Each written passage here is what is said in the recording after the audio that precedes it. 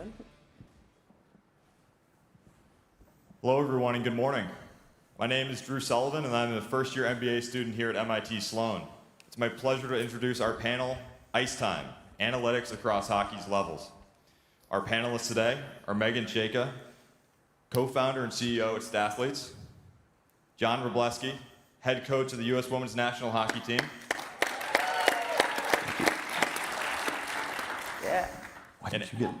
and Angela Ruggiero, four-time Olympian, Hockey Hall of Famer, and advisor at Genius Sports. Our panel will be moderated by Arda Okal from ESPN. The panel will run for 40 minutes with 5 minutes for Q&A at the end. Please submit your questions via the Cadence app. With that, I'll turn it over to you, Arda. Thank you very much. A round of applause for Drew and the crew for organizing the Sloan Conference. It's always a great conference to be at. This is my third conference, third time on stage with Megan as well. Very happy to be joined by Angela and Coach. Let me just preface the panel here. Who's a first-timer at Sloan?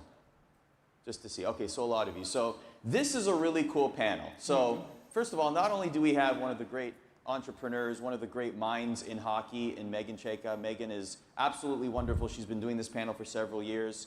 We are in the presence of greatness. We are in the presence of gold medalists. So I'm going to get this out of the way right now because we all want to talk about this, right? First of all, Angela, literally a gold medalist from 1998, multiple-time Team USA medalist. Can we give her a round of applause, please? We are living a moment right now, right, in Team USA hockey. And from 1998 to 2026, led the women's team to a gold medal just weeks ago. Give a round of applause for Coach. Can we, please?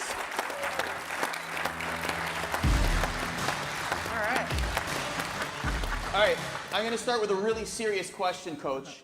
I heard a rumor, not to start on a downer here, that coaches do not receive medals. Is this correct? That's correct. Okay, so you do not have a gold medal in your possession. That's correct. My very serious question, though, is did you receive one of those stuffies? So on day one, we got some info that Tina would be a hot commodity. And so I went out and purchased my own stuffies first and foremost. So yeah, I've got Tina in possession. You're a gold medalist. Yes. And you had to purchase your own stuffy. Well, no gold medal and had to purchase a stuffy. So yeah. Well, I mean, Sometimes the world gets turned upside down a little bit.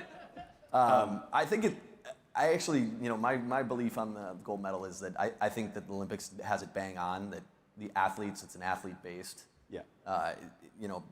event, and the coaches, we facilitate, but the athletes are out there performing. I don't think we're in the same category. So fair enough, very respectful. This is a hockey analytics panel, so let me spin it to that. I would like to start with you. You're playing in a tournament. You play these teams very often, but this is a unique setting, obviously, best of one. To prepare for this tournament, even as much as you're willing to tell us, like the role of analytics in preparing for these games and preparing for the gold medal game against Canada, how does that all factor in? It's incredible how often we refer back to analytics. We actually get from Stathletes, they provide us with an advanced look at the last games that we've played in. And what the most important thing that I think that analytics gives you in that report is that you oftentimes have a very, very good idea. Say you're 97% sure of what is going on. That extra 1%, 2%, 3% that vote that then you see on paper from somebody else that has it scientifically backed, that's the difference between purity and unclarity. So we use it to make our final decisions. We use it to make final decisions on players, how we're going to execute game plans. When I say players, I'm talking about utilization during the tournament. I'm talking about who makes the team. You'd be ignorant to turn your back or close your eyes on and say that my eye test or what I see is the only way. Yeah. So Stathletes providing, in large part, this information, Megan. I'm very curious, we've talked about this over the years, what types of statistics are important and what coaches look for versus what broadcasters look for, what the general population wants? Like, what are some of the metrics that are really important today? I think the quality of shots, so like expected goals, goals added to. There's a lot of soccer models that try to like value plays. As we know in hockey, it's very continuous. There's a lot of occlusions, so players are falling on each other. It's hard for like traditional tracking methods to understand what's happening in the game. So collecting enough data that you can have like the context and the detail where it matters, but like fans actually care about it too, right? You can't just, as we know, you can't just throw up this player had this many goals and fans care about it anymore. They can research that for themselves. So you have to dig a little bit deeper and give better models, better explanations, tease them a little bit with what a GM would see, what a coach would see. And data can do that because it sees the whole game, it sees it in real time. And software now is just so sophisticated where you need the talent to then be able to vocalize it. But Arda, both of us know that there's so much good information that, how do we now get that to the masses? Yeah, and I say on broadcast all the time, it's the right information to complement what the analyst is saying. So like if we were on TV right now and you guys were talking about a specific player, to have a good nugget of information specifically related to what you were mentioning, whether it's the power play or high danger shots or shots from the point, whatever the case may be, that's paramount to tying a bow on everything. Can I just ask one follow-up? So you mentioned expected goals. We're hearing that's been growing over the years in importance and usage as well. I find myself seeing expected saves, expected goals used more on broadcasts. So for those in the audience that may not be too familiar with how that is realized or how that is put together, just give us a 101 on expected. Yeah, I mean, it's just to kind of define shot quality. So what's an average shot? What's a great shot? What's a great chance? Scoring chance is used a lot too, which we just use like a binary, like 5% expected goals. So just a calculation, linear regression, whatever variables you want to add to the model that you have available. And then, it's from 0 to 100, with 0 being a terrible shot, not even a shot, and then 5% actually being a really good scoring chance in the NHL. And that could be like a cross-ice pass with the goalie down and moving, a great shooter, one-timer. So those are sort of the details that I think are lost with the eye test, especially if you don't have sophistication in watching hockey, that then you can put in a calculation and it's like, okay, bigger circles are better chances. Why didn't the Columbus Blue Jackets score? Well, they had tiny circles. They were awful chances. They were shooting from the outside, whatever that is. Mm-hmm. To have these calculations that run in real time to give that feedback both to analysts, but also like on the bench or to players, I think that's really valuable. Yeah. Stathletes has a great relationship with ESPN. I receive Stathletes packets before every game that I do. It's extremely useful, has great knowledge. From 101 to deep dives. It's always a must read before and must digest before games. Angela, always incredible to be on stage with you, always incredible to be on broadcasts with you. You have gone through a lot of eras of hockey. You have played when stats weren't necessarily very common. You won gold medals when they weren't necessarily in vogue. And you've been a scout, you've been a broadcaster, you've done it all in hockey. I'm curious how you see analytics today.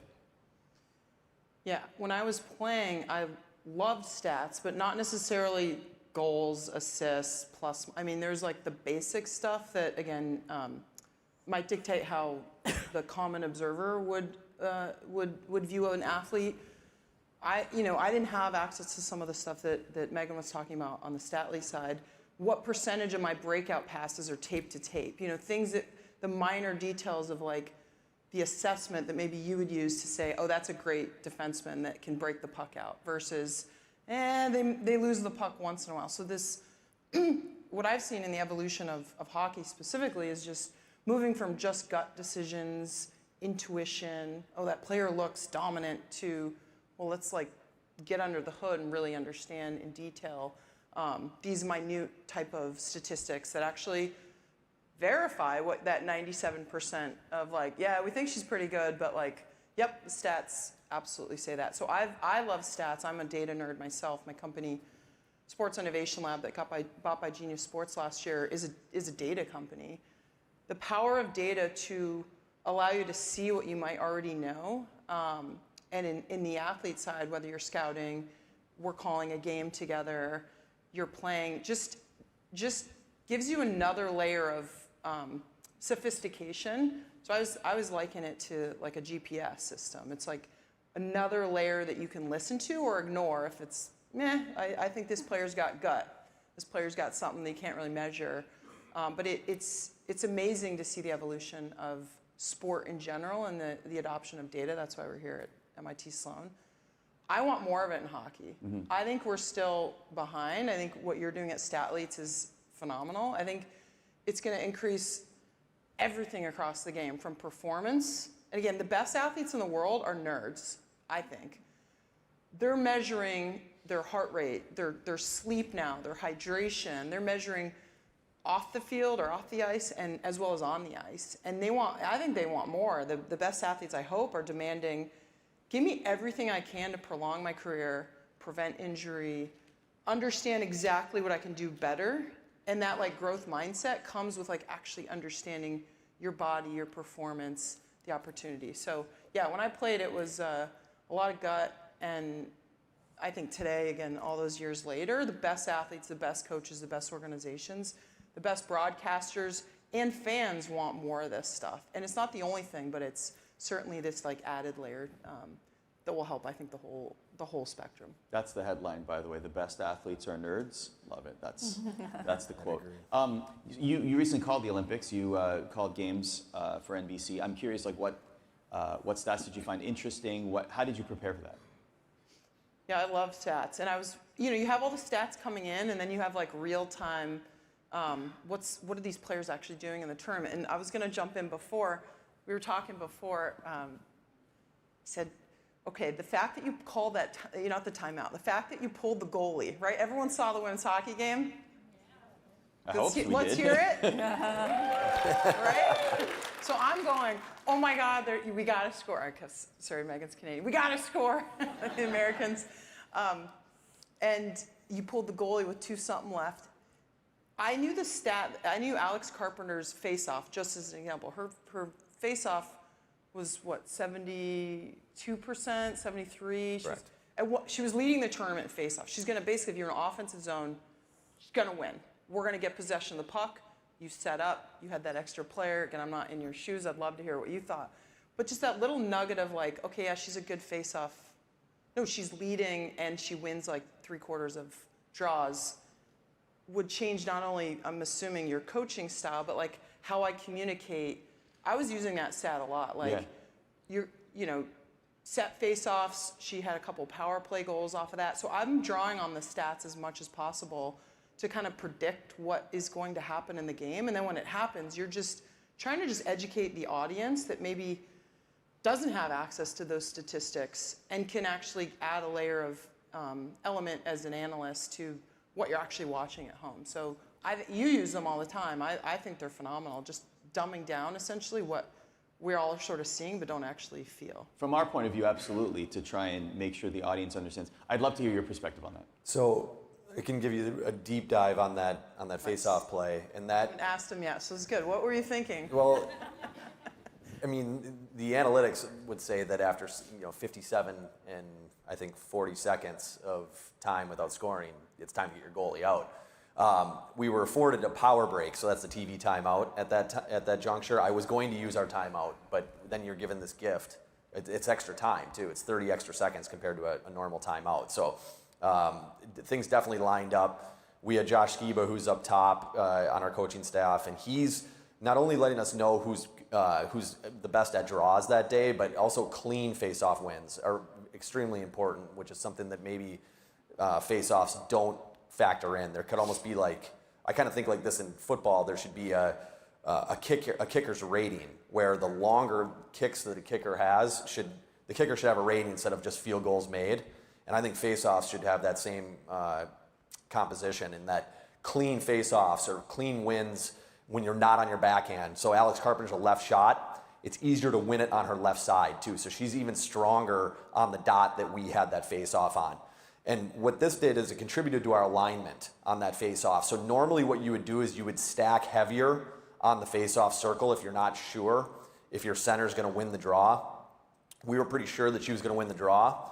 So we could actually disperse our players further wide towards the other face-off circle. And what that allowed us to do is Janicki, who was key, a pivot in getting us puck possession, was allowed to line up farther towards the opposite side of the ice. When we ended up relieving pressure, she was able to get a first touch on that puck. And without those, and then there's the setup and all those other things. And we could, that's a whole nother conversation, but we'll just stick right to that face-off as concise as we can be. It 100%, even in that pressure cooker, you start to correlate these percentages, and I think when Ange played and when I played, you never could consider these options and start to say, and what it does for a coach, the other thing that these analytics do is it allows you to move forward without emotion, or to limit your emotion. It allows you to move forward with this confidence level, and almost you can break away.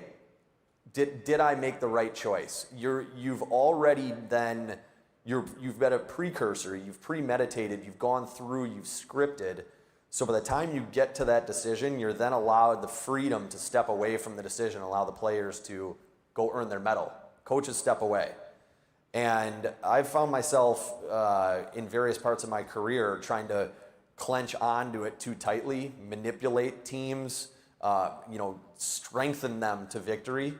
And analytics has given me an enormous amount of freedom to be able to then absolve yourself from results and allow things to take place. Because, listen, you thought of it, all right? Your heart's telling you this, and now you're seeing it on paper. So move forward. Let it happen. I want to dive into that in a second. Megan, we literally had this conversation about pulling the goalie in studio because Patrick Waugh famously pulls his goalie with like 58 minutes to go in the game. They were down 3 in the third period. He pulled it with like 8 minutes to go. And we were talking about like with the ideal time. Right. Like that's like typical one conversation that we would have in studio, right? With Patrick being the outlier. Like he does it all the time as a head coach of the Islanders, but not many other coaches do it to that severe degree. Right. And I mean, it just depends on your appetite for risk and also who you have, playing for you at the time too. So I think there's a lot of variables and inputs, and that's like the tricky thing. Even with face-offs, I mean, we track the puck with computer vision, and so we know all the puck touches. So, we can reverse engineer what a clean win looks like and what that, a meaningful face-off. And to piggyback on Angela's comment too, on face-offs, for the Sabres, they're terrible of the overall face-off percentage win, but they win a lot of offensive zone face-offs and a lot of face-offs in the third period. And then once they cleanly win them, they do know their roots. So I think there's something to be said that we're kind of moving past that veneer of data, and that everyone who just adopts that is sort of misled. So unless you can get to that second, third tier thinking, you'll kind of lose a lot of that context. And Patrick's an interesting coach, a fiery coach, and so it totally makes sense that he would want to be, innovator or aggressive in terms of his moves, and I'm sure his staff rallies around that too. So I think you do need buy-in for whatever strategy you deploy, and then using the data as feedback of did you win-lose that game? What happened after you pulled your goalie? Yeah. I think that's all inputs to move forward. See, that's a very interesting point about drilling down further, because there's been some stats that I just simply avoid. I rarely use plus minus anymore, right? That's the famous example, right? Just because of how misleading it can be when trying to make a point, or sometimes people use it just to further a narrative, et cetera, right? Sure. And so, to get, maybe there's an example or two of, how to drill deeper as opposed to just the shiny statistic that is in the box score, and how to truly understand what's happening. Well, and I think that face-off example is pretty good because, historically it's they're at 57%, 62%. You should put them in that scenario. But if you don't understand the nuances of what's going on at that time, and, you're not a coach that is plugged into your team, you're an analyst calling a game, you just don't have the context of historically how that team interacts with each other and how they deal with pressure and what the other team is doing in terms of their scouting report. So A lot of times I think teams prepare for themselves and maybe less for their opponents too, or like that time and place of where they'll see them. And it's a long season, 82 games, especially in the NHL. So there's a level of fatigue, I think, with preparation when it comes to analytics, especially if it's not clear of what that path is forward. Yeah, and soon to be 84, so even more games. Yeah, exactly. I'm curious, I want to go back to something you mentioned, Angela, about, I'm an athlete, give me as much information. I'd love to know what information is available today that you wish you had when you were playing. So Genius, the company that I work with now, they're not in hockey, I want them to be, but basketball, football, soccer, and Statleets here, any of these platforms that are able to literally with precision tell you where your strengths are and where your weaknesses are, I would be obsessed with that. I would study it like I was in college. Because when I was playing again, I would pen in a piece of paper like, what's my heart rate? Am I gonna get sick today? You weigh in and weigh out, how much do I have to drink? Like how much fluid did I lose? Oh, polar heart rate. Like I was in that early adoption of like, whatever data I get my fingers on, today's athlete is insane. Insane in my opinion, if they don't lean full in, have all the wearables, and demand from their coach, whatever their coach is seeing, they should be able to see as well.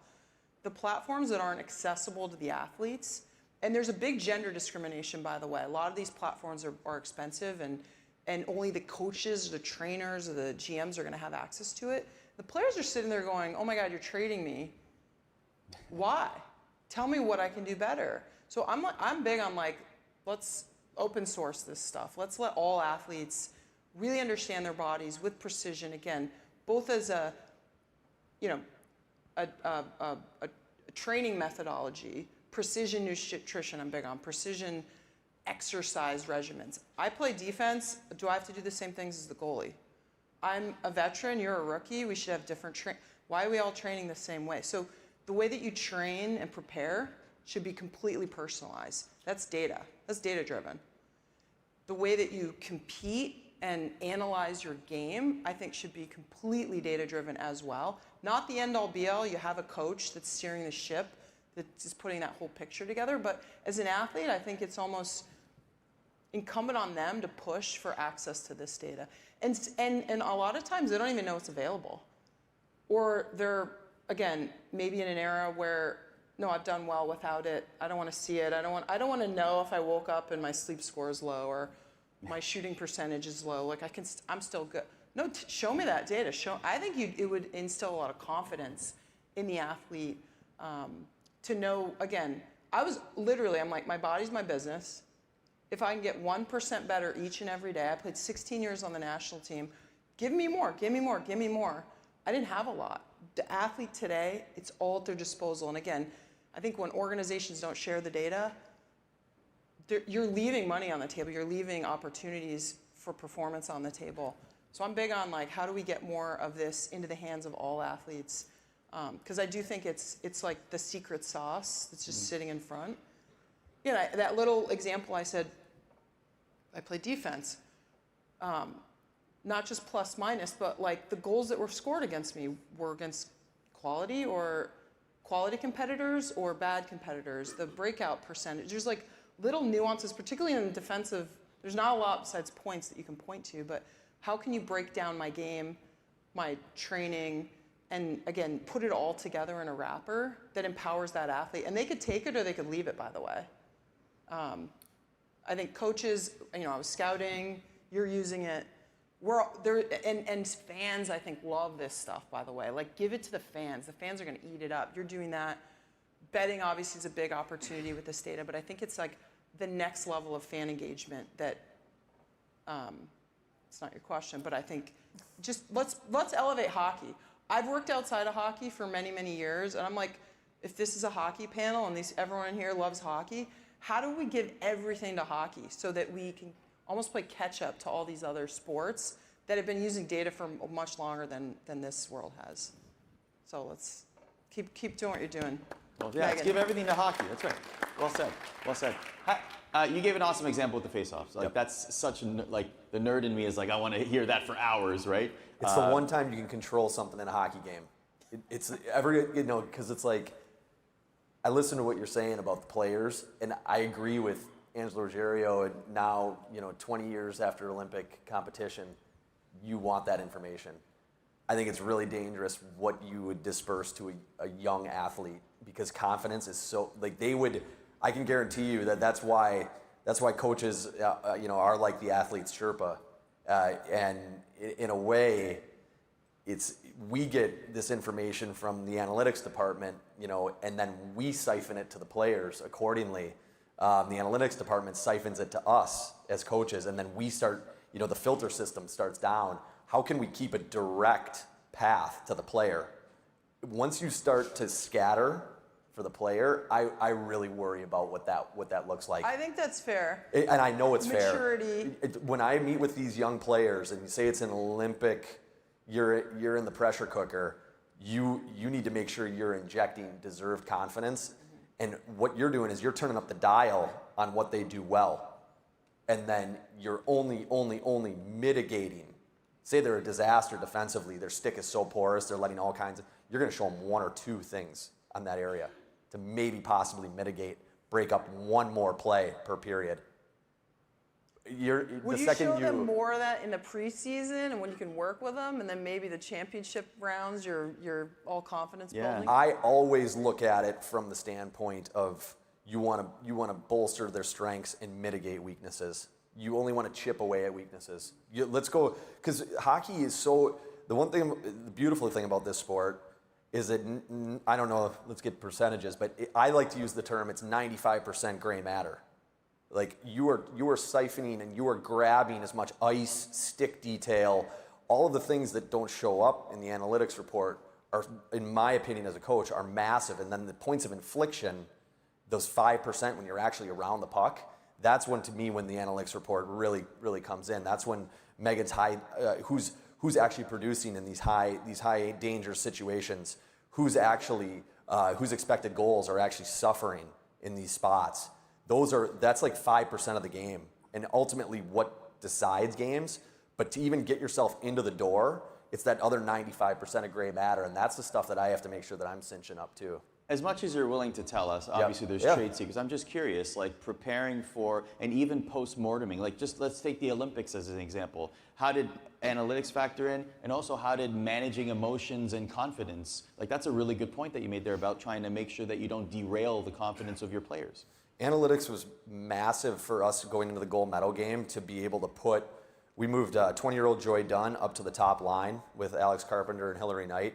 And Joy had validated herself all year long. For us, not only, as I alluded to with the eye test, we watched every one of these players' shifts that are on the bubble, and her as a 20-year-old was that. But if it didn't correlate with the analytics reports, you should be hesitant to then bump her up to a top line situation. It's that final vote that gives you those spots. It also gave us the freedom to bump out what was maybe our most effective lineup in the 4 exhibition games. I guess you call them friendlies with Canada. We had a third line that was absolutely amazing throughout the rivalry series with Canada in the intros. And for whatever reason at the Olympics, this line, they could not function. They had some of our worst analytics, and it wasn't as apparent with the eye test as it was with after the games looking at it and going, oh my God, they're a disaster. Because you want to hold on to what's good. The brain, the pathways, and all of that other that good stuff. You want to hold on to what you've learned and what got you there. And but what gets you there isn't necessarily, or got you here isn't necessarily going to get you there. And the analytics report before that Canada game gave us the freedom to decrease that line's ice time and be on red alert of where they were currently at, instead of just saying, well, we're going to keep doing what we're doing because it got us here, and that I can't tell you how pivotal that is for a coach to go in with. I use that word absolve, and it's through thoroughness and preparation, but it gives you that freedom then to make decisions. I can't tell you how cool it is to literally have a gold medalist, like literally walking off the bench, talking to us here at this conference. That's pretty cool that we're getting this level of insight from something we all just watched. Millions of us across the country just watched. I mean, I was psyched when I was like, awesome. he's on the panel. Yes. Tell us Not what you were to thinking. pull the curtain. Sorry if you don't want me to tell this, but literally when they met in the green room, she was jumping up and down like, "Yeah, we did it! Woo!" Well, I called the game, and again, I'm just like us. You're at home trying to figure out what's happening. I saw him. I was like, yes. Obviously. Well, it's her program, and that's something. We've got 3 gold medals, and this is Awesome. anyway. So, Awesome. Very players' cool. program. but it takes a coach to get the team in the right set. So he's a good guy. So I want to leave as much time as possible to audience questions. Feel free to continue to put questions in. Megan, I'm going to start with you on this one. This is a question we ask every year on this panel. We always look to the future. We always look to the quote-unquote the next frontier, or what the future will look like in analytics, and that's the theme of the question. I mean, maybe AI is a factor here, but I'm just curious, from you living this and breathing this every day, what do you think the next frontier is of analytics? Definitely AI is a factor. I mean, connecting a lot closer to all the data sets, so not just like filtered reports that maybe coaches and teams get, but looking in general about like NHL franchises that now are multi-billion-dollar organizations, that their sports science department is ballooning. What can you give back to them to interpret, injuries, skating? There's low-level athletes now in the NHL are making upwards of $6 million. So you're looking at very highly valued assets that you want to understand in every way, whether that's practice, like you said, all their wearables, how they sleep. So sort of de-siloing some of those departments. And I like your idea, Angela, about like democratizing that data too. What you can choose or not choose to opt into, how you can use that over those 84 games to be better assets as well. Because you want to empower everyone to be the best version of themselves, I think, and you want to empower those departments to have the most information. So whether that's like LLMs to ask better, questions like a ChatGPT, or visuals to show better things to fans. I think there has to be more personalization in how we consume hockey, and more creativity too in the game, how the game's presented.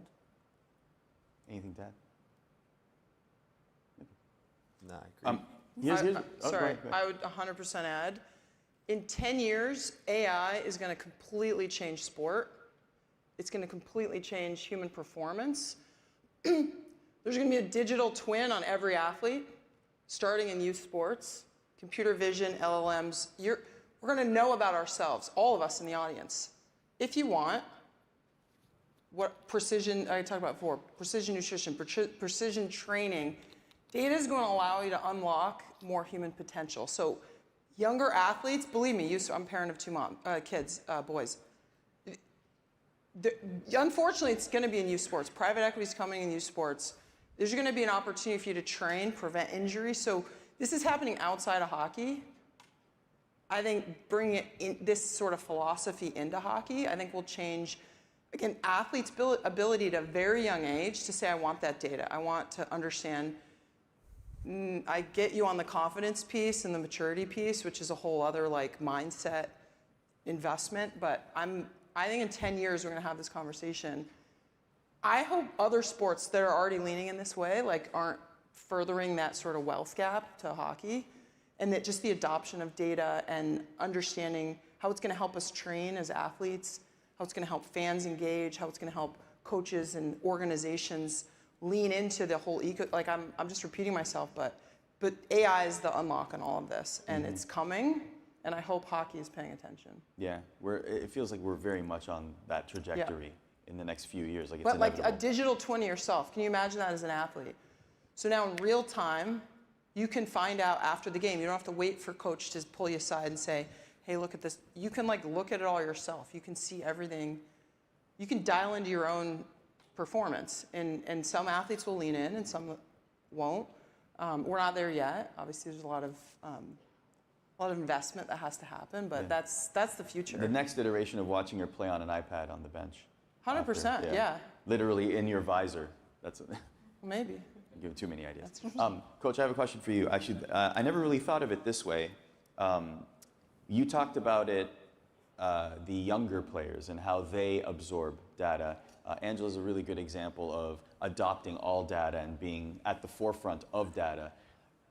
Whether it's from this team or previous teams, the evolution of analytics and how you're presenting them and absorbing them, how have the veterans adopted to it of your teams? Well, I wouldn't be able to speak on their behalf. What I would say most likely, if I were to attribute or correlate the younger player from the older player, it would be that the younger players are much more apt and capable to take on a new wave, quote unquote, of learning, whether that's through video or, you know, through an analytics report or something like that. Whereas the older players have been cultivated the old school way, and their learning paths are different. However, from a maturity standpoint, older players can take truth better. And when you look at a data report, there's hard lines. This is where you're at. So I don't know. I mean, I think that it's a case by case, and to generalize it would be a dangerous spot. And I think that's the art of it all. You know, of my position is, you know, trying to siphon and melt down the information that we get from our analytics report. It's a stack of papers that big, and you're not going to reveal all that to any one player or any team. You're gonna knock that down to one or two main points, and that to me is the most. I go back to this. That's how valuable the analytics are, because you keep a tight scope, and you're able to then look at an individual or your team, and you keep a tight scope. Whereas the scientist should keep a broad base and open up as much information and expansive thoughts. The coach needs to narrow his thinking and come up with a quick solution today for the player. Sometimes it's a quick solution to get the most out of them for that game, and sometimes it's a quick solution for them just to move on with said day. You only want to break a player down maybe 2 or 3 times a season with, hey, this isn't good enough at all, and you need massive improvements. But isn't that the art? Yeah. We're talking a lot about the science and the data. You have to complement it with the art of Right. motivation, the humanity of all of this. Like, There's you so can't do many one. times. Yeah, there's so many times though you go in with a loaded gun, and to one of these conversations with a player, They're like crying going in. they already know what's happening, and so you just put your arm around them and say, hey, it's going to be okay. Tomorrow's going to be better too. Like I'm telling you, But I that's feel like 1 out of 5. That's a good coach. It's like, Yeah. I have all this ammunition and data, Right. but they kind of already know what They already I'm know. gonna say. Yeah, they already know something's bad. And I got to read the room and yeah. Let's just then, like, so, you know, I said I'll mitigate like 1 or 2 things on weakness points. I'll just forget those too and just show them what they did well, and like I'm telling you though, like that gets lost. I think my belief is that the analytics report is massive for a team message. That's where I see it. It's most helpful, is to be able to say, we're relinquishing too many lines on line rushes against. It's not as bad as we thought. We're actually siphoning more pucks into that scoring zone than we thought that we were. We're actually doing okay.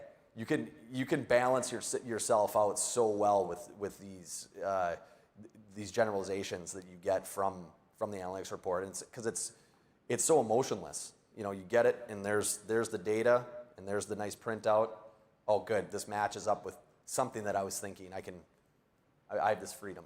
This has nothing to do with analytics, but it's a funny story. So I've worked with a lot of analysts. We have John Tortorella Torts on our panel now, and I've worked with a lot of players that also have been coached by Torts. And anytime the player knows they're going to get reamed out by Torts in a meeting, they just bring up his dogs or his horses. So they walk in, and the first thing they say is, "Hey, how are the horses doing?" And then Torts goes on talking about the horses, and then he just forgets what the meeting was about in the first place, and the player leaves, and no conversation was had. They just completely avoid the conversation by bringing up the horses. They do that with my cat. Oh, really? It's the cat. All right. Yeah, So Jamie. if Coach calls us into the office, Just ask bring about the cat, and then Jamie. moonwalk out of there. Got it. All right. We're getting a lot of questions about advice. How many of us are students in the... there's a lot of students here. There's a lot of questions about advice, about getting into the industry, about even just inspiration from your points of view. This is 3 excellent points of view here that we have on stage. So let's just take the last few minutes. Just inspiring this audience? Megan, why don't we start with you? For aspiring people who want to get into whether it's what you do or something analytics related or sports related, what advice would you give them? Well, I said this to Angela before we walked on stage, is start a business, be an entrepreneur. Don't wait for someone to tell you to get a job, do in the now. We released some data a couple months ago for like the Big Data Cup, so very similar to the Big Data Bowl. Have released some women's hockey data in previous years too. So try to have like a gender balanced tracking data, so computer vision data, and also event level data that you can, work with. So get your hands messy, submit to these open source competitions, get feedback from industry experts, and just like create your own path. Like a lot of jobs in sport and hockey, especially in like the AI realm, we don't even know about right now. So don't limit yourself to what you've seen. Limit yourself to your own passions and follow what you're good at. Coach? I'll just go from my experience of what worked for me was being an absolute psycho with your work ethic. Putting it all in, try to test your limits of how hard you can work, how far you can push yourself, and almost attempt to burn yourself out. I know this is like probably not what most people are hearing these days, but it really, I feel like it gives you the right litmus test going forward to find out if you're actually in the field you're in is the one that you should be in. You'll bounce up if you're where you're supposed to be. You'll get signs if you're where you're supposed to be, but I don't think any of that happens without absolutely pushing the limits to your work ethic and your dedication, and being early, staying late, and not because you have to, because you actually want to, and then see if that's where you want to be. If not, reroute yourself and find what you're supposed to do, because you can be real talented in a lot of fields.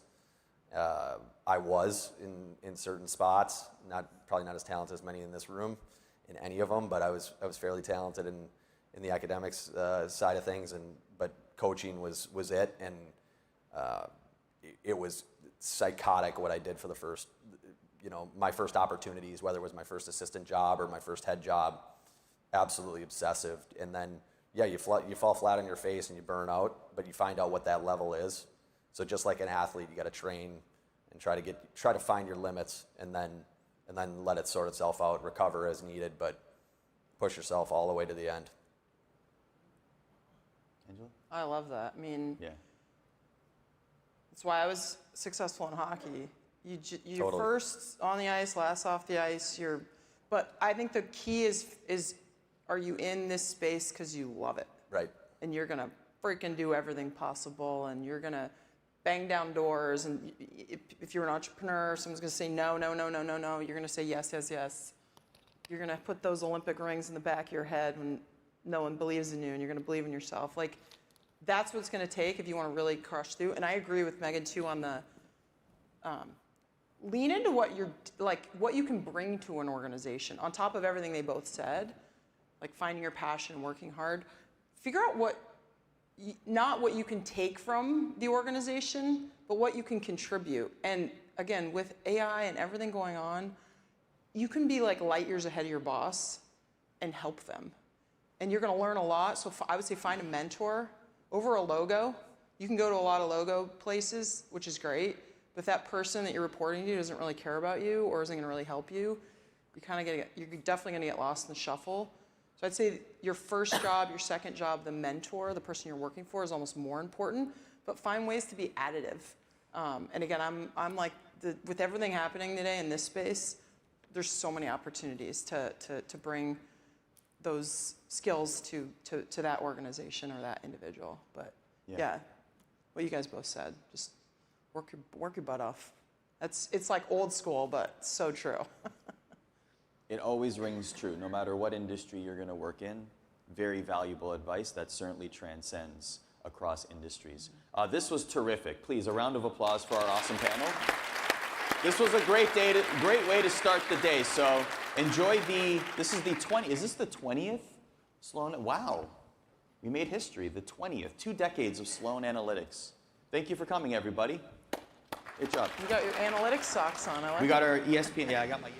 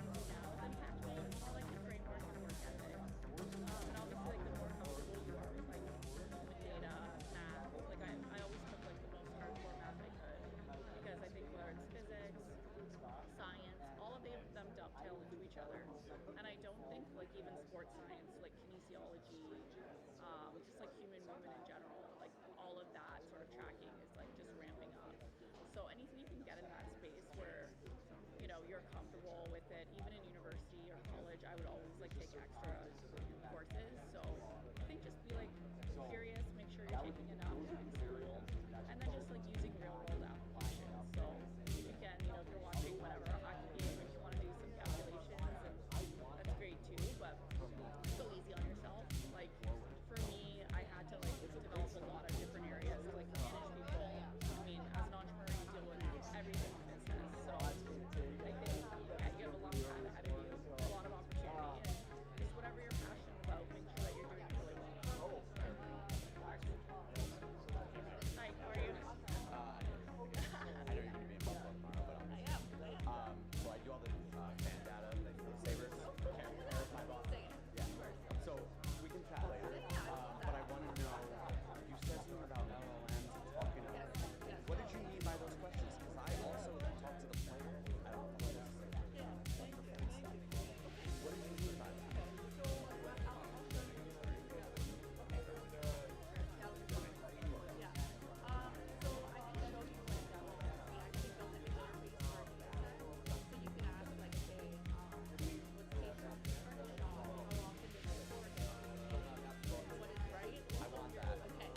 Okay, I'll show you. We'll talk. Yeah.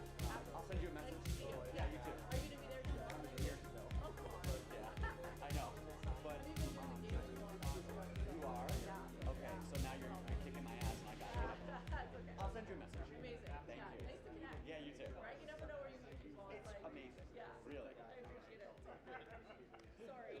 It's totally fine. I'm going around, so if you can catch me out there. Okay.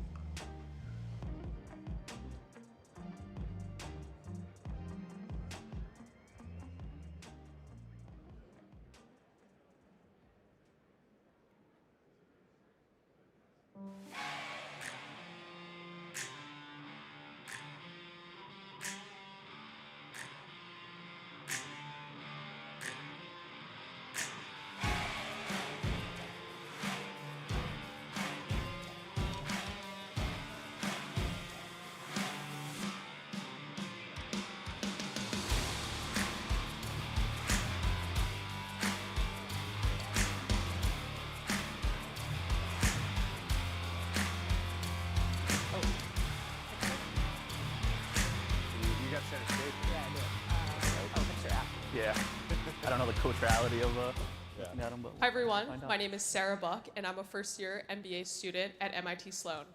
It is my pleasure to introduce our panel, Reimagining the NCAA, Data as the New Competitive Advantage. Our panelists today are Brian Higgins, Senior VP of Business Performance at NCAA, Aaron Kelly, SVP of Enterprise Solutions and Strategy at Kager, Nick Picadura, VP Global Pricing and Distribution at Ticketmaster, and Dan Stahl, Chief Revenue and Data Officer at University of South Carolina Athletics. Our panel will be moderated by Will Whiston from Modern 10 Sports Advisory and Arctos Sports Partners. The panel will run for 40 minutes, and we will leave 5 minutes at the end for questions. Please submit questions via our Cadence app, and with that, I'll turn it over to you, Will. Thank you very much. Good morning, everyone, on this beautiful Saturday. So today we were supposed to talk about the evolving landscape in college sports, but then in the last 24 hours, the Trump administration announced that there's an executive order in the next week that will solve everything. So we're kind of at a loss for what to talk about. We're done. Data. Just the fact that the president and the federal government feel so strongly about urgently addressing what they view as, I don't know, some would call issues, or let's call it the evolving landscape in college sports, just shows you how much change there is, or has been, and is ongoing, and how fast and furious that is in college sports. One of the biggest drivers of that change, one of the biggest landmark moments, was the House versus NCAA settlement, where revenue sharing annually of $20 million was introduced, as well as back pay totaling, I believe it's almost $3 billion. So there's billions in revenue that needs to be generated, and all of college sports is looking at how do you generate that revenue? How do you make up for that? The NCAA, and we have Brian here from the NCAA, but all the institutions have really identified the college fan. The fan base is a key source of solving that revenue and then finding that incremental revenue. Today we have, business leaders from the NCAA, from one of the most progressive athletic departments, as well as key partners in Kager and Ticketmaster in the college space. So there's no better group to give us a PhD level education in college sports, and we'll jump in. I'm going to start with you, Brian. So, Brian, you joined the NCAA to lead all business performance. Give us a sense for your vision and how that may have changed more recently in light of the ruling. I don't think the ruling affects anything. What we want to do is maximize revenue to the extent that we can while maintaining true to our mission of serving student athletes. So at the NCAA, we don't really get involved too much in big-time college football that South Carolina plays in. So our biggest revenue source is men's basketball. It's about 80% of our revenue, give or take. And obviously, we need to make sure that that's still one of the premier sporting events in America that drives awesome TV ratings and an incredible in-venue experience across the 13 different sites that we'll play in. But we run 94 championships as of this weekend. Our first women's wrestling championship is now. And we need to make sure that all 94 of them are awesome and compelling for the fans that watch or attend them. And the more money we generate, the more can go to, in our case, back to the schools via the conference offices so that they can pay for the new costs that you talked about. And I know one of your stated goals is expanding the NCAA database from, I believe it was 16 million to 25 million in a pretty short period of time. What's your vision for achieving that? Well, we want to collect every piece of data that we can, legally, of course. The lawyers told me to say that. But that means everybody that we can that sells a ticket, and we get that data from Ticketmaster and other ticket partners, everybody that streams a Division II or Division III championship on our website, anybody that fills out a bracket, we do some data sharing with some of our schools. Any piece of information we can get to figure out who might be likely to attend or watch a Division II women's basketball game that's in their town, or a game that their alma mater is playing in for some sport that we might not necessarily know they had any interest in. And each bit of information helps us get a little bit better in just helping people know when our events are happening and how they can watch or attend.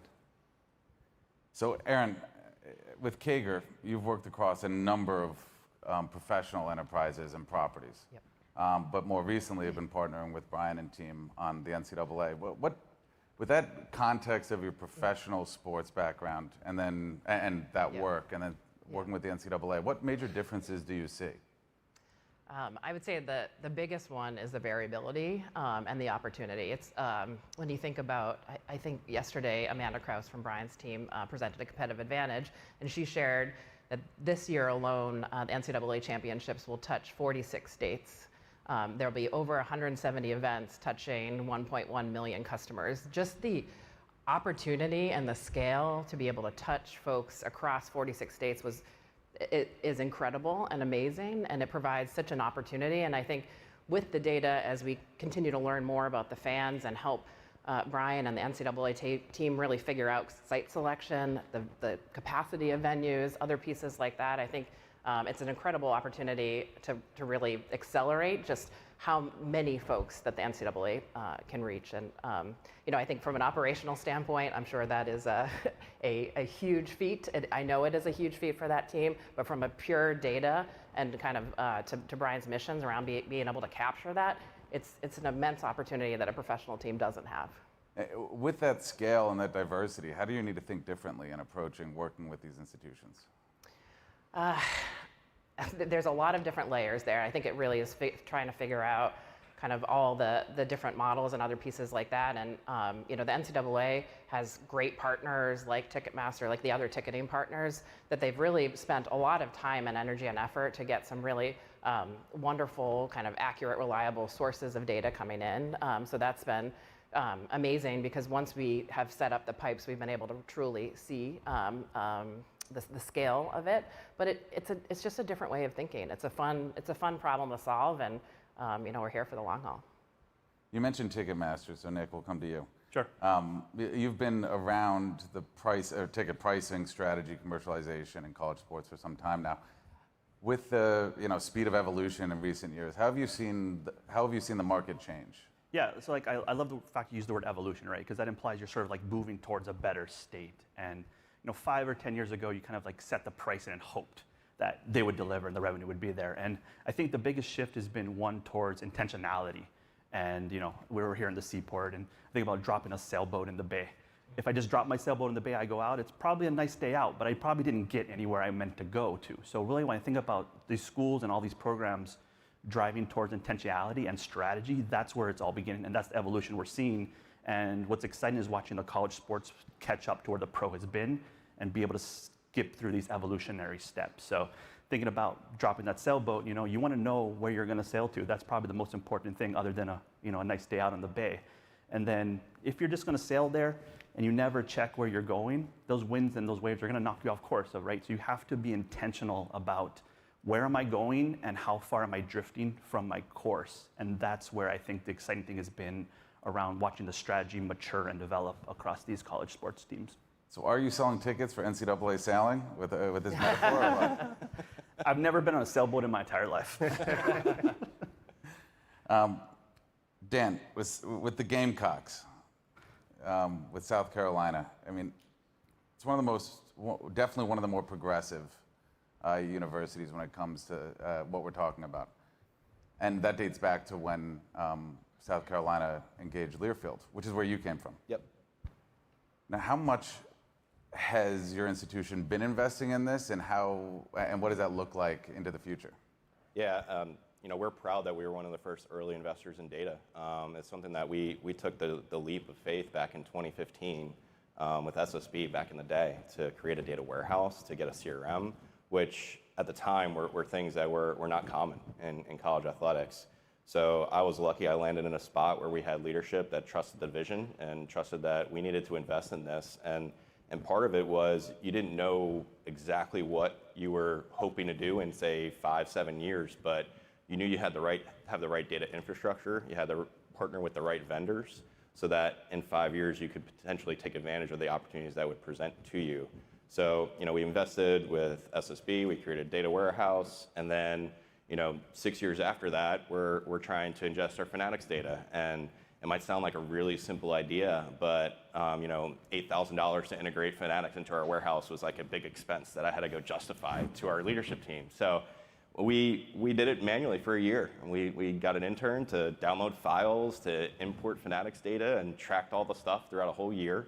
And then we looked back and said, all right, if this fan entered our journey through the Fanatics data, how much revenue did we drive through those fans? And it ended up being over $1 million in ticket revenue from those fans. And it was a very simple idea, but that was an easy argument to win after we ingested it. So we're proud of where we've been. And then looking to the future, it's that same strategy.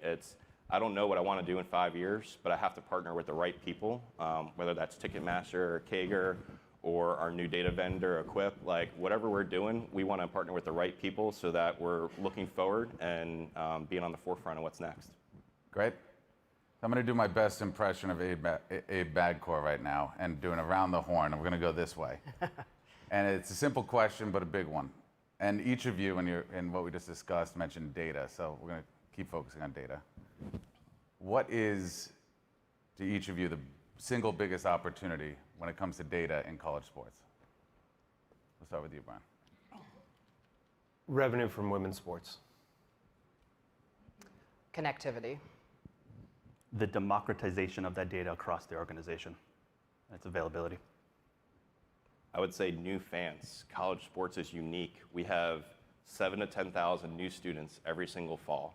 A lot of them, for South Carolina, come from the Northeast and might not have a college team. So who are those fans? Are they new Gamecock fans? How can they support us, whether philanthropically or through ticket purchases?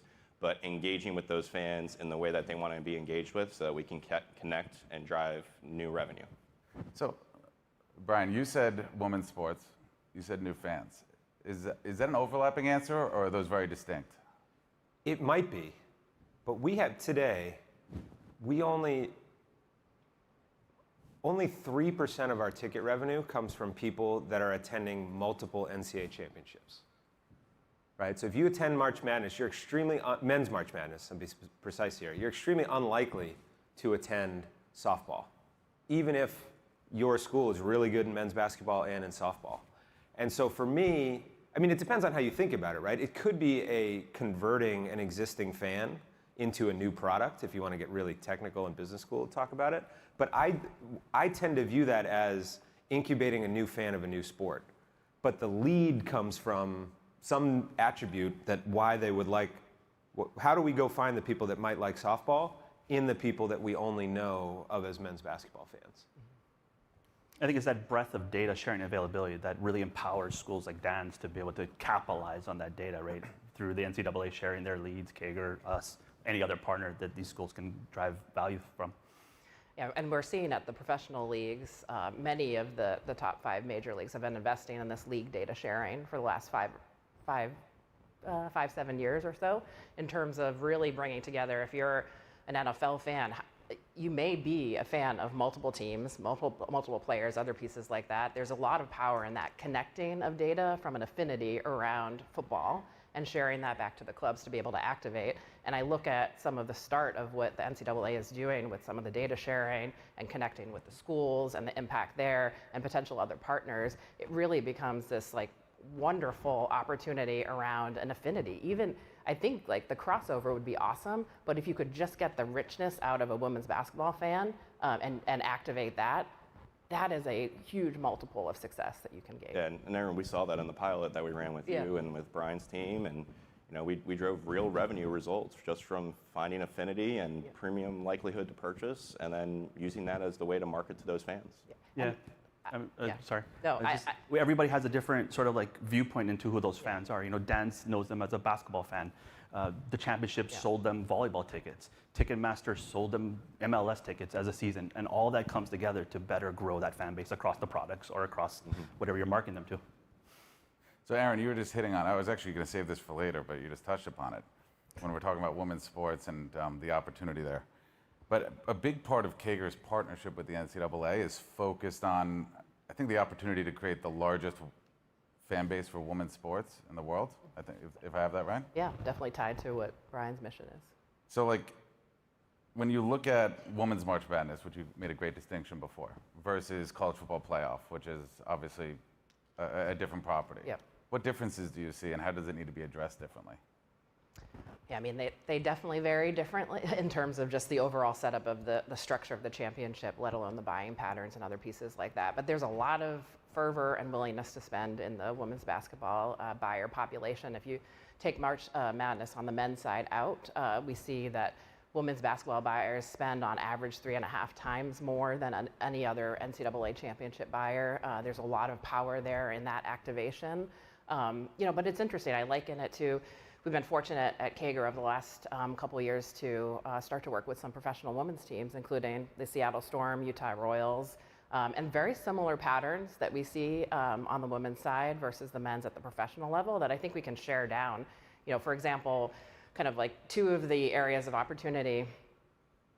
One is around attendance, especially based off the matchups and other pieces like that. And I think we see that certainly in the regional side of the women's basketball tournament, but the power of the database to be able to connect and understand those 20 million plus fans and how to bring those together is really important. And then, at the professional side, we also see this big chasm between people that show up once for a game and then your season ticket member buyers. And it's a bigger gap than what we see on the men's side. And it's just interesting around like the preferences, the interests, the behaviors that are going on there, and how do we capitalize it? How do we shift it? I think it's an interesting opportunity for the NCAA to think about the products that they offer differently around the women's championship in general. Well, and Will, the opportunity is massive. We're blessed with a very successful women's basketball program, but we took them on a journey for the last 15 years of how do we get this sport who's generating like barely in the six figures in ticket revenue to be a true revenue producing sport. And whether it's pricing strategies, the products that we're offering, we've done that work. And this year we're proud we're going to cross 3 million in ticket revenue. And that's in the span of this life cycle is tiny compared to when you look at how long we've been generating revenue for the men's sports. And there's opportunities that exist that are just incredible across other sports than just women's basketball, whether it's softball or field hockey or whatever, volleyball. I mean, everybody sees the volleyball group that's here this week. What are that next opportunity? And if I can jump in, we talk about the product, and it's really easy to abstract away, and Dan and his campus deserves a ton of credit. The quality of the play, it starts with having an amazing team, but that is necessary but not sufficient for there to be revenue growth. And I can't tell you how many, and I won't tell you who, people that I talk to in Dan's positions that have really good teams, any sport, but they aren't capitalizing on the revenue growth and the monetization that could come with it because they're not thinking of it as a potential revenue driver. They're too focused on one sport and not thinking, this product is awesome, people love to see it. It might be a different customer base. There may be some overlap with our football team or our men's basketball team, but there may not be. But the product's awesome, and let's go find the people in the community that want to watch and want to attend. And you can't do that without data. But Dan and his team deserve a lot of credit for not just having an awesome basketball program, but finding ways to grow the revenue that comes with it. Yeah, if you look at the data, I mean, we were just talking about it earlier before this. Some of the data around how much women's college sports is growing, like the one you just gave about your program, but overall, NCAA Women's March Madness is just incredible. And that's where the opportunity is. But that does lead me, Dan, to a question that I had coming into this, which is, okay, you just spoke about your women's basketball team and how strong it is. You have 21 teams in mainly the SEC, but definitely all in Division I. But that's a variety of sports. That's women's basketball, that's at the top. That's men's baseball, that's, name the sport. From a ticketing and revenue generation point of view, like, how do you need to look at that portfolio differently? How do you need to approach them differently? And is there anything that works across the board? Yeah, I think each sport deserves individual attention, number one. But I lead our revenue committee where we get the heads of all of our external team together on a weekly basis. And we started this way back in 2015, 2016. And we get everyone together in the room and we just talk revenue. And that's, I think, was unique at the time, and we've continued to push that forward. It's still more unique than you'd think. But what comes out of that meeting is weekly ideas on how to grow revenue. And sometimes it's going to be football focused, but there's other times where we're focusing on different sports. One of the ideas that came out of that was we have a strategic revenue plan that we released in 2023.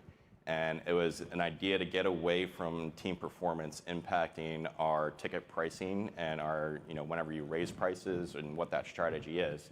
It's another really simple idea, but historically we would, every 5 years, look at ticket prices, wait for a good season, and then try to raise them by 15 to 20%.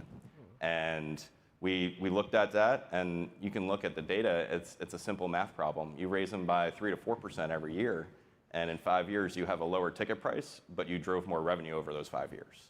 And so we've enacted that where we're going to raise prices on a yearly basis in between 2 and 4%. So it's minimally impacting to our fans and our donors, but over the course of all of our athletic events, it's hugely impactful. Yeah. And we do that for annual fund and for all of our ticketed sports. And since 2022, the total revenue in cash on hand from tickets and annual fund donations has risen by about $20 million. Wow. And part of that is team success, sure, but a lot of that is from the strategies that we're doing, because as Brian was mentioning, you have to have the right strategy in place to take advantage of the opportunities in front of you rather than be reactive to the strategies that, the opportunities that create themselves. So you mentioned, so that meeting we were talking about, you started 10 years ago, where it's talking about revenue. Yeah. I am curious, because I come from the Olympic space, which is very relatable to college sports, but where donors are just, it's a big capitalized term. It's an important term, and it always has been. But there's an effort to evolve to not make that just like the core revenue.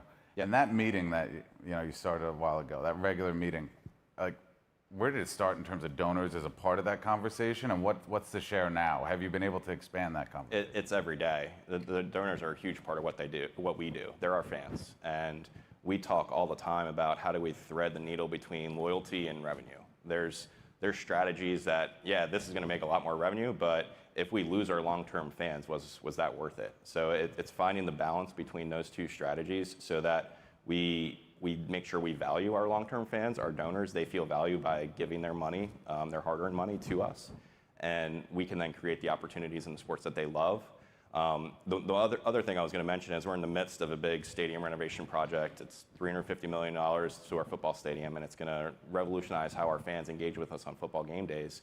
And something that we talked about with that is we need to have a product at the right price for every fan. And it's not just all premium, all suites. That's a huge part of the revenue pro forma, but we need the right products at the right price for every fan so that we keep the heart of Williams-Brice Stadium the same long-term for the next 10 to 20 years. I have to ask you, so like when Learfield started on this in 2013, how many price points were carved into that bowl? And with this renovation, how many price points will it be? I think we had 6 or 8 when I started, and we'll probably be closer to 20 when we're all said and done. There's no better sign of this. So that speaks very to the intentionality of these strategies and thinking about your inventory as a portfolio of products and tickets and seats at the right price for the right consumer. It's easy to, when you get onto purchase or you look at a seat map, to think that's symmetrical seating quality. It's not symmetrical demand. Aisle seats, front rows, behind the benches, all of these things shape that question exactly of, should we have 6 price points, 20, 30, 100? It's really driven by what is demand for that portfolio of seats. And then as you expand beyond that, you get to portfolios of portfolios, like you were alluding to. Mm-hmm. It's a portfolio of events across that entire sport. And how do we make sure we're capitalizing on that big marquee game, but also using that to drive the attendance for the other ones? And then you can level up from there to the portfolio of the teams themselves, and making sure you're democratizing the data and sharing all that strategy in that lead concept across the entire program. And Nick, something we were talking about yesterday, the secondary relationship and your secondary market isn't important, and sometimes it's a scary word and it can be intimidating to take on, but it's so important to know where you stand in the market and make sure that your market is correct so that your fans feel value from the tickets that you are selling to them. So in 2021, we unified our market, went to one partner, and that's stabilized in a kind of organic way rather than setting a floor. The market sets the floor, but because there's not competing algorithms against each other, it organically raises the floor. If a fan wants to resell a ticket, they see value in it.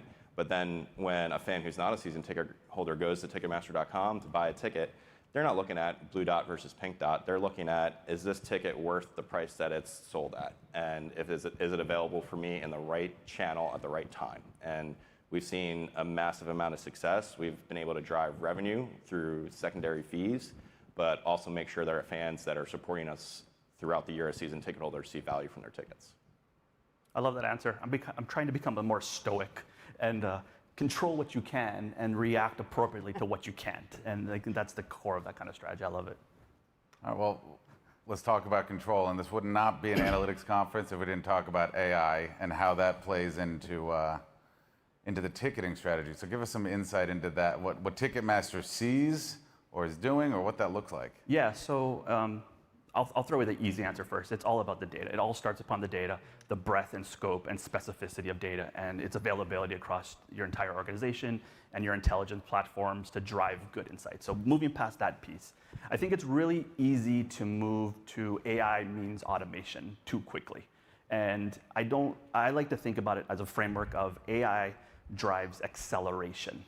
It's accelerating your discovery. What is my revenue goal that's been handed down to me, or I hopefully helped shape? And what is the actual market conditions and values, and how do I rationalize those two from a discovery point of view? And then once I go on sale, that one singular moment of time, how am I now discovering the reaction, and more importantly, the drift from my goal state, right? So it all starts with accelerating through that understanding phase. And then it moves into, okay, I've discovered what needs to happen or how I should react to an opportunity or to try to drive more fans into the venue. What do I do about that? That's an acceleration of decision making and how those decisions rationalize to my organizational goals and constraints, growth impact, risk reward trade-offs, all those kind of things. So you got to drive acceleration through that part of the process. Then the final one is where we think about it as automation, that acceleration of deployment, pushing that to market across my products, making sure my entire organization is aware of those changes and is reacting accordingly to it, right? So the data drives all of that, and it's really more of how do we have human in the middle loops that are making sure we're driving to the outcomes that we've pre-planned and then react towards. And then it's not a matter of AI being this scary thing, it's a matter of AI taking teams like Dan's that are strong and nimble and be able to 100x their outputs that they're already doing. So I was going to ask you, we talk about the acceleration opportunity. I was going to say, what does that opportunity look like? What does this look like down the road? I mean, you just touched upon it, but give us a bit more color on what you think the opportunity could be with AI. Yeah, so it's really, to me, it's that discovery phase. There is so much data to look at across so many different contexts and nuances that we were talking about earlier this morning. And that is hard for a human to rationalize. So the way I like to think about it is AI is driving attention through that acceleration phase. Your teams are already probably saying, I'm focused on this because I realize this is my major revenue driver, or this is where my focus has to be because it's the next game. AI can now say, you're looking there, look here instead. And as the human in the middle of that loop, you're then able to say, I'm going to look here, check, thank you, AI. You pulled it off for making me look here now. Or you can say, no, I disagree, I'm back to my primary attention focus. The other thing I'll add, Will, is I think we have an opportunity in college sports. We have limited resources within our departments. I have maybe 3 or 4 people within the department, including myself, that really understand how to utilize our data warehouse in a coding sense. So how can we apply an AI model on top of that to where some other people in our building who are extremely smart can ask just regular English questions and get the answers that they want to see so that they can make impactful decisions. Going back to our revenue meeting that we have, we are purposeful about making sure that the data is there and ready to be used so that we can make a live decision. And I'll go back to when that meeting started. There was a lot of times where it'd be like, all right, let's research that problem and we'll come back in 2 weeks and make a decision. Well, now we're doing it live and we're in the room, we're asking the questions the right way, we can get the real results and then make an impactful decision in that moment, which creates that nimbleness that we can then move forward. All right, we've reached the limit of my understanding of AI, so I'm going to have to pivot. But I do want to pivot to a question for Brian that's really close to my heart. I'm a washed up, excuse me? Go ahead. I'm a washed up Division III soccer player who still relives his glory days playing in front of 50 people in the NCAA championships. So I have a different view of college sports and that experience from what we see in the press today around all those athletes, with NIL money and what they're making and what that looks like. From the NCAA point of view and what you're doing and the change you're trying to drive, What do you think the NCAA's role is in, preserving that quintessential American college sports experience in this environment that's so fast moving? Well, I think that we spend more time thinking about Division II and Division III sports than the NCAA used to, for sure. And one of the things about the data in driving attendance is not only are we getting revenue from those people, but those are people in the stands. Yeah. We talked to the student athletes. I was a Division III baseball player too. Wasn't good enough to ever play in a NCAA national championship or anywhere close. It was really frankly. amazing, just to tell you. What? It was really amazing. Will was telling me earlier about how he blew out his Achilles, so I know we're in that stage of life where we're reminiscing on how good we used to be. But the data to activate these people and get them to watch or attend makes it a better experience for the student athletes. We put all of our Division III championships streamed every game, every round on NCAA.com for the first time last year, and had 1 million unique people watch at least some portion of those games. And when that gets back to the student athletes in Division III, they love it. The leadership loves it. And frankly, we don't make any money off that. We're not getting any revenue off that. I hope that from that data, I can then sell them a ticket to some event that's in their town. But we're doing it because these athletes, first of all, they're incredible, and putting them on a stage makes them feel good and valued. But also, it helps the high school kids that are watching this see, wow, these people are great. I'm going to choose to go play Division III college sports instead of not going to college, right? And that's revenue from an enrollment perspective. That's not something that Dan has to worry about with all us kids growing up in the Northeast that want to go down to South Carolina. But a lot of these small Division III schools are struggling with enrollment, and if we can put their athletes on a stage and that drives people to say, wow, I want to go and I want to play on a stage like that, that ultimately helps our members more than anything else we can do. That's a good answer, and that makes sense.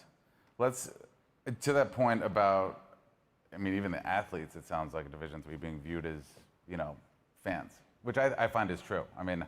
I'm a big college sports fan, agnostic to a team for that similar reason. But there are a variety of types of fans. And when we talk about revenue, there's the donors, there's sponsors, there's, the various different fans, whether it's a diehard Gamecocks fan or someone like myself. I'm going to start with you, Brian, and asking, when you look at the variety of revenue sources and the diversity of the fan base, and say we look forward to 2030, where do you see the biggest opportunity in revenue generation for the NCAA?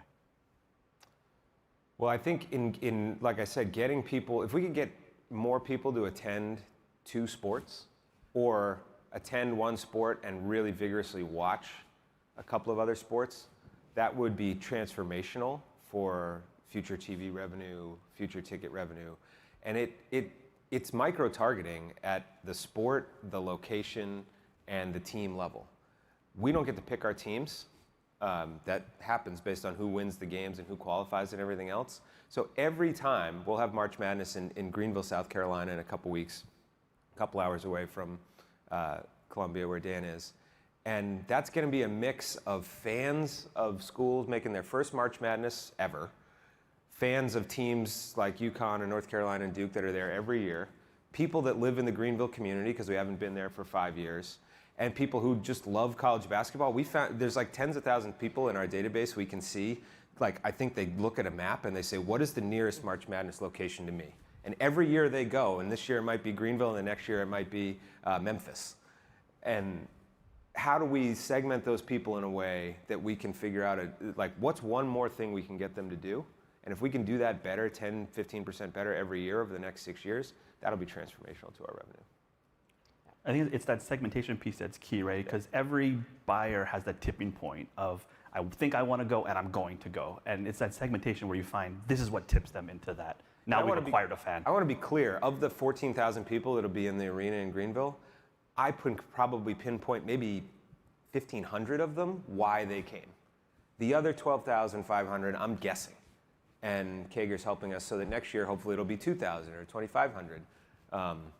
Yeah, and I think that's where like the data enrichment and understanding more, going back to outside of men's and women's basketball, when we started actually our partnership with the NCAA a couple of years ago, we focused in on doing an advanced segmentation. So what is the actual value that is there today, and then what can we build upon? And we then targeted our advanced segmentation and models at a championship that had been historically challenged. It used to be very strong, and then for a variety of reasons it had been challenged, and we focused in on how can we utilize the segmentations, the personas, to then get the right message to the right people. And we saw like incrementally really interesting results. It was 45% increase in click to open rates. It was on a revenue per record in terms of who we were targeting with some of the flash sales. That increased, and bits and pieces by using the data to target, uplifted that championship pipeline in terms of converts. And then yesterday, again on the competitive advantage,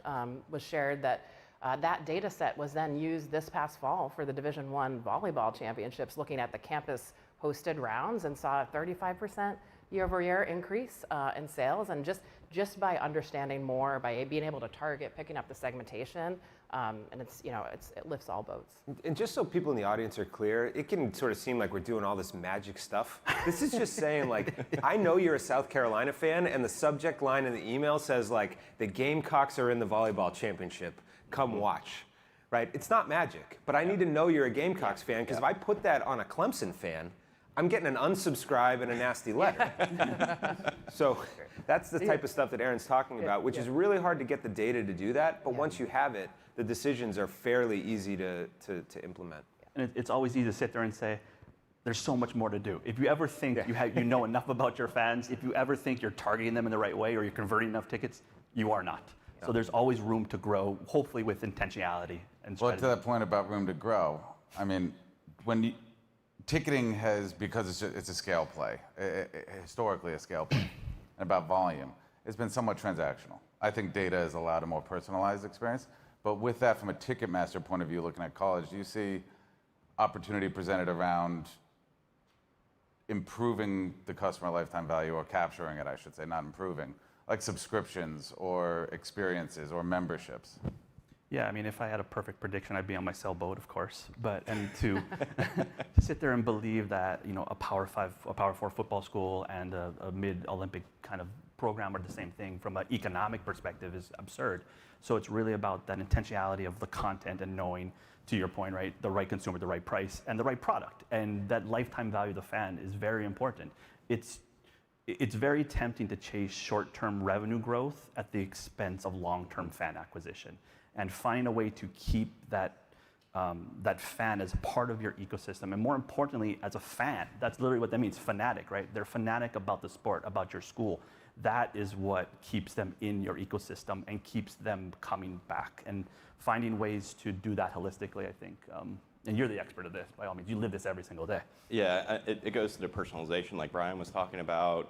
We've partnered with you and with WMT to create an app that has a single sign-on, so that now I have everybody's device IDs. I can segment a push notification not on the preferences that the fan has chosen, but based on their behaviors that they've done, whether that's emails that they've opened or tickets that they've purchased. So I might not have them listed, or they might not list themselves as a volleyball fan, but they've bought some volleyball tickets. I'm going to send them that notification. So there's things that we can do. It goes back to that strategically thinking about who are your vendors and who are your partners, so that you can execute these ideas that 3 or 5 years ago we might not have been thinking about.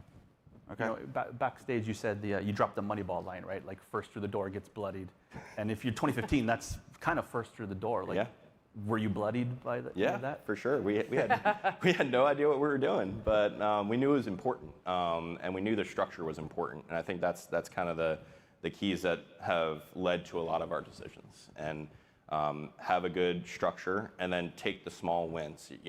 It's the easy walk and run, and we look at what is an easy win, how can we influence this simple decision, putting Gamecocks in a subject line. It's not complex, but it makes an impact. And there's easy decisions like that, easy wins like that can make a huge impact. And then you can start getting really creative and start pushing the envelope even further. But you're going to take some licks. You're going to make some mistakes, and you can't be afraid to do that. All right. This has been great, and we got some awesome questions from the audience here, so I do want to hit those. And we're going to do this. I'd like to give everyone the opportunity to address the questions, and it'll be a quick answer and the why. But the first one is, and we'll go this way, starting with Brian.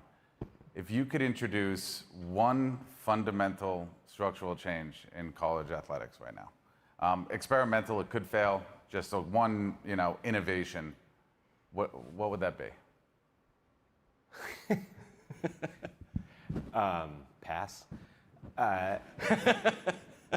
This isn't a revenue thing, so to speak, but to be able to set eligibility rules so that people can know who's going to be playing and that we can get some stability, I think will help really over the long term. We haven't said this, but like our revenues, it's great because we're so smart, Dan and I, that's why we're growing revenues. Everybody's revenues, even if they're not doing all this awesome stuff that Dan's doing, is going up. The TV ratings are up, the ticket sales are up, and we ought not lose sight of the fact that college sports is extremely healthy and that the athletes are now earning a huge share of the money they're generating while all that revenue is up. So I don't know that I have any big, if I could wave a magic wand, it certainly wouldn't be on the business side. It would be on some of the rulemaking and other things. But to your point, it's healthy. I mean, someone said the quote recently about a firm I was working with, and it said, if you're not changing, you're not growing. Yeah. And that starts with the base of health, and I would agree with what you're saying. Aaron, we'll give you the same question. One fundamental, maybe radical change. I'll go fundamental, data and infrastructure. We need more. What Dan has done at South Carolina and even back to 2015, I think that was so advanced and modern for the time. And I think, again, if we are going to be truly connected and really get to the power of that sport affinity, who is the women's volleyball fan? Who is the women's basketball fan that is going to super translate into the professional level? We need more of that underlying kind of infrastructure and like-minded data folks that can kind of take the leap and sell it upstream and show the incremental value. Love it. Nick? I guess what I see and hear and feel from my partners, like Dan, is the organizational red tape and the ability to be more nimble and experimental and maybe entrepreneurial with, we're now tasked with driving these revenue growths. Let me be creative in the way that I'm doing that in a way that probably hasn't been traditionally unlocked. Yeah, I think I'd echo what Aaron and Brian are talking about with data sharing. And we have these partners, we have schools that we play every year, we have the NCAA, we have a wealth of information that I would love to know that I don't know today. So whether that's knowing every person who plays the college football game that presses Gamecocks as their favorite team, or whether ideas like that, or whether it's every person who streams something on ESPN where the Gamecocks play. Those are the things I don't know today that I would love to know long term. Great. All right, last question, and it's a good one, and I like this one from the crowd. And it's going to be a yes or a no, and maybe a quick why. But the question's pretty simple. Does private equity have a place in college sports? Yes or no, and the why. I keep going first? Yeah, you're sitting next to me. Yes, because the folks like you, Will, and others know things about the business world that I don't know, that Dan doesn't know, anybody on this case, and they bring an expertise and a level of sophistication that's incredibly helpful. It's got to be on the right terms, and that everybody's doing it in everybody's best interests, and that's going to be challenging to find those opportunities, but there's definitely a role. Yes, similar checks and balances are paramount and trying to figure that out. And Yes, because it injects ideation, capital, and expertise, but only if it preserves what makes college sports special. And I would agree and say yes, but I think there has to be an intentionality to what you're using that capital investment for. Is it going to drive new revenue, or are you just trying to pay your bills that are late? So if you're just paying the bills that are late, Let's say that again. It's got to drive new revenue rather than just paying your late bills. Because if you're just doing that, where's the new revenue stream? How are they getting their percentages? That, if you know anything about private equity, which I'm a novice on, they're going to get their share back. And if there's not a new revenue stream that's coming from that investment, how are you getting their shares back to them? Well, I think it's important for the private equity investors or anyone who wants to come in this way, they need to be a strategic value add to the point that you've mentioned. Because otherwise, for a lot of these universities, they have other cost of capital that's lower from whether raised by the state or otherwise. So I guess the moral of the story, right, is they got to add value and in a way that's within the parameters of college sports and what makes it special. So we're out of time. That's it. I want to thank the panelists for this great conversation. Thank you. Thank you, Will. You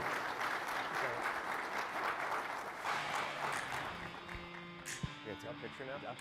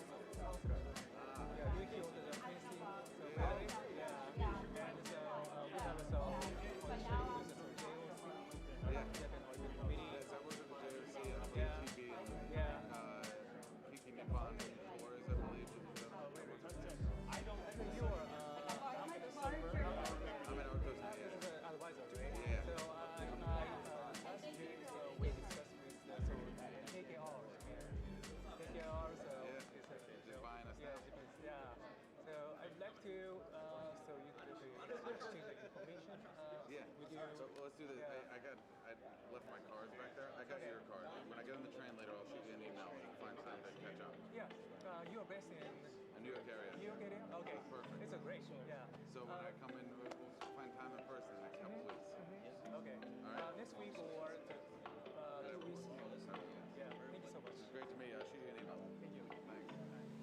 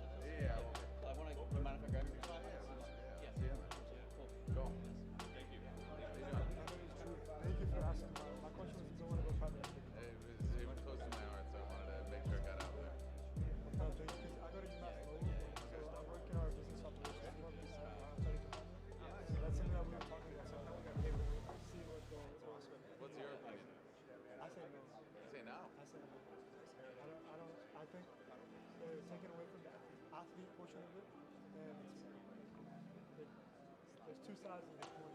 Well, and that always has to be primary. I do think the reason it's taken so long, more than even though people look into it, is because it's all about getting, I think, healthfully, universities realize how many people are supposed to support us and need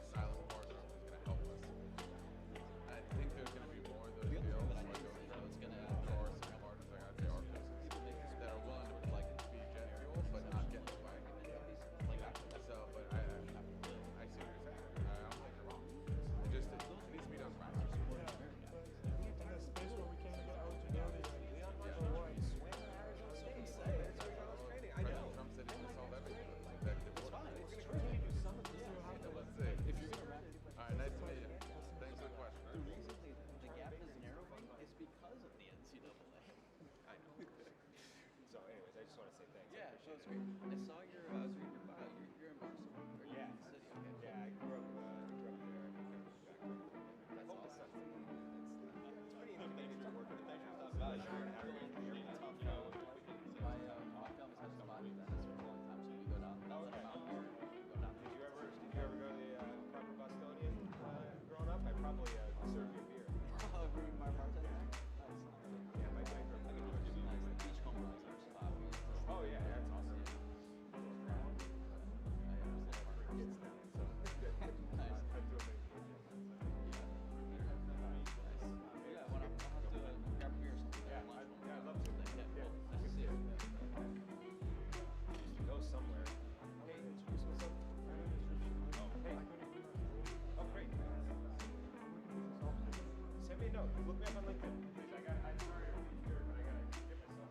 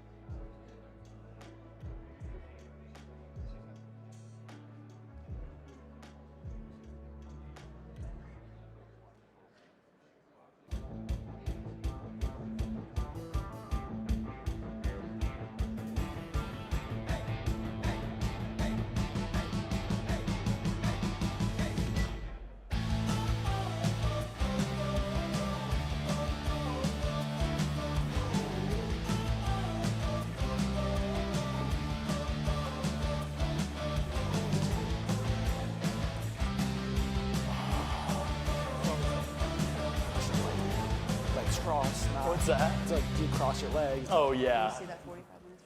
Hello, everyone. My name is Judy Sharamand, and I am an MBA student at MIT Sloan.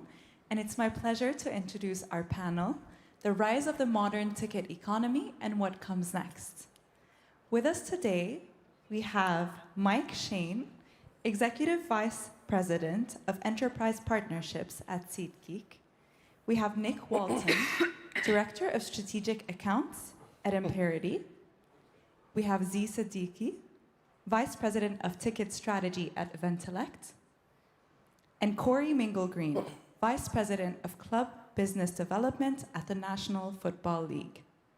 Our panel will be moderated by the wonderful Katie Hodel from Kager. The panel will run for 40 minutes, and then we will have 5 minutes at the end for Q&A. Please make sure to submit any of the questions you might have through our Cadence app. And with that, I'll turn it to you, Katie. Thanks, Judy. Thanks, everyone, for joining, and thanks, panelists, in advance. We are here today to talk ticketing, so we'll cover 3 main areas. First, just unpacking the ticketing ecosystem. What is it today? How has it changed? Second, the fan experience, and specifically their buying experience within that ecosystem, how it's evolved, how teams are marketing and selling. And then thirdly, just accessibility. Are we meeting fans where they are, and how can teams and leagues kind of learn from each other, best practices, what we're doing, and then we'll wrap up with a little bit of what's next. So first, to start, we've got kind of a great mix today of different organizations, roles, background, and experience before the folks' prior roles here across the ticketing ecosystem. So I was hoping we could start with each of you. Corey, we'll maybe go first with, if you could just explain your current organization, your role within that organization, and then how maybe some of your past experiences have shaped your current responsibilities. Yes, yeah, sure, Katie. I've been with the National Football League for 14 seasons in the Club Business Development Group. We're essentially an internal consultancy to support the 32 clubs in their local, to drive their local business, which is primarily made up of ticket sales, sponsorship sales, and suite sales. Our team also is responsible for pricing and pricing the Super Bowl, selling Super Bowl suites, and pricing all the international games. So I have had a wide range, both from supporting teams who are the rights holders, but also being the rights holder for some of our events as well. Thanks. Yeah, and for me, my career started at Eventellect in 2016. I started at a very different company. We've changed a lot over the years. I was a junior pricing analyst at the time, and now I'm overseeing our ticket strategy and execution group. So anything from technical execution, like data engineering, applied data science, business intelligence, and also strategic execution. So, and that includes more partner-facing type of work, consultative services. Eventellect is a partner to over 100 collegiate, or over 100 colleges and universities, professional sports teams, and we help them grow total ticket revenue through the use of data and technology. So our group is at the center of that. I'm Nick Walton, Director of Strategic Accounts at Imperity. Been there about 4 years. Previously was in the data space, but really moved to Imperity because I was excited about how they were bringing together customer data and building fan profiles. And I work with our largest clients, and then across a number of verticals, but specifically sports, which is my favorite vertical. Don't tell the others. Yeah, it's a great place to be. Yeah, so I lead our enterprise partnership business at SeatGeek. Prior to joining SeatGeek, I spent 20 years on the team and rights holder side, so I still have that operator's mindset. It's actually one of the things that drew me to SeatGeek, is that the company believes that the ticketing partner, primary ticketing partner, should be an active participant in the business, not just part of the stack, but really going to bed and waking up in the morning thinking about how we can make our partner's business better, because ultimately, we know that we've done a good job when our primary partners tell us that SeatGeek has given us the tools to sell smarter, to operate more efficiently within our offices, and to ultimately build deeper fan connections. Yep. So this is the 20th anniversary of the Sloan Sports Analytics Conference. I wasn't at the first, but I'm going to assume there was a ticketing panel. So this is the 20th anniversary of the ticketing panel. Let's start with just, when we say ticketing, what do we mean? What is it today? What isn't it? And maybe just starting with the ticket, Mike, right? Is that a seat, hospitality, premium? Like, what is ticketing? What is the ticket today in the sports ecosystem? It's all of those things today, and that probably wasn't true even 10, 15 years ago. But we've seen and we see the headlines all the time about the billions of dollars that are being invested in stadiums and arenas to make bespoke and unique experiences for our fans. And we've also seen the shift in the just way that consumers want to interact with us, and it is much more of an experiential economy. People want to go and spend a lot of dollars on one event and really make it special. So I think that as an industry, we have needed to and need to continue to evolve to take it beyond just a piece of paper that gets you into a venue, but how can you build your entire experience with the pieces that are going to mean the most to you. Corey, what about from the NFL's lens? Like, does the definition of a ticket, is it the same across 32 teams? Are people thinking about it differently in terms of just getting into the event in a seat, or some of those add-ons that are associated with it? Yeah, I think Mike, hit it really well. It's this experiential economy, these days. I think one thing that our clubs that we're focused on at the league is, what does the ticket of the future look like, right? As Mike said, it kind of went from paper to now it's digital. And in the future, what does that look like? Which is probably more of an identity, solution, right? Where like the future of ticketing is ticketless in a way. So that's something we're focused on as well. Z, what about from your perspective, that's kind of what we're selling, but where are we selling it? We have primary marketplaces, secondary, those have changed and evolved and kind of blend together. How has that changed and evolved over time, and where are we today in terms of the marketplace? Yeah, I like to think about this as a separation between like what the marketplace is and the dynamics around the marketplace. So, the ticket marketplace is still very similar to what it was like when I first started at Eventellect. It's a place where buyers and sellers can come together, a transaction can take place at an agreed upon price, and then there's a responsibility on behalf of the seller to deliver the ticket to the buyer.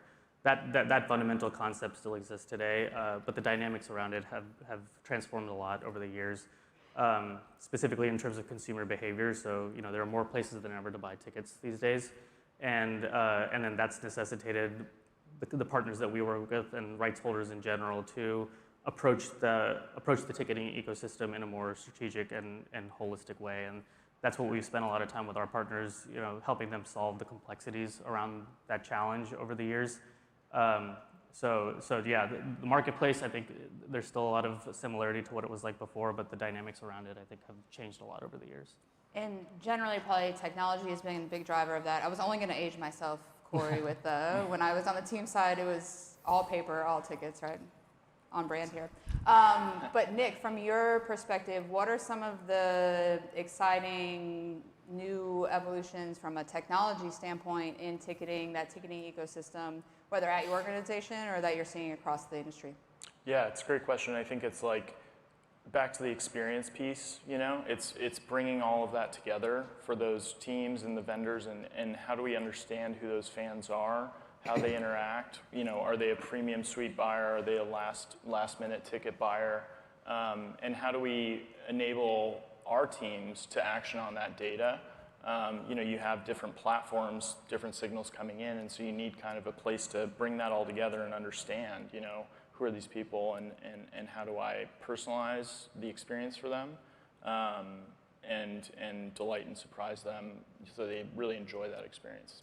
I just want to unpack that a little bit. We'll come back to technology more broadly. Sometimes data and analytics is kind of coupled with, but can you kind of speak to a little bit of the data and analytics component of what you guys are doing to support sports and other organizations in terms of being able to enhance that personalization component? Yeah, so I mean, it's really at a foundational level, understanding each and every customer. So what Amperity does is brings together all of that first-party data. So if you think address, phone number, email, all of that, and creates a fan graph, if you will. And then on top of that, we kind of layer in some analytics around, how much is this person spending with the vendor, and what do they like to buy, and that helps marketing teams engage in a more personalized way, but it also brings it back to the reporting and analytics side, so the business can say, here's what's working, here's what's not, and here's how we drive more ticket sales to specific buyer groups. I think that's a really important piece of like the fragmentation that I was referring to. You know, when I think back to pre-COVID days and earlier times in ticketing, if you would look at the single game ticket buyers for any sporting event, most of the time, if you surveyed a fan in the arena, they would have said, "Oh yeah, I bought this ticket directly from the team," or it would have been through a primary channel.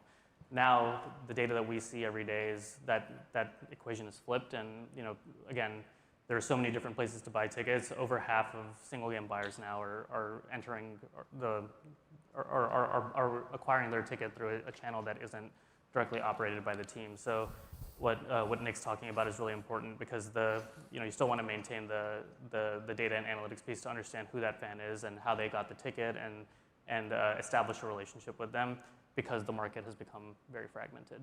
I think that's a great point, and potentially a good transition to kind of the fan, their buying experience, Mike, but also if anything you want to add from the technology standpoint generally. But how are teams, events, rights holders marketing to their fans today? How is SeatGeek supporting that? How's that changing and evolving?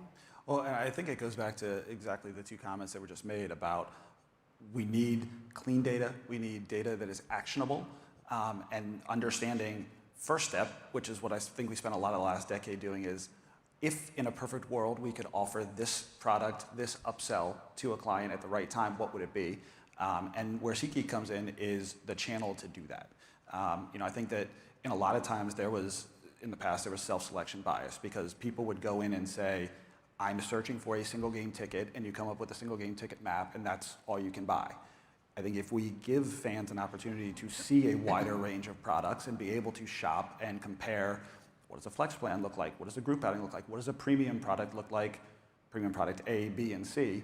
Then they're going to naturally give us more information about themselves in terms of what they buy. Then we come back and we can say, okay, you've purchased this product. There are add-ons, there are extra experiences that ultimately are great for the rights holders, because you get more dollars per fan coming. But it also, what we've seen is that when fans are given the opportunity to customize and make their event bespoke to what they want, even though they spent more, they enjoy it so much more coming out the back end. And so you're going to have repeat buyers at higher average intervals. Yeah, I heard that earlier today, right? Are fans looking for cheap or looking for value? And I think that's a really interesting question, right? Especially when thinking about where you are in that sales curve and how early that's happening. Nick, from the standpoint of kind of how, again, that question, how are we selling and marketing tickets? And let's really focus on single game tickets, right, versus plans or seasons. We were talking backstage, you mentioned a little bit of your work around thinking about some of the retail partners, sports, Right. six of the world, and how both teams and rights holders are starting to get smarter there with some of those partners and using some creative methods for demand generation. Can you talk about that? Yeah, absolutely.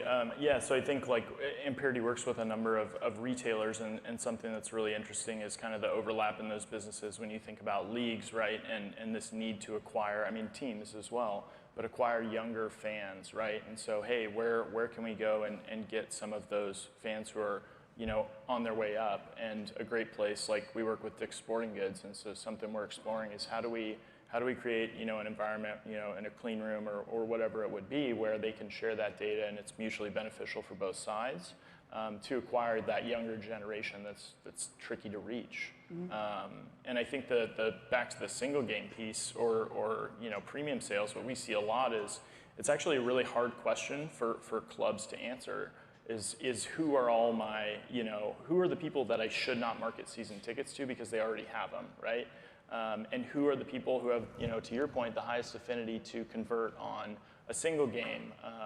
And so giving them that intelligence that they can action on is super valuable. Cool. Corey, what about from your lens? What are some of the successful marketing sales efforts that you've seen from teams, or if you can share some that have been unsuccessful, right? And Sure. Why, and what can we take from that? Yeah, learning? look, a very unsuccessful one is to blast out, to 500,000 people the same message, the same creative to sell the same product, right? Really? That is not Hot take, the recommended approach. It really is personalized, one-to-one experience, and you have to meet the fan at the channel that the fan is looking. And we have some teams who do a great job with last-minute ticket returns that they get back, with SMS outreach to college students who are in the area, because that's their communication channel, and that's what's going to work for them. But we gather a lot of data at the league office, and we're looking at building. We built single game propensity models that are now game specific, because the data that we've seen shows that you may have a buyer who's buying one game every year, but it's the same opponent every year, right? Because there's an affinity to that opponent or that a market, and they're flying in to see that particular game. So we've been focused on building those out at the game level, pushing that information to the clubs so that they have more information when they're out marketing. So it's not the same message, and your messaging and the imagery that you're using is going to be different if you're marketing to an away team fan or a neutral fan who's in the market versus a home team fan. Z, what about from your perspective? You've got clients across college, professional sports, other events, anything that's been most successful, or again, some efforts that folks have learned from, especially with the data and context that you have across sports and events? Yeah, I would say over the past 12 to 18 months, we've been really focused on demand generation as a whole, and obviously marketing is a piece of that. But again, we're talking about single game tickets here, which tends to be the most volatile and reactive to digital marketing and demand generation in general. So we actually, last year, we initiated a strategic partnership with Ballpark Music, which, if folks in the audience don't know, they're the leader in the space in the logistics and the booking of post-event concerts. So they've primarily operated in Major League Baseball. So our partnership with them has enabled us to really hone in on a clear ROI story for partners, to help them understand, or to help them answer questions like, what should my budget be for a post-event concert? What kind of increase in per caps can I expect based on this artist versus that artist? And building out a whole revenue and cost structure story so that they can get approval, or maybe we can help them finance it. Yeah, I think that's going to be a larger part of ticket strategy going forward too. Is how do we add? You mentioned the value versus cheap trade-off. I think like more things like that are going to help teams understand. Okay, how do we give additional value and benefit as well? Yeah, and that's interesting. Is a ticket, and what's beyond? We're now talking about is an event, or what are those ancillary? I'm glad you mentioned ROI. Mike, same question, but I said what's successful, unsuccessful. Like, what metrics are teams and your clients using to define success? And in many cases, it's, hey, how can I understand if these marketing dollars or this marketing campaign is generating revenue? Am I getting ROI? It's hard sometimes to actually kind of track that down to the individual buyer. How are you guys tackling that from the SeatGeek perspective, but also just what are you hearing from your clients and how they're trying to kind of solve that attribution gap? Well, and I think that the answer to that is there is not one solution, one answer, one set of KPIs. Every team is different. Every market is different. We work with a partner who, within their season, has had 3 distinct, very different selling environments. They were the worst team in the league, they were the best team in the league, and then preparing for potential playoffs. And so I think it's really important to be mindful of where you are and clearly state your objectives. Do we need to sell tickets right now? Do we need to put people in the stands to maintain the momentum, to maintain the scarcity?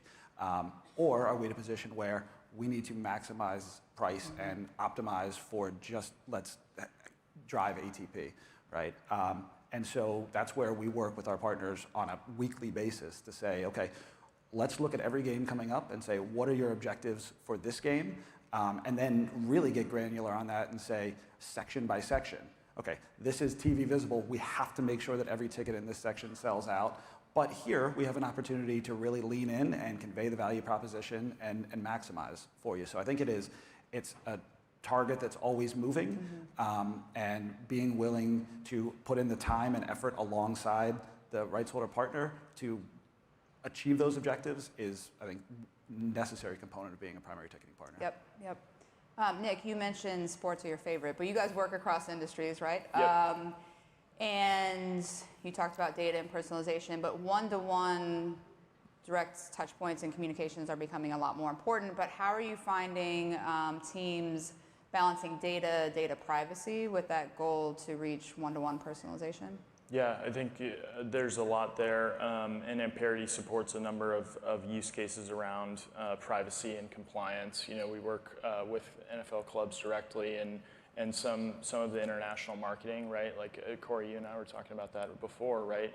There's different rules there, and so how do we enable the business to understand which of their customers, were sourced properly, have opted into marketing, and are under a different privacy compliance, GDPR. And so we operate on a top-down, where we operate like everything is GDPR compliant, and we get everything else via that. And I think just going back to the ROI piece, for teams, it's all about conversion, right, and incremental revenue. Like that's what I love about kind of what we do, is it all kind of boils down to like, more trips and or more games and more dollars.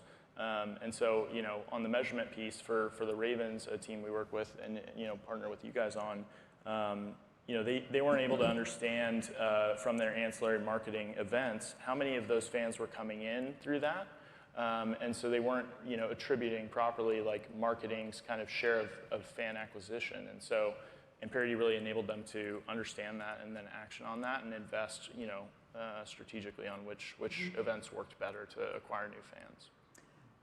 We've talked a little bit top of funnel and general marketing, and maybe Mike or Z, you could take this, but how is the digital purchasing experience evolving, especially obligatory AI call out here, but especially AI in search, right? And it's been talked about a little bit, right? Are fans just searching, help me find tickets, the cheapest tickets, even when to buy? Are they actually using AI to help them buy? Like, how is it affecting search, and how are you guys tackling that within the ecosystem? Yeah, I think there's been a lot of talk these last couple of days about how teams are leveraging AI internally for their operations, how to operate smarter. But I think it is really critical that we're thinking about how fans are leveraging AI, and we're seeing that shift happen in real time. One of the exercises that I think is fun to do is if you ask ChatGPT how many people are searching for tickets on ChatGPT, it'll say like 8 to 10%. And then if you ask it, in 3 years, what does that number look like? It thinks a lot of itself, and it thinks it's going to be a really big number. And I tend to agree. For the past couple decades, Google has been the #1 ticket seller in the world. And teams spend a lot of money to get those positions.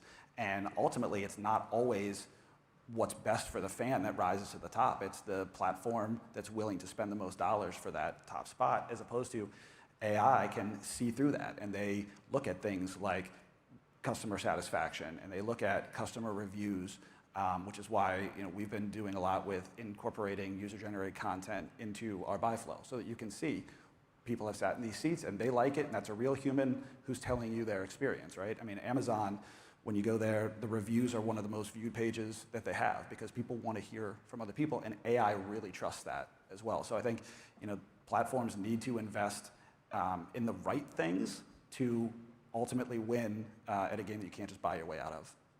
Yeah, and just to piggyback off of that, it's moving really fast, and we're hearing new things from our partners every single day.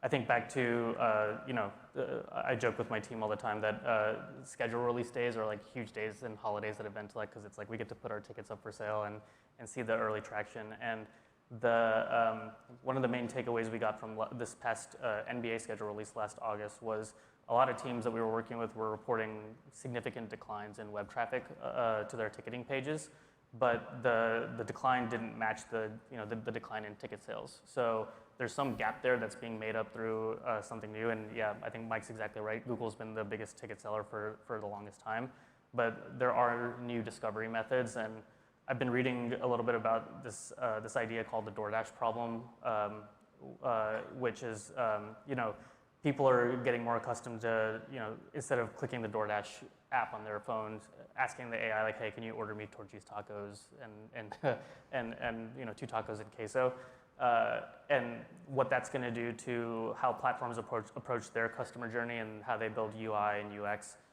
is going to be really interesting, and I'm really curious to see how that impacts ticketing to where you can one day say, hey, I want to sit in section 101, I want to get an aisle seat, and I want to stay under $150. And from our standpoint, that just means like we have to help our partners really merchandise the inventory well across all the channels. So, even getting down to the details of ticket trades, making sure our listings say, yes, like these are aisle seats, so that in the future maybe some sort of automated process can flag that and ensure a successful purchase flow for a customer. So I think I love talking about this stuff. It's a really interesting piece of ticketing because ticketing is so complex, and how AI is going to attack some of this complexity is going to be really fascinating to watch. Yeah, and sorry, Katie. What search right now with Google is, it's a search engine. It's going to just, as Mike said, list who paid for the keywords at the top, and you're going to have to go in and pick the tickets you want. With AI, it's a recommendation engine. It's going to know more about you and your, the stuff which is interesting and important to you, or you're going to tell it what's important to you, as he said, and then it's going to recommend what you should buy, or it may buy it for you. So our clubs, have to be prepared that from a search perspective, what content do you need on your website? What do you need on your ticketing platform to help drive that so that it knows what it's looking for and it could best, get the fan what they're looking for? Yeah, it's a great point. Like the example I gave was like, yeah, I want a ticket in 101 and I want to stay under $150. A more common prompt might be something like, I want to sit right behind the visitor sideline, or I want to sit on the 40-yard line. Something a lot more general where the content's going to need to be there to feed that journey. And are teams prepared for this? Is the league helping? Are partners helping? Like if I'm a team and I've been managing my digital marketing budget and maybe I'm doing some things with an agency, I've got a sales team and sales staff that probably looks different today than it did 5 years ago post-COVID. What's my sales staff going to look like 5 years from now with the impact of this and digital and that kind of merging? And for a while, right, sports has kind of sold even single game tickets human to human. That's already evolving. I don't know, like how from just the AI and search and sales and digital process, how does that change how teams should think about their sales structure, but also their sales and marketing interaction? I don't know if Yeah, I wish I had the answer. But I can tell you in our conversations with teams, it's really been around, some of the efficiencies that we're going to see are around alignment and goals. A lot of the clubs that we work with now, we'll be working with the groups team, for example, and the group ticketing team has a very specific goal. I need to sell this many group tickets this year, and I need to generate this much in group revenue. The season ticket team, or the traditional sales team, has an FSC goal, and then single game kind of gets tossed around sometimes between the two. I think what we're going to see in the future is better alignment of goals across a ticketing organization. So really getting to the heart of, okay, we have these 8 tickets. What's the best use for these tickets? How are we going to generate the most amount of money? How are we going to sell through them? Are these best served as season tickets? Are they best served on the single game market? And when you break down some of the silos around the goals and the success metrics, so if everyone's operating to a total number of we want to, I'm not as worried about my 5 million in group sales. I'm more worried about the 70 million that we're going to generate this season. Everyone can start to row in the same direction of making the right product choices and the right distribution choices and pricing choices as well. Yeah, and I think, go ahead, Mike. Sorry. To add on to that too, I think that particularly in premium, where there's been so much investment, we've seen, again, the consumer behavior shift to where people are much more comfortable making major purchases online. People buy Teslas online, people buy houses online. And so one of the investments that we've made recently was really around showcasing all premium products, but particularly nightly suite rentals. And some of our teams were a little bit resistant or hesitant to say, like, I don't think someone's going to spend $6,000 on this product without talking to somebody and being sold, right? And we said, let us try it. We put it out there, and it's been very successful. And I think part of that is there's kind of a legacy mindset that you have to be able to showcase the value that comes along with that product if you're asking for that kind of price point. And no one's going to buy a Tesla online if it's a blue dot that says Tesla above it. Like there's a full walk around and you can see the interior. And so that's really where we've invested is if we're putting these premium products out there, we've got to have a full description of everything that you get. And there has to be rich video and there has to be a lot of imagery that lets people understand the value proposition and why it's worth that dollar amount. So let me ask you this then, right? You mentioned premium, Teslas, houses. I don't know if there's any ticketing product out there that's more expensive than a house, but with stadium renovations, there's more premium, more hospitality, more bespoke experiences. All of those things come with bigger price tags. Is sports and sports tickets just becoming too expensive? This is going to be a long answer, so settle in, because I'm very passionate about this. Okay. My answer to that is yes, some of our tickets are way too expensive. But at the same time, no, some of our tickets are woefully underpriced. And I think that that's a challenge that is, again, a carryover from the legacy days of a few factors that go into it. One is block pricing.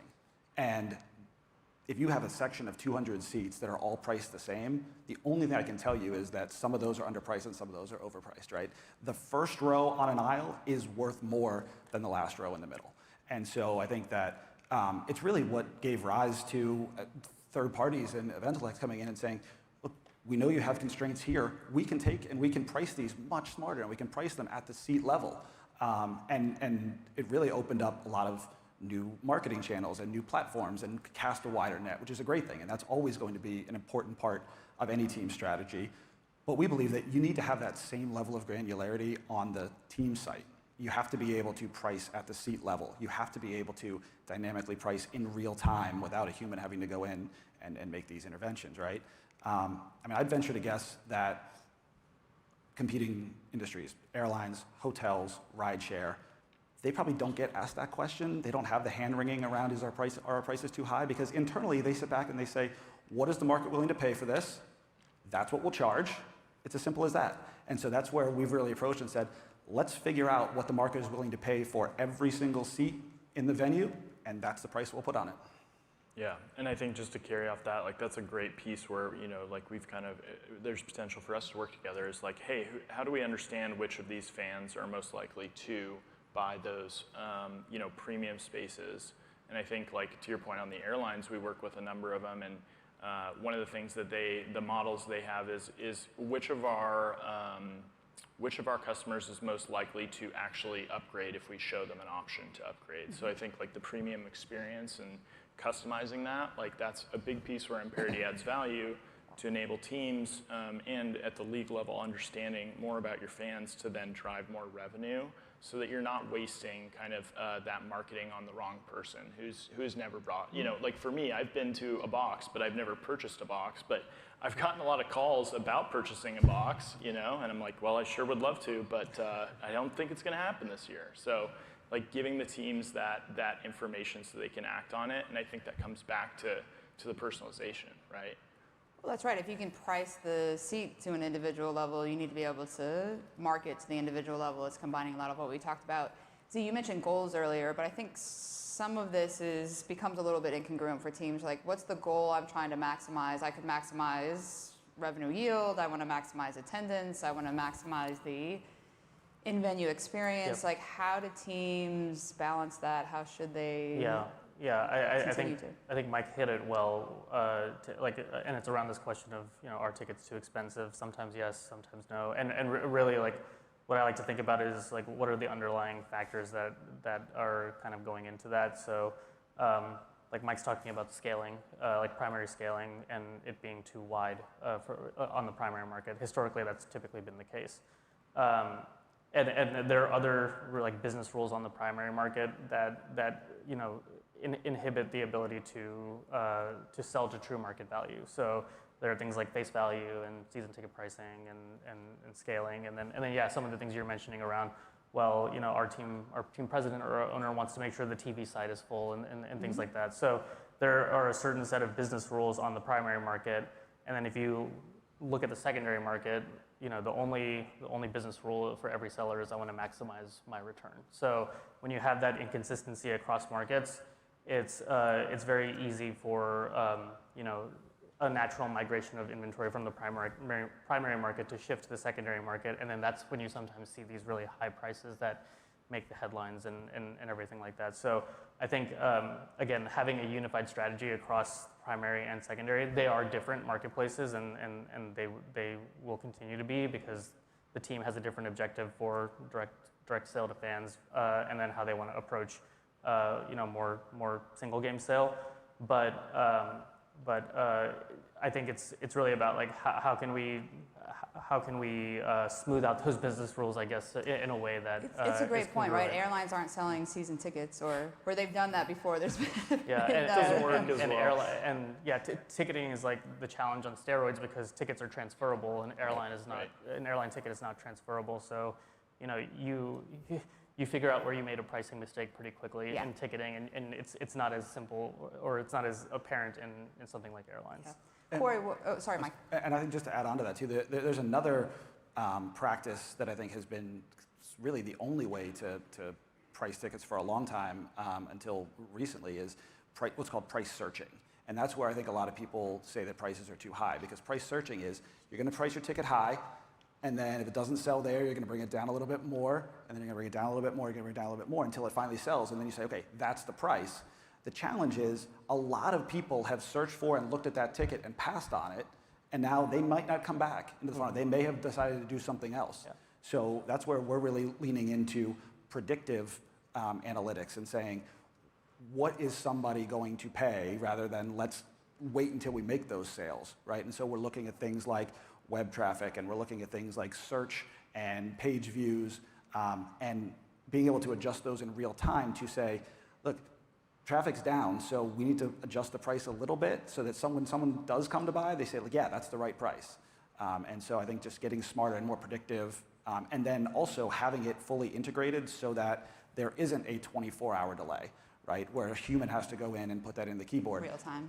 And things happen overnight. A trade is announced, or rumors become really strong, or it's speculated that Jason Tatum's going to come back on this game, and that might drop at 10:30 at night. There's not a human at their computer, right? But if there's a AI layered on top of that, looking at what people are doing and saying, wow, there's this big spike. I don't know why. I just know that there's interest. Let's capture it. Right. But pricing is not just critical to get pricing right from a primary rights holder. You also have your season ticket members, right, who are trying to, in some cases, resell their tickets, right, because they can't come to a game and they're trying to recoup value. Right, so how does a season ticket member price their ticket in a way that they can get value back, and then they don't miss the mark and price too high, and then they can't move the ticket? Because what the data showed, at least in the NFL, is if you're not realizing value on your season ticket package, so you could realize value from transferring tickets, you could realize value from obviously attending games, from reselling for above or below face value. But if those tickets sit idle and that realization rate is low, those fans are a lot less likely to renew their season tickets. Right, so we have some clubs who are looking at the resale market and going to their season ticket members and saying, I don't think that ticket's going to resell at that price. You may want to adjust it down, because it's important that their members are getting value back in their tickets when they can attend a game as well. That's interesting. And how do you scale that, right, if you've got multiple season ticket members? The NFL is priced high relative to other U.S. domestic leagues, but you have the scarcity advantage to an extent. How do you, Corey, think about what the NFL is doing and doing on pricing, and what you might be able to learn from the MLB or NHL or MLS? How do you think about pricing and accessibility in that relative to other leagues, if you do at all? Yeah, it's a great question, and as you mentioned, Katie, like the scarcity is certainly an advantage, right? But you also have 70,000 seats. We're fortunate, I think on average, our teams are about 85% sold through on a season ticket basis, which I think is really high relative to other leagues. But if you have a 70,000 seat stadium, that still leaves 10,000 tickets to sell on a single game basis, which is half of a hockey arena, basketball arena. So there's a lot to learn in terms of how the other sports are managing single game pricing, baseball, how they're managing all the different promotions, and how that can help drive demand, how all these teams are variably pricing, even just the basics of variable pricing. There's just a lot to learn when you have a lot more inventory. it also allows you to test more. We have probably less opportunity to test different things because we have, so much fewer games. So what are the other leagues, learning from the testing as they're trying new things to either spark demand or generate incremental revenue or drive attendance? And anything you've been able to learn domestically that informs international, or is that a whole other beast?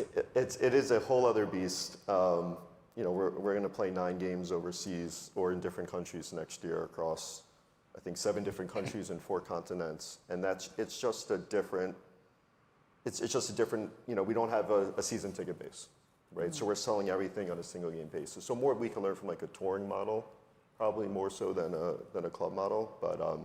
You got to get that on sale right. You got to get as much tickets out there as you can at on sale. You got to have them priced right because those tickets will go quick if you don't. It's a great point. I started talking about what is the ticket marketplace. We've focused a lot here around U.S. domestic and teams and leagues, single venue entity, but you have all these coming up touring models and otherwise, which I think is changing the game a lot. And I think there's a lot we can learn from each other. One quick question here, and then we'll go to a few from the audience. When you just think about what's next, though, we talked a little bit about some of the evolving technology, but what's something that you think is going to be disruptive to ticketing in the next couple of years, positively or negatively? Mike, maybe start with you. I think it's just that the only constant is change, and it's only going to accelerate over the next 5 years in particular. I think that we've seen other consumer apps really take a big step forward in the last 3 to 4 years, and we've been a little bit behind, but we've got to catch them in every way in terms of shoppability, everything from discovery through post-event follow-up. Yeah, I think we talked about it. The AI piece. I think there's two pieces, right? Where it's like it's the search, people searching through AI more, right? Like that has a big impact on how you're understanding customers on your site and the web traffic, right? Like who is this? Is it a bot? Is it somebody else? And so I think there's a layer of complexity that like we're already seeing, customers trying to solve and understand for that kind of real-time personalization. So I think, as cliche as it is, like, AI, right? And kind of the disruption that might cause in the process. Yeah, I would reference back to what we were talking about earlier around how the customer journey is going to change and how people are discovering tickets and discovering events and what that interface is going to look like. Another thing that I'm really interested to see is, if we can, like Mike brought up the example of like a trade, or Jason Tatum comes back and the news drops at 10 p.m. Like, is there a way for us to move to a world where the data processing is fast enough to where we can have like a data-backed view of okay, how is this going to impact price? How is this going to impact pace? We're doing a pretty good job right now with a lot of our partners. We get data on a very frequent cadence, but very rarely is it like close to real time. And I think if we can get closer to that standard moving forward, I think it'll have a lot of benefits with pricing as well. I think from another angle, it's how is technology going to improve the at-home experience, and then how's that at-home experience as that gets better and better, and it's already a very good experience. How is that going to impact what the in-stadium experience is like, right? And how does the in-stadium experience keep pace with what that potential at-home experience could look like? Because that was a challenge 10, 15 years ago, was how do you keep up with I can watch a game on my couch and grab a beer from the fridge. It's not costing me money. Like what does that look like 5, 10, 15 years from now? Great point. That was a lot. I feel like there's a lot more talk about that 10, 15 years ago. It's not as loud today, but that's probably going to come back around cyclical. Couple quick questions here from the audience. We talked about viral moments and that and kind of being adaptable to it. Over the past 5 or 10 years, how has the role of influencers changed driving ticket sales? We talked some marketing and sales, but any teams or clients doing well with kind of incorporating that into their marketing or even viral moments? Well, I think, it was mentioned before about the tough to reach younger demographics. Influencers are one of, if not the best channels to get to them. Talked about trusted sources. People trust other fans, other consumers, but they put a lot of trust into influencers as well. And so I think that, that's got to be a part of every team and every platform strategy of how do we leverage credible voices that have massive followings to spread the good word. Yeah, I think there are a few teams that the Clippers come to mind of a team who do, especially with their new arena, they do a great job of tapping into that influencer community and really to showcase a lot of the new premium products that they have are introducing to the market, and and displaying it in a way that is less like looking at a view of the court on a map, and more about like, okay, here's what it's like to walk into the club space, here's what it's like to park, here's what it's like to walk from the club to my seat. I think all of those things are interesting, and they do a good job of explaining an experience that's more nuanced than just looking at your view of the playing field. Yep. All right, one more quick one. I know we're at time. If you were a fan today, what's one smart strategy you'd use to beat the system? Come back after I search multiple times, I guess, right? Yeah, I feel like that's a pretty easy answer for me. I would lean into AI search and let it cut through all of the noise that's out there and let the cream rise to the top, and what the best platform and fan experience will win. Yeah, I'll make an account if I don't have one, put it in my cart, and then just leave it. That's the pro tip. All right. Well, one quick buy, sell, hold. Will there be a ticketing panel at Sloan 2046? Bye. Bye. Bye. Bye. All right. Ticketing is here to stay. Thank you guys so much.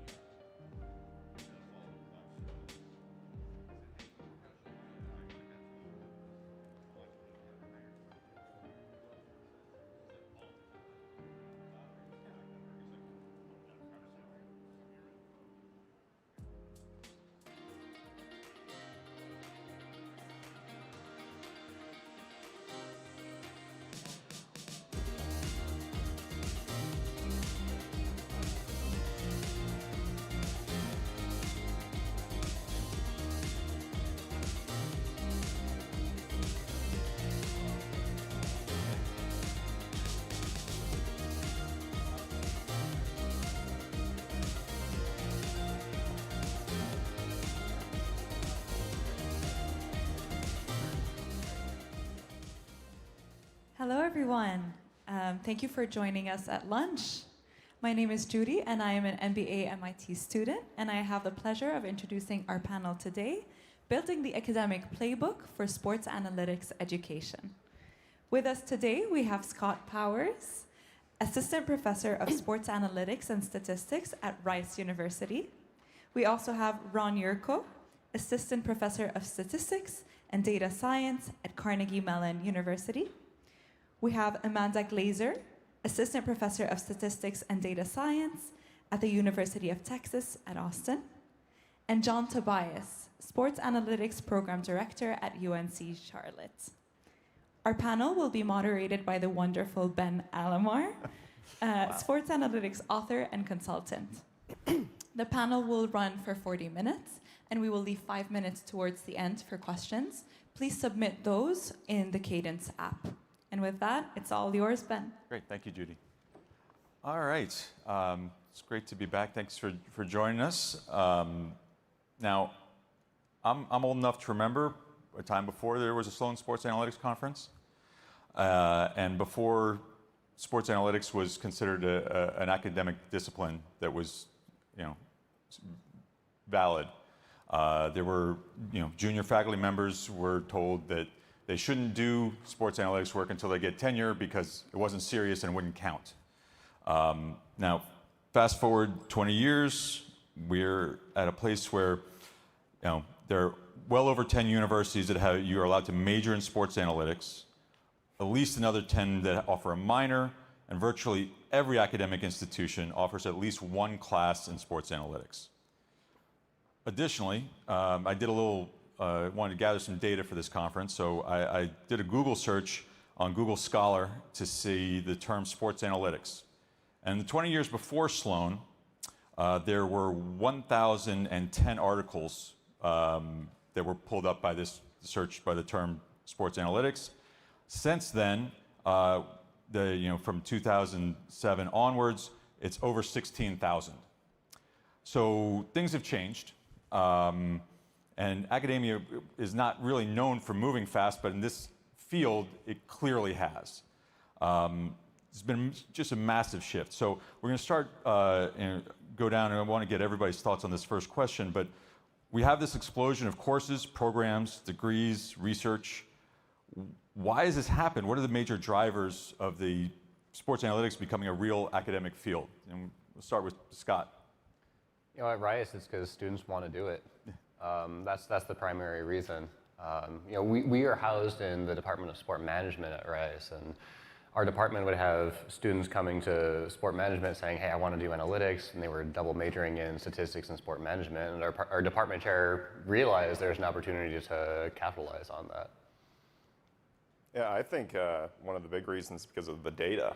It's changed so much, and I point to, like Luke Bourne would talk about, he was not a sports person, but the interesting NBA tracking data got him interested in working with that. And I just think I have a great PhD student, Kwong Wen, who his dissertation is on modeling player tracking data in sports. 10 years ago, that would have been laughed at Carnegie Mellon University, right? And he's doing a dissertation focused on that. It's because interesting data brings interesting methodological questions that drives academic pursuit. Yeah, I completely agree, and I think it's an amazing way too to bring people into the disciplines. I think the student demand, and it's a way to really teach statistics and really have students learn it deeply with something they're interested in. And I know when I started my PhD 8 years ago, when I started doing sports analytics stuff, everyone was like, "Do not do that. If you want an academic job in statistics, keep everything in your dissertation completely separate." And so I did, and then I went on the job market, and all anyone wanted to ask me about was sports. So I think there's just this deep kind of interest in it. People feel really connected to it. It's relatable, and I think more and more people are really valuing that. Yeah, I want to add to that as well. I think that you're going to find like a theme, like a common denominator, because this is a story that I've told before. So I started teaching sports analytics at University of North Carolina, Charlotte back in fall of 2019. And I had reached out to one of the deans and I said, I think this would be like a valuable class. So my very first class, it was only 15 students, and this was the fall of 2019. And the following semester, spring 20, right before the pandemic hit, the enrollment went from 15 to 50. And then the following semester went from 50 to 100. And from an ego standpoint, I thought it was because I was that good of a teacher, but it's mainly because, like, wait a second, I really think that, well, I know for sure at that time, and still do, that there are so many students that really love the intersection of sports and data. That is the thing, is like what a box score cannot tell you. So I don't really think that it's going to slow down anytime soon, especially when we have like great professors and teachers like Ron, like Scott, like Amanda, to really teach these students what they really need to be successful. Now, so Scott, you mentioned student demand, like, and that drives it, and that makes a lot of sense. But as we, is specialization in sports analytics really a service to students, or are we creating some unrealistic expectation about what the opportunities are after they graduate? Like, should programs be transparent about the actual demand for sports analytics graduates? Oh, we're getting right into it. We're going to start right away. Absolutely. Okay, so I want to start with a nugget that I don't want to forget to share, which is at Rice, we have like an exit survey for seniors, and one of the questions that's asked on this exit survey is satisfaction with your major. And in the most recent survey, the top major of all of the majors at Rice University, who had the most satisfied seniors graduating, was sport analytics. Now this is something I think a lot about. It's something I thought a lot about before taking this job. Like, the job market is already so saturated with candidates. Why are we preparing students to enter this very saturated job market? And I admit I'm biased here, because the fact that sport analytics offers the fact that Rice offers a sport analytics major, that's why I can be an assistant professor of sport analytics, which is a tremendous thing to be. I couldn't be a professor of statistics. I want to do sports 100% of the time. So I have a bias here. And it's true that the job market is really competitive. And I think that's fundamentally the difference between sport analytics and statistics. I was on a panel with Ron last summer at the joint statistical meetings, where we were talking about, like, why introduce a sport analytics major? Why not just teach the students statistics? And we went down the line, and everyone on the panel, one after one, remember this? They were saying, I would rather get a student from a statistics degree than a sport analytics degree. But then in the next question, they were asked about, like, what are the shortcomings? Like, what do you need students to have coming in? And each one of them said, well, they need to be able to ask good research questions in sports. It's not enough just to be able to write code and fit the model. They have to ask good sports questions. So, the job market for sport analytics is competitive, and sport analytics is fundamentally competitive. That's the difference between statistics and sport analytics. It's not just about doing the math and fitting the model, but then you have to bridge the gap between the model that you fit. You have to understand how to interpret those results, bridge the gap between model land and the decision that you have to make. And especially, in the era of AI, I think it's more and more important to emphasize that. Like, how do you bridge that gap, not just how do you implement the model. And so that's something that we focus on teaching our students beyond just the statistics. And I think that serves them well, even if they don't go into a career in sport analytics. If they go into another industry, I think they're learning really valuable skills through the lens of sports. So, John, you work in broadcasts as well as in academia. How much does the interpretation and sort of communication of statistics that you've done in media translate to skills you give to students? Like, how does that play into your curriculum? I think that it really comes into play a lot. One thing is that it's interesting, because if you go ahead and look, if you want to turn on the ESPN or CBS Sports or NBC Sports or Fox Sports, you will see not like how it used to be, to where it would say that Victor Wembanyama had 20 points, 10 rebounds, 7 assists. Every time now you go ahead and look at something, you always see something advanced. Like, Victor Wembanyama had 20 points. Out of those 20 points, 18 of those were like dunks and layups. So I think that's something that really gets people's attention when it comes to that standpoint, and I think it galvanizes a lot of people, because again, what a box score, cannot tell you for the most part. But the thing about it is that the technical aspect is really, really important, because if you really want to get into sports analytics, that's great, but you definitely have to have the technical skills. But the one thing that a lot of people don't talk about is having the ability to articulate your message to, like, let's say like a coaching staff, because if you're trying to like sell a coaching staff on something, they don't know the first thing about, coding, Python, or anything like that. It's having the ability to be able to articulate, like your argument, because again, these coaches, they really just want to care about is how is this going to help my team win. So if you really teach that skill set to almost translate the technical part to where people can really understand it, that's something that I really practice to like a lot of my students. Great. Now, Scott mentioned about sort of asking questions. Amanda, how do you think about taking some of these really messy front office problems, the things that you encounter while you were working in the industry, but then translating them into clean academic coursework, things that the students can actually try and solve with data they have available? Yeah, I think one of the great things is, these are really difficult, messy problems. And I think that's why the students are able to learn so much through going through them, because they're not going to have, a perfect answer for it. And so looking at a question and thinking about, okay, well, what data do I have? What can I answer about this? And then acknowledging those limitations. I think it's a really beautiful space for that, where you can, kind of get as far as you can get with the problem, and then also list, these are all the things I wish I had more data for, or all the assumptions I'm making here. And so I think it's a really great space, where you have these really real hard questions that students are very, very motivated by, and you have that opportunity to teach that and not keep the question totally clean, not give them a perfectly clean data set or a perfectly answerable question, but have them go through that process of finding the data, trying to answer that question and realizing where the limitations are. And I think that's where a lot of the real learning happens. Okay. Great. Now, Ron, a lot of virtually every conversation at this conference is at one point, diverted into AI. How do advances in AI change not only what's possible in the field, but how we teach it, the importance of the skill sets we want to give our students? How does sports analytics education adapt to the new world in AI?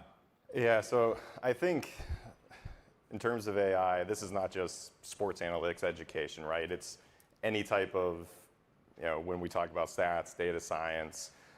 And I think what it's going to boil down to is, are we actually teaching them how to become experts, people that can become very efficient with these tools? And so that goes back to teaching the theory, teaching the foundations. And in a way, I hope it's a little bit of a course correction, where I think like in the last so many years, before the rise of LLMs and AI, we had open source tools become very easy to use. And the number of students that I've interacted with where they can use XGBoost, but they have no idea what gradient boosted trees are, but they know how to use the code, right? That's risen in the last so many years. And it's kind of been this emphasis on teaching how to be a user rather than the teaching of how to think about these problems and think about how to scope a problem, how to actually do problem solving and know when some type of technique is the right type of technique to use, how to critique things, how to think very carefully from a statistical lens.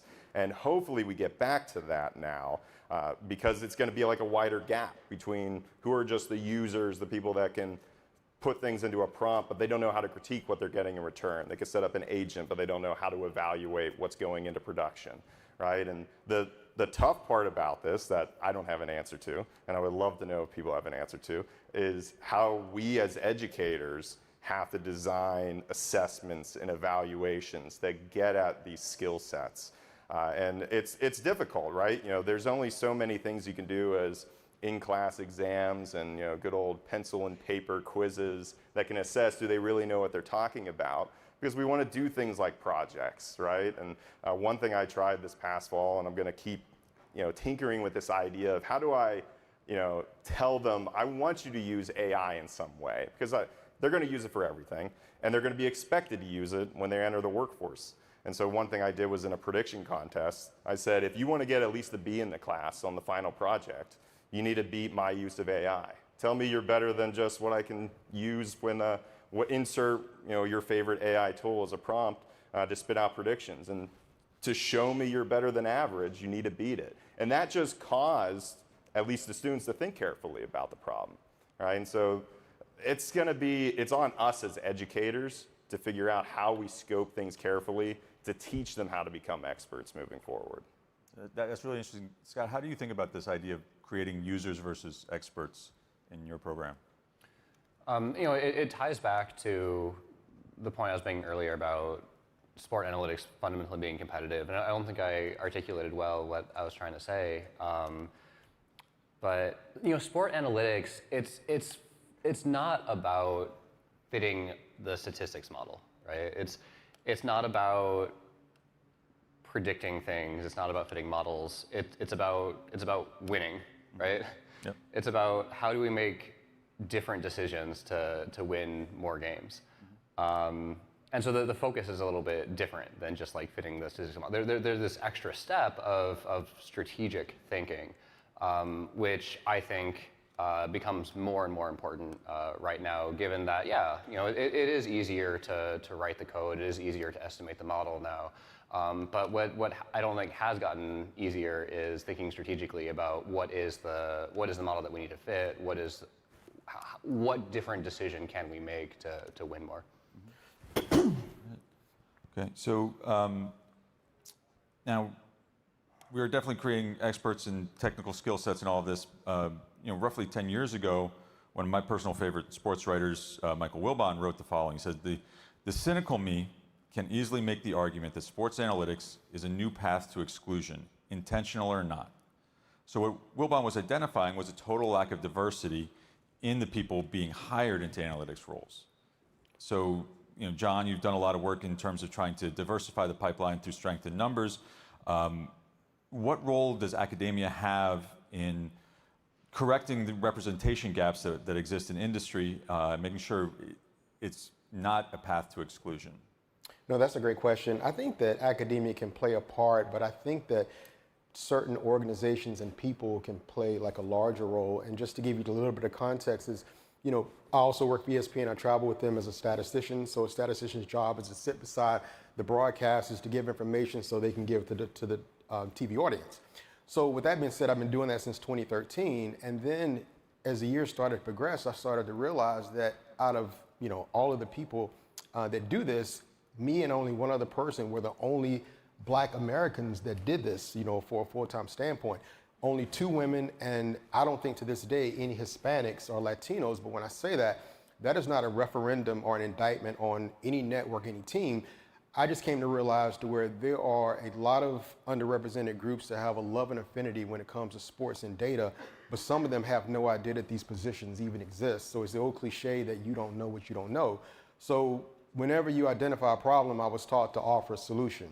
So that's when I created, Strength in Numbers, because that is something it really starts with awareness. Because once when people have an idea, okay, this is something that actually is a real thing, then that's when it starts, and then it goes to access.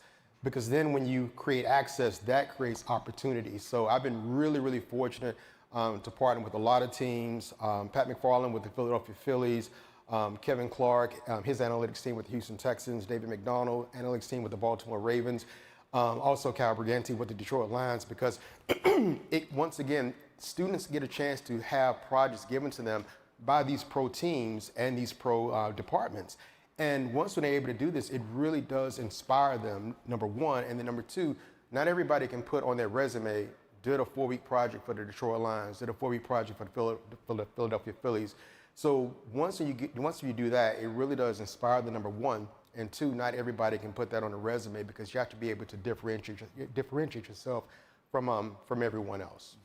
Now, Amanda, is PhD level statistics, Major League Baseball front offices are not known for having a large number of women involved. How has that, your personal experience, and then how has that informed how you design classes and work with students? Yeah, I think, there's a lot of ways in which academia can help, to your original question, but, I think it's important to acknowledge that, these issues persist across academia. I mean, they start when you're in kindergarten, who's being pushed into math. We've got biases that start from a really, really young age. So kind of at every stage, we're always, forced to deal with this question of, what's kind of going wrong here? How can we give more people, access to opportunity? And so for me, actually, being in a PhD, that gave me access to the sports world, and I think a way where I wouldn't have if I hadn't had that level of education. because I didn't know the most about baseball. If they were just trying to pick a candidate based on someone who knew the most about baseball and kind of the most about baseball analytics, it would not have been me. But I was in a PhD program in statistics, and I knew a lot about statistics, and I might not have known everything about baseball, but I could tell you when a statistical test was wrong or didn't make sense for the problem. And so I think in a way, like my education kind of acted as a shield and gave me kind of an opportunity to enter that sports world. But that said, getting a PhD is not necessarily the solution to this problem. There's a lot of issues kind of there with equity and stuff as well. And so that's something I keep in mind a lot, in my teaching is trying to give more equal access to that opportunity, make sure students have access to information, know about conferences, know about these opportunities, give class credit to work on these projects. A lot of people too don't have the luxury of time, to be spending hours doing this unpaid labor for these, personal projects, get noticed by these teams. And so, giving them course credit for that, having research opportunities where you pay students to do that. So kind of recognizing some of those challenges and trying to give, equal access to that information and opportunity. So you said something is interesting, like, you weren't the, expert on baseball going in. And so how do we design curriculums for anybody who wants to jump in to provide opportunities for students to learn the sport context as well as the technical skills? How do you build that in? Yeah, so I think, and I think this is true with kind of any applied statistics discipline. It is so important to ingrain yourself in whatever that domain is and really, really learn, because I think statistics should be used as, a tool to answer a real question. And to answer that, you have to really understand the problem. You have to understand that applied discipline. So, when I took the job for the Giants, I spent so much time reading about baseball, learning everything there was to know about baseball, filling all those gaps. And I think, in our classes, we can give students that same opportunity in that class setting. I have a whole list of resources for students to learn about, the rules and kind of different terms in different sports, because I don't expect them to come in and be an expert of every single sport. But I expect them to take the time to learn and kind of fill those gaps that they don't know. And we cover some of them, of course, during class as well. But I think both aspects are important, and just kind of filling those gaps where they are. Yes. And personally, I don't think the classroom is the best place to learn the sport. Like, Amanda, when you were doing all of that reading on baseball, you didn't sign up for baseball 101 at Harvard or at Berkeley. You did that outside the classroom. And so this is one of the really unique things about Rice, is that we have a really robust student club called the Rice Sport Analytics Team. I see Robert, our president, graduated last year, back here now with the Suns.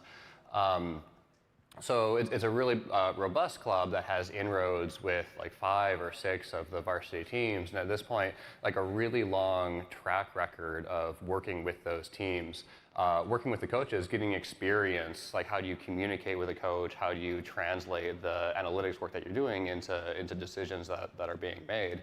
And so I think that that learning best happens outside the classroom. Interesting. So sort of along this theme of sort of how you build up the context, Ron, how do you think about sports analytics as a true discipline as opposed to just becoming statistics with sports examples? Well, the ego the ego of my being a statistician would say it is just statistics at the end of the day, right? But avoiding that, I think at the end, it comes to the questions you're thinking about, right? Motivating everything with what are the particular questions of interest that drive, value of game states, drive player evaluation, thinking about player development. We've had this conversation a lot about what makes a sports analytics class not just a stats class where you're only just using sports data sets to teach particular methods, right? So we have these questions at the beginning that motivate what we need to accomplish, and doing things like game states, the player evaluation, they lend nicely to going towards teaching different types of models, going into handling correlated data, multi-level models, and going then into how do you deal with very limited amounts of data. You're trying to project a player that has no stats whatsoever, and maybe you need some prior knowledge accounted for some way, right? It can lend very nicely into different types of statistical techniques, but it does come from what are the big ideas and questions that motivate all of it. And the one thing that's true is like when you try to set up a sports analytics class, I remember when I initially pitched this idea, I had this whole semester planned out. First half was going to be like modeling game states, player evaluation, doing plus minus, and then the second half was going to be all tracking data, and then the first half took the whole semester, right? So there's plenty of content and questions for us to work with, and I think you could have many semesters of questions and tasks for students to do. And one of the things, just thinking about what Scott was talking about with like the club experience, those are also classroom experiences to create. Right? Having things where literally as a faculty member, you set up so that students can work with the teams on campus and they get course credit for it. We like to say in the educational world, experiential learning. Right? Experiences are great. It's the best way to learn, and throwing them at problems with real data and real stakeholders is probably the most valuable thing they'll get to do while they're in school. Yeah. So continuing on this sort of line of what we actually teach in sports analytics, John, what are the sort of the core components, skills, things that we want to give to these students outside of like the purely deep statistical understanding and asking good questions? What else do they need to learn? What should be part of these programs? I really combine it with soft skills and also your technical skills. Clearly, when it comes to your open source programming, your Python, your R, making sure that you understand SQL. I would also throw in the data visualization, being able to have a good understanding of either Tableau or Power BI. Those are skills that are pretty much needed, especially when you're trying to convey your argument or your pitch to someone that's not very technical. But to take it another step, what I really try to convey to all of my students is a motto of be accurate, be timely, be interesting. Be accurate, be timely, be interesting. Meaning, be accurate, that's for obvious reasons, because if you give incorrect information, you're doing a disservice to the team, you're doing a disservice to yourself. Be timely, because if somebody wants something to be, given to you or vice versa, make sure that you do it in a timely manner. And really, to me, just as important as the other one is be interesting, because when I look at sports analytics, it's big data thrown at someone, and your job is to extrapolate that data and look for any type of trends that would give your team a competitive edge based on data. So let's say, for example, if you're doing something for let's say Texas football, and you say that, hey, Arch Manning, he has 20 touchdowns and 7 interceptions. Okay, well, we know that. But hey, whenever Arch Manning is a perfect 12 for 12 on third down or 10 or more, Texas is 9-0. So in other words, be interesting, because that's something to where maybe the staff may not know about. So I always kind of throw that in, because I just think that is a motto that you can carry with you even after you graduate from college. Now, so Amanda, you mentioned sort of talking about students, bringing up to understanding how far you can go with a problem given the data that you have. How constrained is the academic world by the lack of proprietary data? Is there a ceiling there for what we can actually accomplish on the academic side? Yeah, sure. I mean, there's certainly questions that you can't answer without some of that data. So I mean, there's a lot of great publicly available data, and I think it's an increasingly great space for that. There's a lot of questions we can answer, but there's also a lot of stuff we can't answer. So access, for example, to player tracking data is quite limited. I do a lot of work with injuries, and that data can be really difficult to get and kind of bring a whole different set of challenges as well. So I think it's a mixed bag. There's a lot of stuff we can answer, but then there's a lot of questions that are really interesting and really relevant that we can't. And so then you're kind of in a space where you're relying on partnerships with teams and league offices and stuff like that, or companies to get access to some of that data. And sometimes the process to set that up can be a little opaque. But yeah, I guess it's a mixed bag. Yeah. Yeah, to Scott, along those lines, we've gone, we talked about player tracking data. It's been mentioned a couple of times. We're into pose recognition data now. And again, not a lot of this is available publicly. How do you prepare students to make sure they're able to handle this kind of stuff when they get in the real world? The pose tracking data, the kinematic tracking data, that's something I'm super interested in. Now, as far as getting students experience with that, I'm still trying to figure that out. I know, I think it was like Maple Leaf Sports Entertainment along with University of Toronto put together a hackathon using kinematic tracking data for students, which is awesome. I love to see that. As for getting experience with like big data, tracking data, well, that's standing on the shoulders of giants and like Mike Lopez in the NFL, who has like made this opportunity available through the Big Data Bowl. This past fall, I put together like a 1 credit hour class called Football Analytics, where it was essentially just a big data bowl class, and also gave students the opportunity to participate in the NFLPA's case competition, which is competing with that. So because of the opportunity that the NFL is making available by making these data available, making this contest that students want to participate in, that creates an opportunity for academics to very easily build a program on top of that. And I got to mention that from that class, we had both the winners of the undergraduate division of the NFLPA case competition, and also the winner of the Big Data Bowl. Congratulations, stealing the title from Ron. It's great, you know. Well, I've never won grand prize. Oh, okay, all right. Yeah. Ron gives credit too for mentoring Luca Faraz through the summer program, the Carnegie Mellon summer, the Carnegie Mellon Sport Analytics Camp. Which is a tremendous program that I'm constantly encouraging my students to go to. Yeah, and that goes back to some of the comments from earlier about like creating opportunities for individuals, right? And this is a program we've been running for several years now, since I was a PhD student, which is far longer ago than I wish it was. But you know, we actually provide a stipend and housing for students to come work on sports analytics projects during the summer.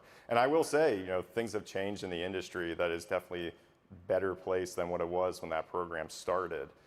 But it's still providing a way of students actually getting real experience and getting paid to get that experience, right? Not just who can afford to have that experience. All right, so we mentioned the Big Data Bowl a couple of times here, and clearly that's provided incredible opportunities. What else, you know, what other kinds of competitions, you know, industry connections exist, could exist? Where can we create more of those kinds of events? What kind of industry ties do we need to build up to have these things so we can actually create more, replicate what Mike did with the NFL?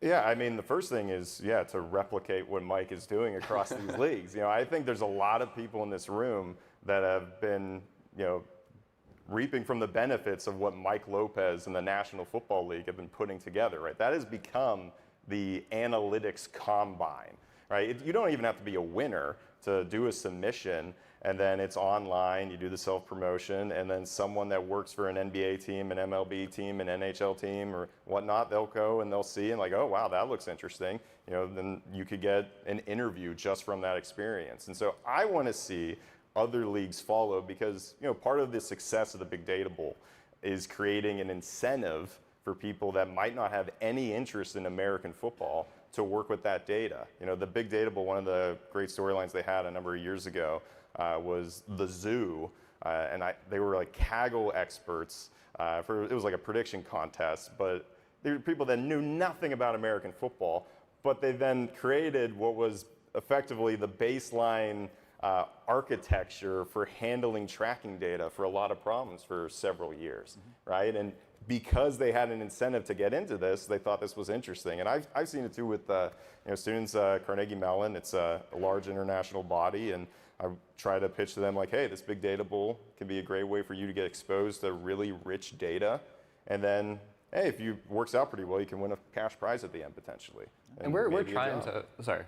We're trying to replicate that in other sports. So we're trying to do what Lopez does, and every sport, every industry has its intricacies that make it difficult to navigate. But for example, if soccer is your sport, then at the American Soccer Insights Summit, which we just hosted for the second time at Rice University, we have a proposal system where we're sponsored by Skill Corner, and if you've got a research you want to do with their really cool tracking data, you can submit that proposal. If it's a good proposal, get access to the data, have the opportunity to present it on stage in front of MLS and WSL analytics staff. So it's it'll take a while to catch up to Lopez, but we're trying to do this in other sports as well. Excellent. All right, so we got a lot of good audience questions. I'm going to ask one more question, and we'll go down the line on this, and then we'll go into the audience questions here. So you guys work with students on a daily basis, and you're asked about advice for aspiring sports analytics professionals. What's your best advice for all the students in our audience? John? I would say they won't like this answer, but I would say either work for free or work for little or nothing. Because there was a time to where your GPA would be able to get you to the front of the line and you did not have to have any experience, but that is not the case. If there were two positions available, if there was a position available and two people applied, one person had a 4.0 GPA with no experience and another person had a 3.0 GPA, but they've done an internship, the chances are very high that the latter would get that position, because different teams and companies, the first thing they want to see is, okay, you have a great GPA, but show me something that you've done, so something really tangible. So I would say a resume is all about selling yourself, and if you're able to go ahead and put something, again, tangible that you've done, whether it's an internship, a side project, working for your college, athletic department, that will cause you to be put like in a really good situation for sure, but you may not get paid for it, but if you go ahead and look at it in the grand scheme of things, it should help you out tremendously. Amanda?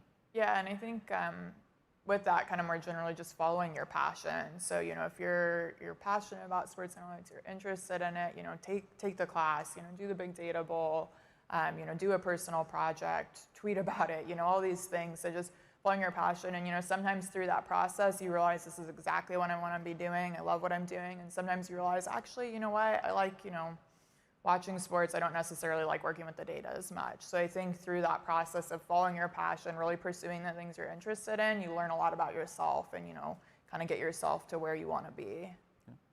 Yeah, and with that, I'd also add just, these clubs that you can have on campus can be a great way to connect with other people that are interested, and you can work on projects together. And a key thing I tell students is do not be afraid to talk to faculty. Scott? There are so many different paths to working in sports. I only know like one of those paths, the path that I took, and that's like the path I recommend to students, and I recommend that they search for other paths as well. But the one path that I can highly recommend is working on a significant project, a significant research project, and presenting it at a conference like Sloan. I was a hiring manager for the Dodgers for 3 years and for the Astros for 1 year. And I can tell you that when we had like a job application and we're like sifting through the resumes and we see a name, and it's a name that we recognize from having seen a good presentation at a conference like this, it's a tall stack of resumes that we get. But the resume where we saw someone give a presentation on a good research project, that's the resume at the top of the stack. Right. All right, so we've got some great questions here. So I think this first one, I'll go to Ron first, but if others want to jump in, please do. Do you see a lot of students get into sports analytics because of sports betting? Oh God. And is that a positive or a negative? And is there a difference you see in your groups of students somehow in how they act in betting? So I do think most students that come to me about working in sports are actually driven by wanting to work for a team in a league. However, there are an increasing number of students that, and it's amazing the emails I will get from a student that are like, all right, I've decided that I'm going to make money on the side by becoming a professional sports bettor. And then they will come to my class, they'll come to my office or find me after class, and I'll talk to them and let them know the landscape of this. Of okay, so do you know the logistics of if you're good, you're going to be limited, right? What you need to do to be able to get money down. Do you know anything about this? And usually the answer is no. And then I suggest you could get a job at Starbucks and have a guaranteed amount of money coming in if you do want to do this. But like the sports betting side of things, I personally think that is like as educators, we're statisticians, sports analytics experts and whatnot, and I think that is one of the most important things that we have to tackle in the years ahead. So teaching a class for first-year students at CMU now in sports betting. Hopefully things turn out well in the end from doing this, running a fake sports book. It's a lot harder than I initially thought it would be to run a fake sports book, but it's a great way for them to learn about statistics, think about uncertainty, but also expose them to the reality of how this works, right? And figuring out how to teach that properly and have the safeguards in place for them to avoid the perils of addiction and all of these negative side effects that you can see from this, I think we're going to have to tackle as educators. Mm-hmm. Right. So, John, like another question from the audience here. In terms of setting up a future undergraduate for success in sports analytics program, what skills, things that would you like them to see coming into college with? And where can high school stats teacher get relevant current sports data to drive learning of all levels? I think there's a lot of places they can go to where there's public consumption. I like the idea of how, with your sports analytics club that you have at Rice, there's only 5 schools in the country where you get a bachelor's degree in sports analytics. Rice is one of them, Charlotte's one of them as well. But I like the idea of having sports analytics clubs in high schools, just like in college as well. And the one thing I would suggest with a high school teacher that would be more or less like somebody that would run it is to go ahead and do their due diligence and reach out to see if there are different ways and ideas that they can give these students, whether it's, taking a crash course, in terms of a data camp when it comes to the programming languages like Python and R and some of the other programming languages. I just really think that would put them in a better position when they get to college, because at the end of the day, you're trying to differentiate yourself, from everyone else. So I definitely think that's something that could really help them as they transition from high school to college. Mm-hmm. I feel like we got to shout out the SCORE network here, right? For high school educators looking for data that you can use to give your students practice applying statistics to sports. The SCORE network is something that's been organized by some of the senior professors in the field, and they have just a repository of both data sets that you can do anything with, and also modules, like lesson plans targeted to different age groups. I think that's an excellent resource for high school educators. Yeah, so, all right, so this question is for Amanda, because, UT's got the best athletic program on this set. How much synergy do you have with your own school's athletic department, and, what results have you seen? Barriers have there been to really try and create an opportunity for students and a competitive advantage for the programs? Yeah, a lot, and I'm very fortunate to be at a place with a great athletics program and an athletics program that's really open to collaboration, and so it's happened on a lot of different levels. So some of the teams have provided me with data that students can use on their final projects in my class. So I've had students work on projects for the volleyball team, for the softball team, and then some students have gone on to then intern for those teams. So I have a student, for example, right now that went on to intern for the softball team. And so kind of a lot of opportunities like that within the classroom to work with this data, and then after the class to work with the teams themselves. So it's been really positive overall. And some of the teams, they have full-time analysts that they hire. And so there's kind of a lot of activity there towards analytics and towards these collaborations. And so I feel very fortunate to be in a place where students can get access to that data and get kind of that experience just within the university. Yeah. And Rice has done a lot of work with the baseball team, is that right? Baseball, men's basketball, women's basketball, women's soccer, women's volleyball, and then men's football. Yeah, all of these sports. Yeah. And it's been a culture shock to me just how different college athletics are from pro athletics, and so I'm still trying to understand the lay of the land, especially because the landscape is changing so much right now with NIL and the transfer portal. Yeah. All right. So, Ron, where could a stats teacher get diverse data, PWHL, WNBA, that would promote more interest in analytics for females at a young age. Can you repeat the question? Where can we get PHL data for women's sports, basically, is what we're looking for. Yeah, I think some of the initiatives that we've seen from data providers, I know it was StatsBomb at the time, they were releasing data sets that you could access of women's soccer. I think there's been, like grassroots efforts by individuals. I know I had a student this past summer that fortunately was able to present at the soccer summit Rice hosted, where she was able to gather together some National Women's Soccer League data that was available online. And I wish there was more of the support from these other leagues and the partnership that they could have to make the technology there to have the data that's more accessible for us to access in those leagues. I don't know if you have anything. There are some really good data sets in women's sports. So one that I've been using recently in my classes is volleyball data. There are 3 professional leagues that have started up recently: Major League Volleyball, League One Volleyball. There's a whole thing going on downstairs too. yeah, that's right. And what's so cool is that volleyball teams have technical coordinators who record like every single touch that's happening in a match. So volleyball starts with a serve and then like pass, set, attack, pass, set, attack. And the technical coordinator is there on the bench, logging this. Who is the player who made the touch? What was the touch? And even a subjective grade of what was the quality of the touch. Was this like a perfect pass to the setter, or was it off the net, or did they shank it? And so it's a really rich data set because like every single touch that occurs.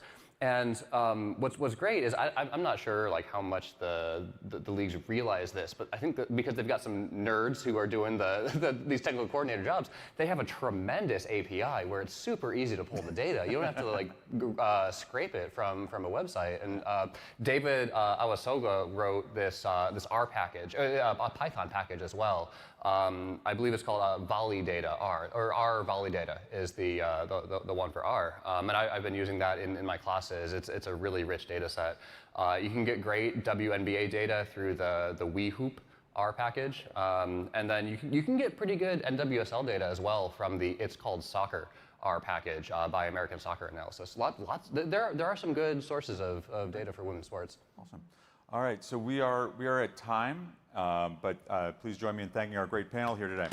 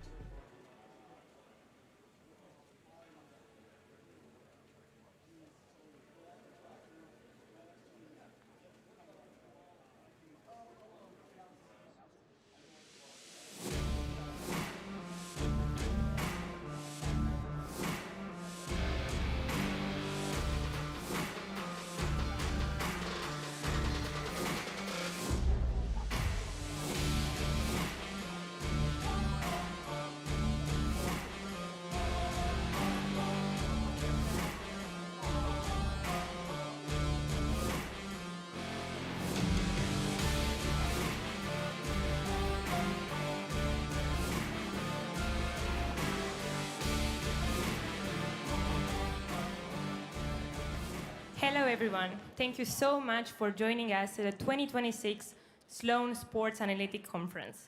My name is Daria, and I'm an MBA student at MIT Sloan. It is my pleasure to introduce you the following panel, Redefining Limits, How Elite Athletes Achieve and Sustain Peak Performance. Our panelists today are David Epstein, science writer and investigative reporter; Shane Battier, 2 times NBA champion, founder of the Take Charge Foundation and executive; Ryan Murphy, growth equity investor at Northwest, competitive swimmer and 9 times Olympic medalist; Steve Magnus, performance coach and author. The panel will be moderated by Shira Springer, senior lecturer at MIT Sloan. The panel will run for 40 minutes and will keep 5 minutes at the end for Q&A. Please don't forget to submit your questions on the Cadence app. And with that, I'll hand over to Shira. Enjoy. Thank you, Daria. Thank you all for coming. I am very excited to have this conversation about achieving and sustaining high performance. In part, I'm excited because when we were talking about this topic in our prep, just a tremendous amount of anecdotes and stories and examples to draw on, because everyone here has some high-level athletic experience. And we have a number of coaches as well. And Shane is now coaching basketball, and Steve Magnus, as you know, is coaching distance runners. And David has been deep in research for his upcoming book on the constraints-led approach, which is a topic we will get to.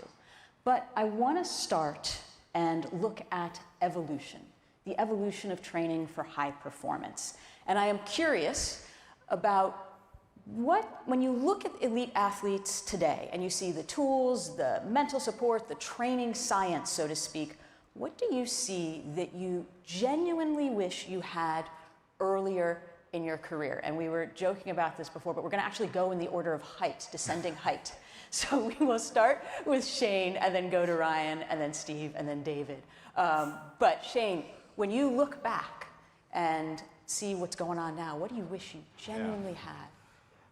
It took me a long time to let somebody into my noggin. Mm-hmm. As a young athlete, you're taught to be a warrior, not show any vulnerability. And so that translated to the court where I had to be the toughest guy.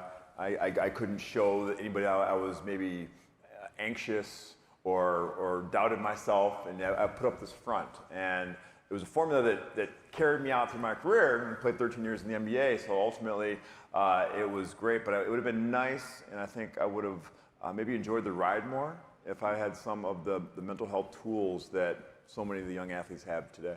Can I just ask a quick follow-up here? You are coaching teenage boys basketball. Are there any mental tools that you are looking to implement or try to implement with them? Breathing techniques. Okay. It's probably the toughest thing for young people to do is stop, look around, and just breathe. Just breathe. It's okay. Breathe. All right. Ryan, what do you wish you had earlier in your career? I mean, I think it's perspective, to be honest. I feel like as you have a career, you have so many experiences that you could draw upon. And I think ultimately in a sport like swimming, like we have to be ready to go right when the buzzer sounds. And so having perspective when you're going through warm-up, sometimes it's going to feel good, sometimes it's going to feel bad. Ultimately, it doesn't really matter. I've had great races kind of across the entire range of how I've felt throughout the day. And so I wish I could have uploaded those experiences a little bit earlier in the career. All right, so perspective, mental perspective. So I'm hearing a theme here where the mental aspect is absolutely key. Steve? The short answer would be, God, I would love the super shoes that make you instantly faster now. I mean, I ran a 4:01 mile, and super shoes, that's definitely 3:57. So I'm a little bitter. But my answer is actually similar to these guys, the mental side. I mean, I was a phenom runner growing up and then struggled in college to make that transition to the elite level.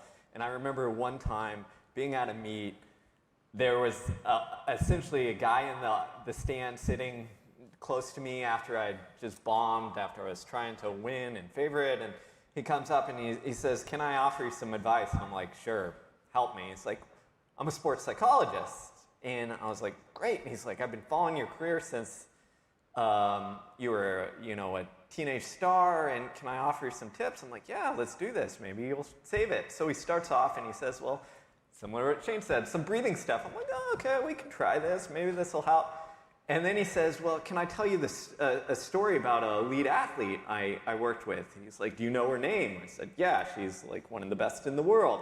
He said, well, she was built similar to you. She was a maniac and obsessed and willing to drive herself into the ground. And at this time, he's got my attention. And he says, you know what allowed her to go from maniac, failure in college, to being one of the favorites at the Olympic Games? I said, what? Give me the answer, please, God. And he says, knitting. And his point was that you need to balance out that maniac with something else in your life so that it isn't all-consuming, so that you become fearful when you're on the line. Now, as a 19-year-old, that went straight over my head. I ignored it, and I never improved. So I wish, similar to Shane, I wasn't that just crazy, tough it out, show no emotions, but took some of those tools. David. Yeah, I have a Steve answer first, because I was an 800-meter runner, and I would have wanted the sodium bicarbonate that runners are using now to buffer like the toxic metabolic byproducts that force you to slow down in the race, because that is the race that is the most limited in that way. And when I was in college, guys were trying to swallow baking soda to buffer like the lactate buildup in their blood, but nobody could keep it down, so they couldn't do it. So you'd be puking before the race. That didn't work. But then just recently, one company figured out how to encase it in this gel where you can swallow it and so you won't puke. So that would have been great. I mean, I'm not gonna lie, like I've tried it just to set my like Peloton records and stuff. So, but I think on a larger scale, I wasn't a phenom like Steve. I was a walk-on, and then I got good after sort of a period of 2 years of experimentation with my training. And when I got good, one of the rewards for that was racing a lot more at a lot higher level, back-to-back days. And I just did not have a focus on recovery that a lot of people do now. And so I just went harder and harder. And I think I didn't recover the way my peers did. And so very late in my career, I started actually doing a workout less a week than some of my peers, and that helped a lot. But I wish I'd done it way earlier, because I just did not. I had to focus on more volume and moving up a level, but just was not programming recovery the way that I was programming the rest of training. And I think that really led to some struggles for a while. It's interesting you mentioned recovery. I hope I'm not sharing too much, Ryan, but when we talked via Zoom prior to this, you were actually actively recovering. Am I correct? Yeah, after a workout. And I'm curious, because you kind of are working toward that Olympic goal. You get there, you win your medals. How does training, change from when you are on the up to when you are trying to sustain? And then I'm also curious how it changes now as you are sort of re-entering that Olympic phase of training. Yeah. I mean, I think we're trying to turn over every stone possible to find ways to improve. And so I think as you're on that steep improvement curve, everything is a little bit easier, and your focus tends to be, I'm going to work harder, I'm going to focus on my technique, I'm really going to nail race strategy, and that can carry you pretty well for a period of time. And then as the competition starts to becomes more elite, then it's like, okay, let's really dial in the nutrition. What are the macros that you need at different times of the day? How does that look different based on the type of practice that you have? On the recovery side, what are things that are going to help you? I'm someone where I have super tight hips, and so it's like, what can I do to make sure that my hips are loose as I'm going into training? On the physical therapy side, there's constantly new modalities that we could try out, and so making sure that I'm trying those out far enough in advance of the competition, figuring out what works best for me. On the mental side, making sure that I have a couple of different strategies I could fall back on as the pressure hits, as I'm really nervous before these races, and then surrounding yourself with great people is a great way to continue to drive the motivation so that you're compliant with all of these things that you've learned throughout the season. So there is a level of trial and error, but I think definitely as you're trying to sustain in your career, ultimately you have more experiences to draw upon. You know exactly the things that you've tried in the past that have worked. You understand what your competitors are doing, and you're trying to pull techniques from them as well. You're constantly assessing the race and trying to figure out where are my weaknesses that I can improve upon, where are my strengths that I really want to double down. And and you kind of just build a plan based on all of those inputs. I'm just curious, Shane, what are you seeing on the NBA level? I'm sure you're still in contact with folks in the way that they're thinking about achieving high performance, both individually with players, but also collectively with players. Well, today's modern basketball player, way more advanced, right? The access to information is embarrassing when you compare it to the Stone Age when I played, right?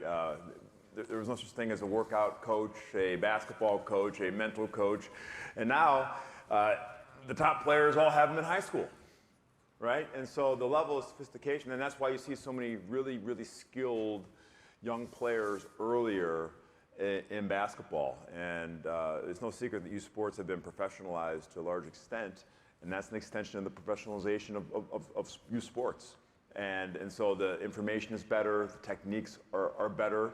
So by the time they get to the professional ranks, these guys don't have to learn how to be a pro. They've been a pro since they were 14 years old at the highest level, right? And so that's the biggest difference. So when I played, it took some young guys a couple years to figure out, oh, this is how I eat, this is how I rest, this is how I train. And some of those guys never figured it out. Much more sophisticated these days. Speaking of coaching, I will turn to you, Steve, with regard to, what do you do or what do you prioritize when it comes to coaching for both achieving and sustaining elite performance? What are the things that you focus on with athletes? I mean, I think there's a couple things. I think first off, if you split that apart, achieving and sustaining are two different things. Because it's really easy, Shane talked about the professionalization of youth sports. It's really easy to take a 15-year-old and throw everything a pro would do at them, and they look really good as a 15-year-old. But come 18, 19, 20, they don't look so good. Because what you've done is you've done the stuff that helps them now versus set them up for the future. And I'm sure Ryan sees this all the time in swimming, where you can take an age group swimmer, like do the craziest interval training ever while not building that foundation, and they look good young and they don't have sustaining. So to me, I think you have to hold two ideas at once. How do we perform well enough now? Because it's a requirement. You want to get recruited, you want to make your name, you want to do that as well. While also setting them up for the future. And I think in every sport, those foundations and those basics are going to differ. But I think in our modern kind of coaching sport world, we often skip over or neglect those foundations or basics because they're kind of boring, right? It's much easier to go in and do the sexy new drill or train in this certain way. Well, we forget the things that are kind of repetitive or the technique that we need to hone in that like gives us that ability to perform over the long haul and get the most out of our potential wherever it lies. Is this something you're seeing or agree with, David, in terms of the evolution and sort of this, how you need to manage athletes? Yeah, I mean, I think one of the things that Steve and Shane are getting at is this really imperfectly answered question of, like, we know there are things, aspects of development where optimizing for the short term undermines long-term development. So how do you balance, like, making people good enough and keeping them on a trajectory with what's best for long-term development? Like, there was just this big paper that I'm sure a lot of people saw in the journal Science that looked at 30,000 different careers, and it was athletes, it was chess players, it was musicians, scientists, all these things. And one of the main findings, and by the way, it was looking at people who were good at some point. It wasn't the general population. It was people who were either good as kids or good as adults. And one of the findings was that the world-class adults were almost totally exclusively different people from the best kids, and that some of the things that predicted elite youth performance were negative predictors of elite adult performance. And so, and by the way, this held outside of sports. So like Nobel laureates in science they got tenure more slowly in their careers than did their peers because they were more interdisciplinary early on. So I think there's this real tension, especially in this country, with having leagues being so competitive when kids are so young that they have to be good enough just not to be deselected and even have a chance. But how do you attempt to align some of that with what we know about longer-term developmental principles? And I kind of think that's like the $1 billion question of development going on right now. I want to get to Coach Battier in a moment, in the sense that how you're dealing with some of these youth sports challenges. But first, I want to go to you, Ryan, because you've talked about your experience with your high school coach. And one of the interesting things your high school coach did with you, if I'm recalling correctly, is he sort of set times for you that seemed impossible. And then you had a bit of a switch from high school to college, where you had a very tactically oriented coach. He was sort of almost like an engineer, and so a different philosophy. How did what you experienced as a high school athlete with a coach who sort of made you believe that you could achieve things you couldn't achieve work for you there, and was right for your development then? And then how was the more tactical approach in college right for your development at that stage of your career? Yeah, I feel super lucky to have the sequence of coaches that I had throughout my career. My first coach in my career was very technical. Everything was about let's perform the technique in the right way. As I continued to progress and got to college, my coach was all about belief. And an example of that, in September of 2011, that's kind of the swimming, that's kind of the swimming season is September through August. So that's an Olympic year. So we were going into the 2012 Olympics. I was 16 at the time, and Sergio sat me down. He's like, Ryan, as we go throughout this year, I want you to approach this like you have a shot to make the Olympic team. If you looked at the times in the U.S., I was probably like 15th in the U.S. at that time. And so I'm sitting across the table, and I'm like, I don't necessarily think I have a chance to make the Olympic team. And he was like, I was expecting you to say that, and here's the way that we're going to do it. These are going to be the steps along the way, and let's just build the power of belief through the workouts. These are the things that are going to make you better. This is the part of the race that we're going to train at different parts of the season. So what I want is, coming out of this meeting, I want you to commit that you're going to do everything you can to improve in this year. And I was like, great, yeah, let's do that. And throughout the year, we kind of chipped away at that, at that self-doubt of, I don't necessarily think I can compete in my race with the defending Olympic champion and Tyler Clary, who was still young and improving. And then Ryan Lochte was the other big dog in that race, and he's probably the second best swimmer of all time. And so we get to Olympic trials, and it was an awesome result. I ended up getting fourth in that 200 back, top two make the team. And I think that ultimately performing in that race led to the belief that I think sustained me in the next quad. And I think going into the 2016 Olympics, what I realized is, look, like all I can do is optimize myself. I can't control how fast other people in the heat are going to go. I could definitely utilize them as motivation, but ultimately it has to stop on that. I'm not depending on them to decide my result. And so having that really process-oriented approach, I mean, both in high school and in college, I think served me really well as a way to build the belief. Mm-hmm. And now, Shane, your role as both a coach now of teenagers, high school-aged athletes, but I'm curious, you have Coach K in your background. You've also worked with Chip Englund. So what have you drawn from coaches that you have worked with and used in your own coaching, but also what have you found most impactful when it comes to achieving high performance? I've had an embarrassment of Hall of Fame coaches, from Coach K to Eric Spoelstra, Rick Adam, and Mike Fratelli. I mean, Hubie Brown, it's ridiculous, and I've learned so much from them. The one common thread that every great coach that I played with, they spent time figuring me out. Okay, they spent time, I call it individual consideration. And for instance, Coach K came into my living room when he recruited me, and I had my choices of colleges, and had coaches promise me playing time, minutes, shots, all that. And Coach K said, Shane, I'm not going to promise you any shots or minutes or playing time. I'll promise you one thing: the opportunity to earn playing time every single day in practice. And I said, oh, you're talking to me. You're talking to me. So I don't know about Elton Brand, I don't know about Trajan Langdon, I don't know about Wojo, but when the dust settles, I'm gonna be on that floor.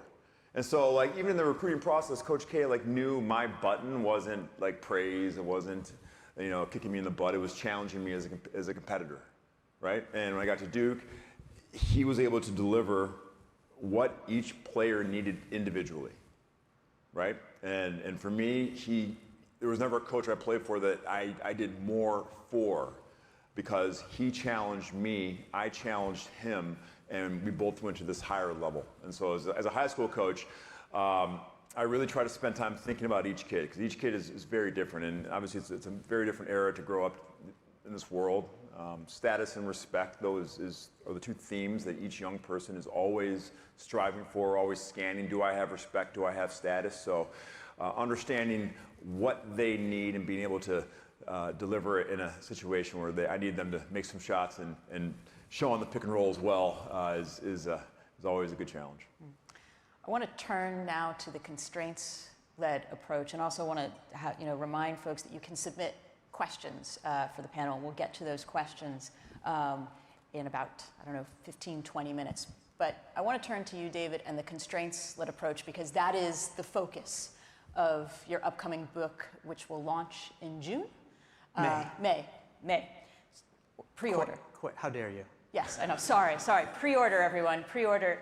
And you've been immersed in this world of the constraints-led approach. And just for those who may not be familiar with it, it's basically what happens when you block or take away something that has led to an athlete's success. And I would actually just like you to share what has been the most interesting story, discovery, sort of wow moment from the research that you've conducted as you've gone about writing this book. Yeah, well, let me share some topical things, because the book's about constraints broadly, and if I may say, it's called Inside the Box, and coming in May. And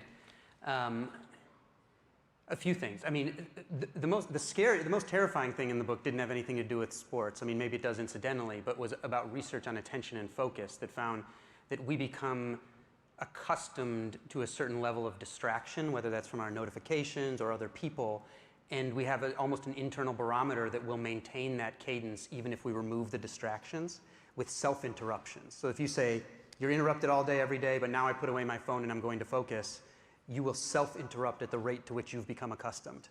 And so if you want to be able to have sustained focus, you actually have to train it. So there's stuff in the book about how you can do that.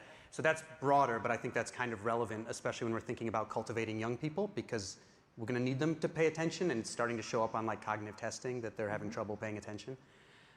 In more topical stuff related to sports, I was thinking about this last night, both for the Winter Olympics and last night, the Jason Tatum came back for the Celtics, and a lot of people in this room are probably familiar with the study that looked at pass networks in 30,000 NBA games, where when a star goes down, the other players, because the solutions that they're used to are blocked, right? It's called a preclude constraint. You've precluded previous solutions.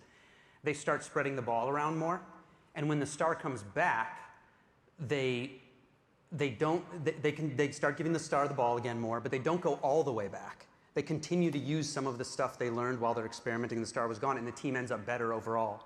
So like the best situation you can have for the long term is a star going down for a little while that doesn't ruin your season. The other players start experimenting in new ways, and when the star comes back, they keep some of the stuff that was good. And so I'm really curious to see what happens. Obviously, like Jaylen Brown occupied a new role with Jason Tatum back, and I'm really curious to see how this works. Another, kind of if I can share one other anecdote, like since the Winter Olympics just ended, I was thinking about this a lot. There's a story in the book about skeleton, the sport where you slide down head first on the ice. And the sprint start accounts for 50% of the variance in finishing time. So it's like everything. And in 2001, a Canadian coach, Americans showed up to a Canadian training center and said, with all this like biomechanics data, force plates, sensors, everything, the Canadian coach has nothing and freaks out and says, oh my God, like we can't compete.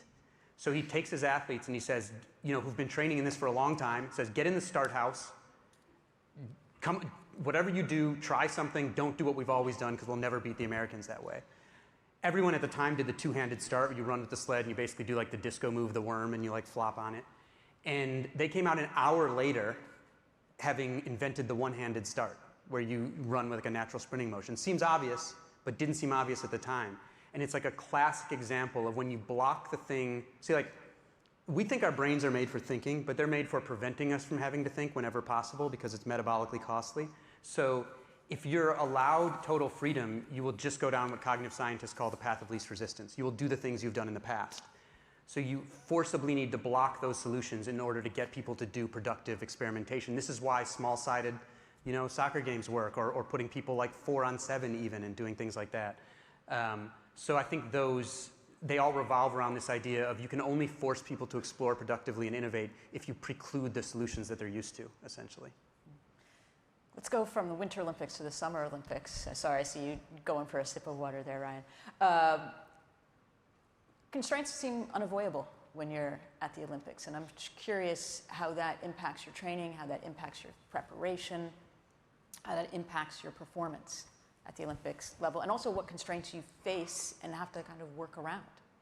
Yeah, I mean, I think the open secret about the Olympics is that it's not the optimal performance environment. And we go into the Olympics every time, and we preach that to the team. It's like, look, things are going to go wrong, and you kind of just have to roll with it. So throughout the whole season, you're trying to refine your plan for this perfect execution. You get to race day, and the bus is late. Like at the Rio Olympics, the buses were late all the time. And so how are you going to deal with that?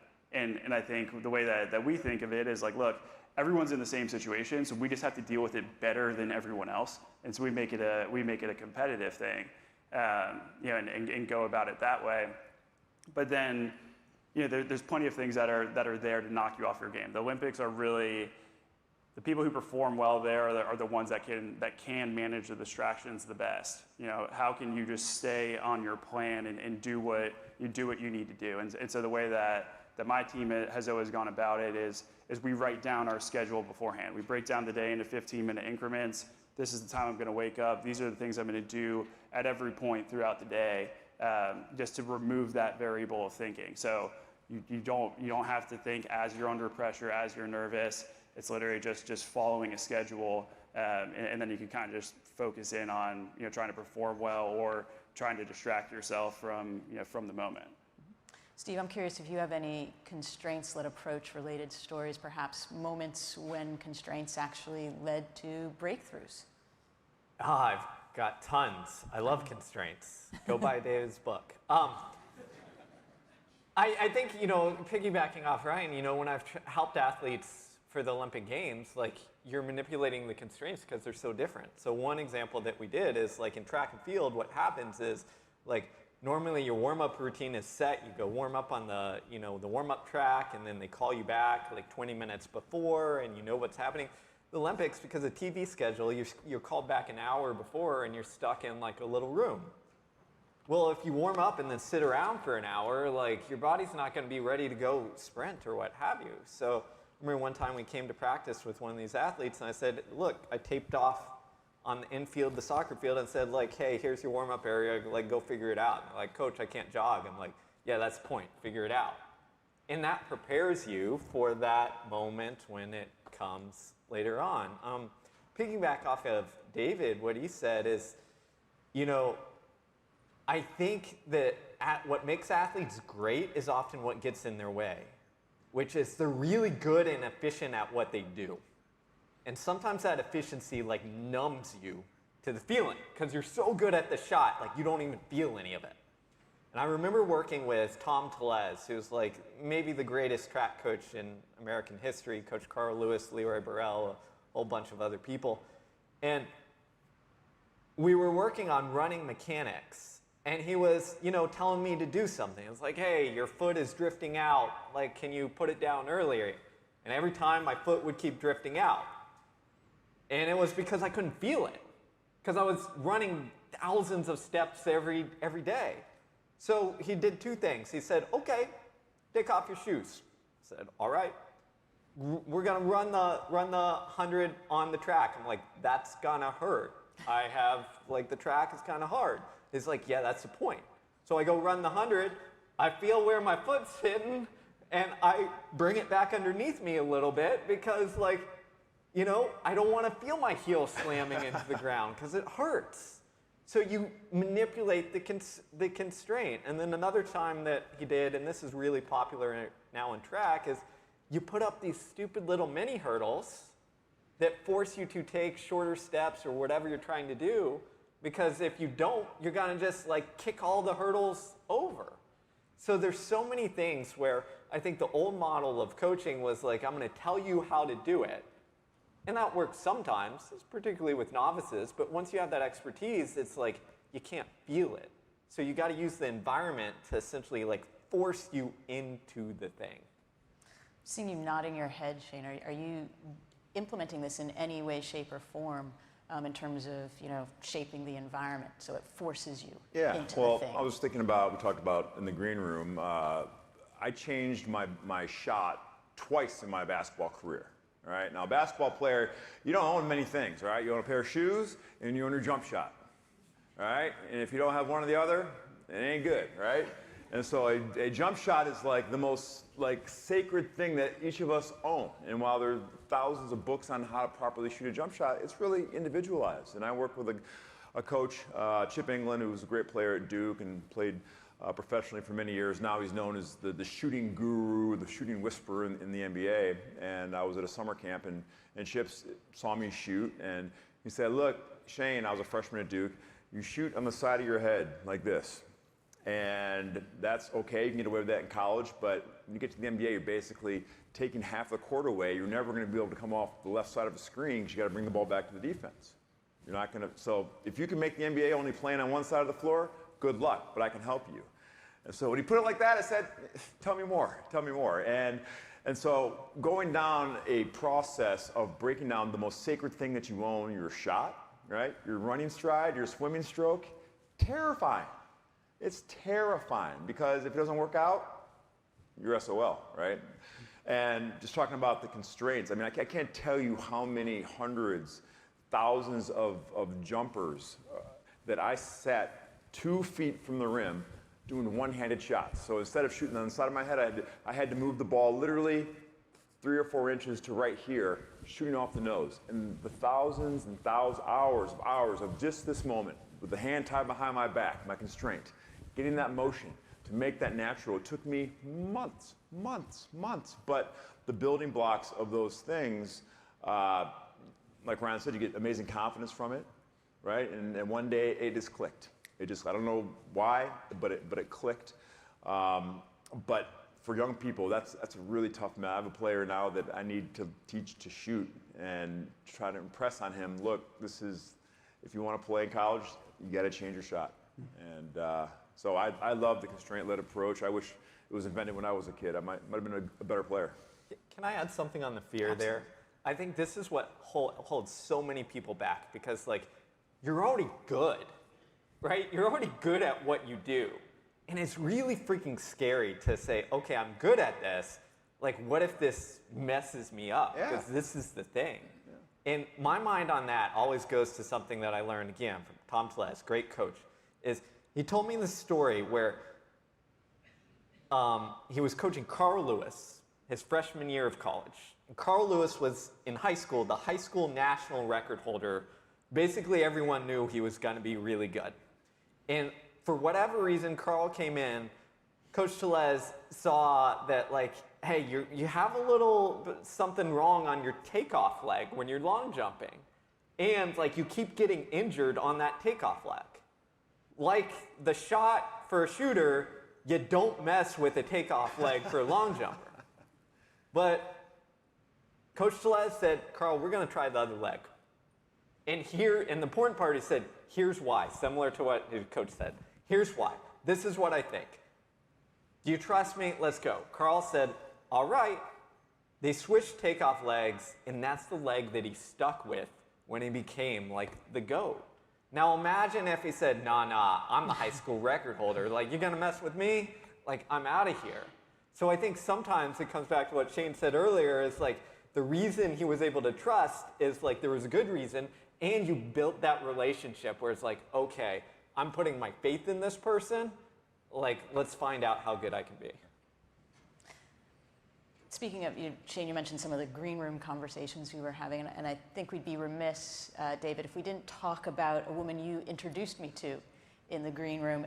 I would call her constraints-led approach adjacent, Sheila Taormina, right? Yeah. And if you could just tell us a little bit about her story, because we talk about fear, there was a bit of fearlessness in the way that she approached her training. Yeah, and she was a swimmer, and this is like because I'm seeing the world through constraints glasses now. She's using something called the theory of constraints. So she was a swimmer at the University of Georgia, senior 1992, tries to make the Olympics in the 200-meter freestyle, doesn't make it, isn't particularly close, retires. Then for one of her last courses, she takes Management 577 at Georgia, in which she learns about this thing called the theory of constraints, this idea that a system is always limited by a single bottleneck. Like it started in industrial research, that any system is limited by its single slowest step. But she decides to apply it to her training and does this thing called a theory of constraints audit, where she looks for what is her bottleneck, and she decides it's her strength and power. Because she's 5'2", which is quite small for an elite swimmer. And she has this incredible aerobic engine, but that's all her coaches are having her work on, is her aerobic stuff, and it's not limiting her. So she writes up this plan to drop 3 seconds and switches coaches because those coaches don't want to follow her plan. Come 1996, she executes it, makes the Olympic team, becomes a gold medalist on a relay.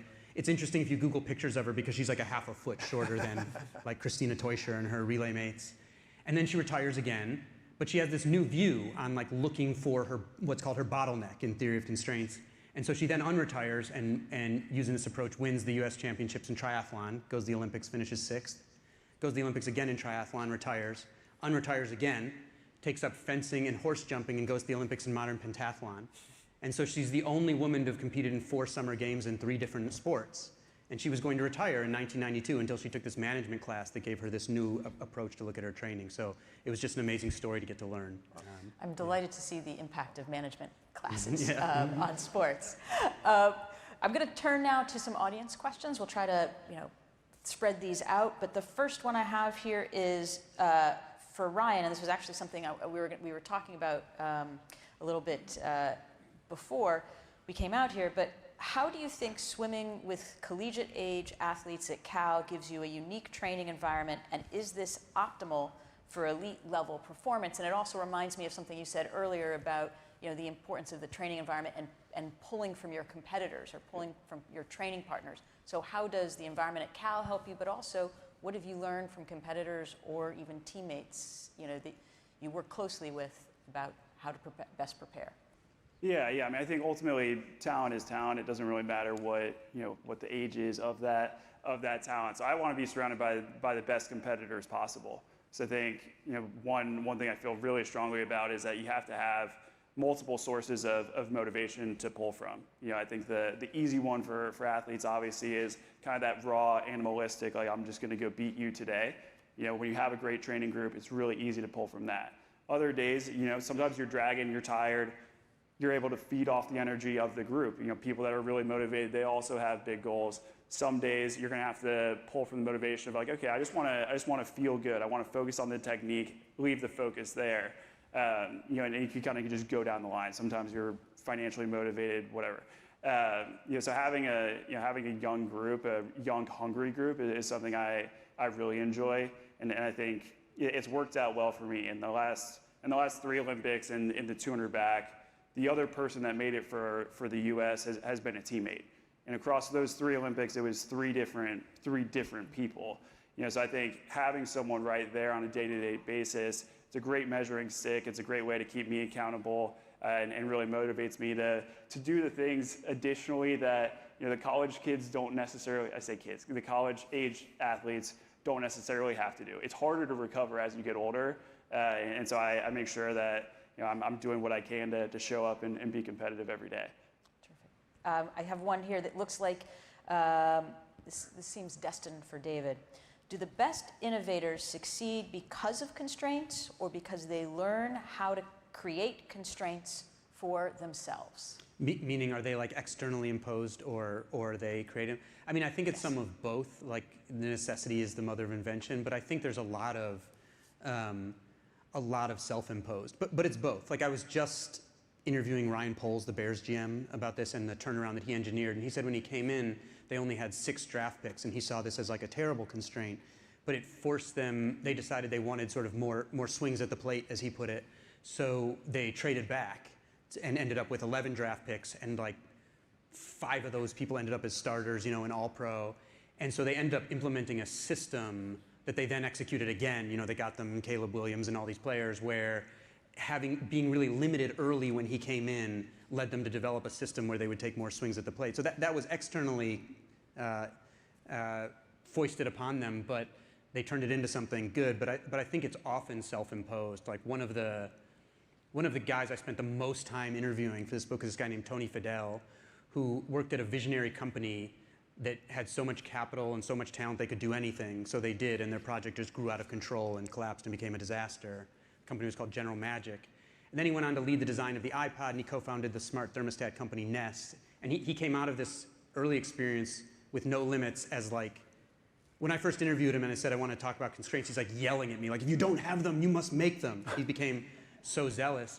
So like with Nest, which was kind of the apotheosis of his zealotry for constraints, he forced the team to work inside a literal box to prototype the packaging before they made the product.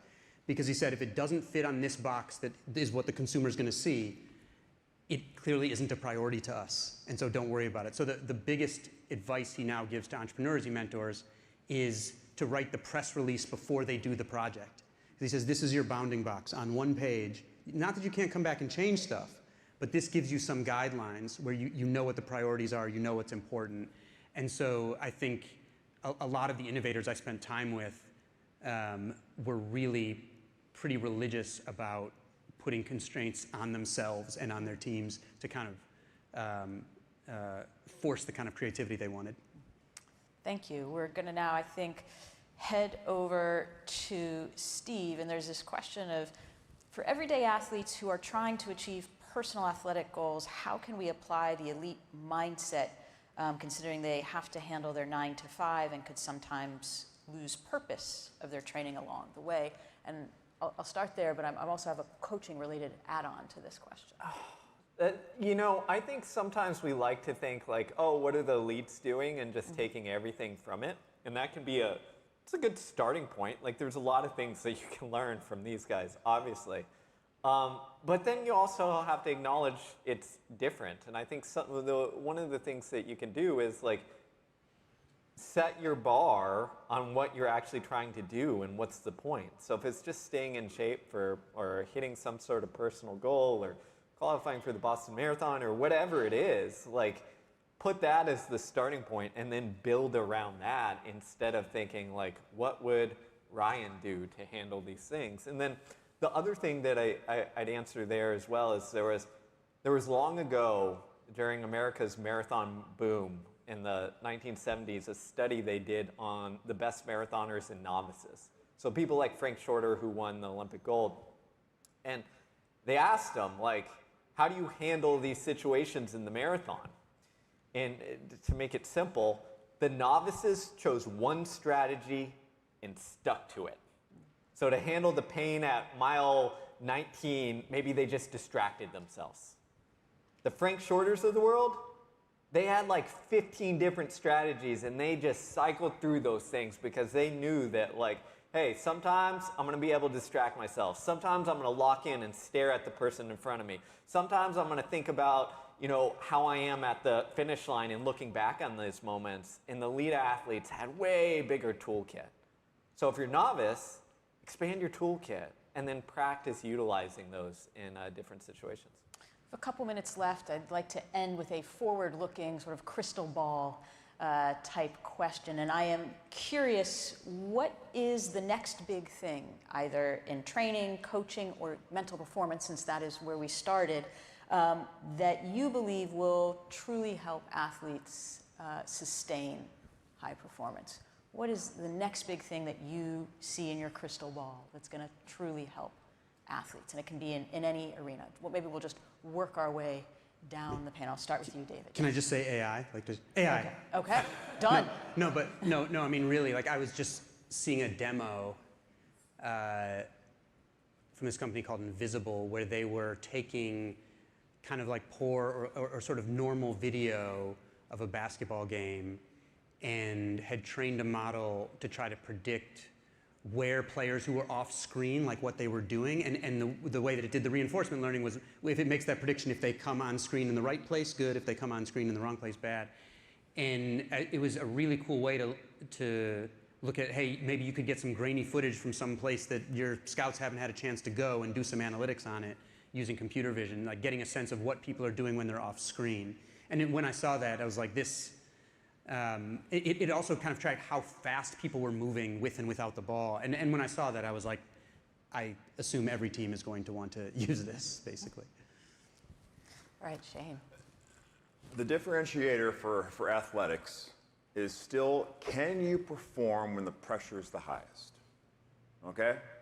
Now, how we get there is maybe a little bit different, but that is still the differentiator.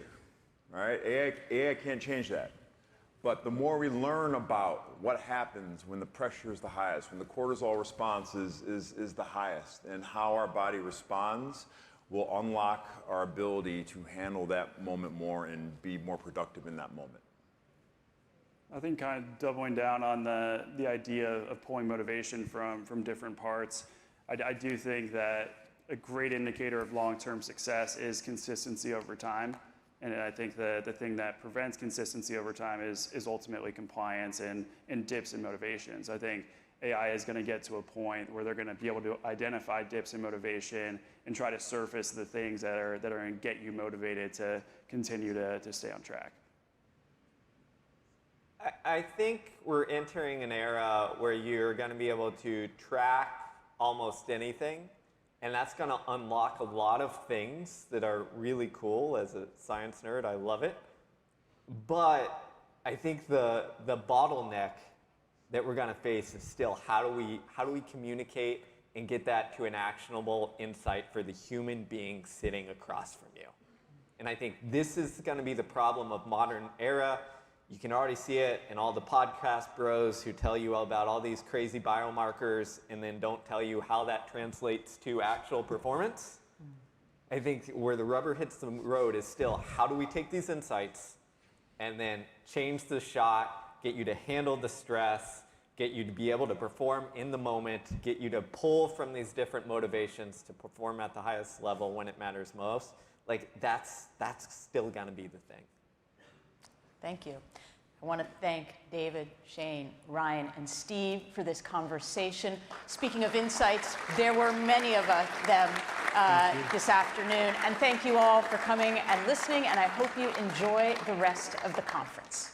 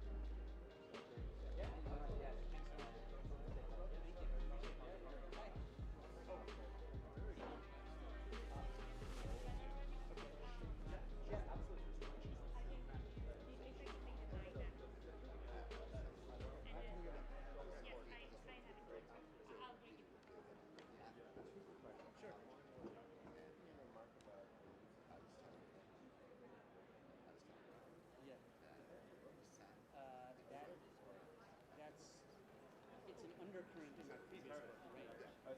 Yeah, yeah. But that study that just came out is brand new. So it's called like new discoveries in the performance. It's in the journal Science. I should say I think there's a little bit of a methodological problem with what they did on the chest stuff, but the rest of it.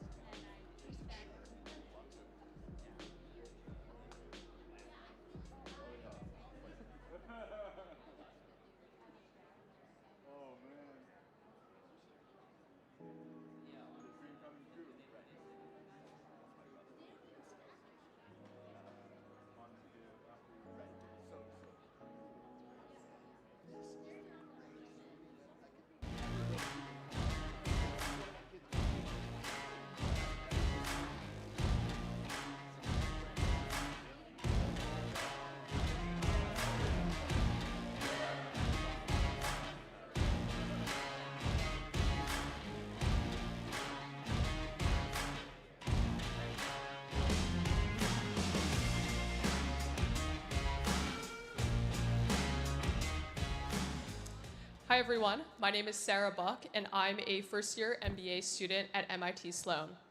It is my pleasure to introduce our panel, Heated Revelry, celebrating LGBTQ+ inclusion in sports. Our panelists today are Bain Pettinger, lead agent of Apollo Athletics and founder of Alphabet Sports Collective. We have Sarah Sivian, reporter, host, advocate, and personality in hockey media, Harrison Brown, filmmaker, author, actor, and retired professional hockey player, and Madison Parker, former professional hockey player. Our panel will be moderated by Patrick Burke from the NHL. The panel will run for 40 minutes, and we will leave 5 minutes at the end for questions. Please submit questions via our Cadence app. And with that, I'll turn it over to you, Patrick. Thank you, Sarah. Thank you, everyone, for being here this afternoon. With most of the panels, that introduction has kind of been sufficient, and we dive right in. But because people's identities are so core to why they're on stage today, Bain, I'd like to start down with you, and if we can just go through a little bit, introduce yourself, your background, how you identify. Yeah, Bain Pettinger, owner and operator at Apollo Athletics, which is a boutique hockey agency. Also the founder of Alphabet Sports Collective, which focuses on bringing members of the queer community into our game and not pushed away, which some of the headlines you would read. So really proud to have that going and honored to be here today. I'm Sarah Sivian. I am a reporter at Bleacher Report, kind of covering the whole NHL. It's been a little bit of a media journey for me, but yeah, I identify as bisexual and came out to just kind of have more visibility in the space. Hey, and I'm Harrison Brown. I use he, him pronouns, and I was the first transgender athlete in professional hockey. I played in the National Women's Hockey League, and I came out in 2016 through an ESPN article. And the story kind of went viral, and it was a really great experience. I played with Packer in my last year in the NWHL. We won an Isabel Cup, and once I retired from hockey, I wanted to physically transition, and it was against anti-doping protocols, so that's what kind of forced me to stop playing hockey. And I just saw how much trans representation meant for people, so I started to get into the acting space. I became an actor. I was recently in Heated Rivalry, if anybody's heard of that. And I'm a filmmaker and just recently made a short film based on my experience playing women's hockey. It's called Pink Light, and we premiered at TIFF, so it's great.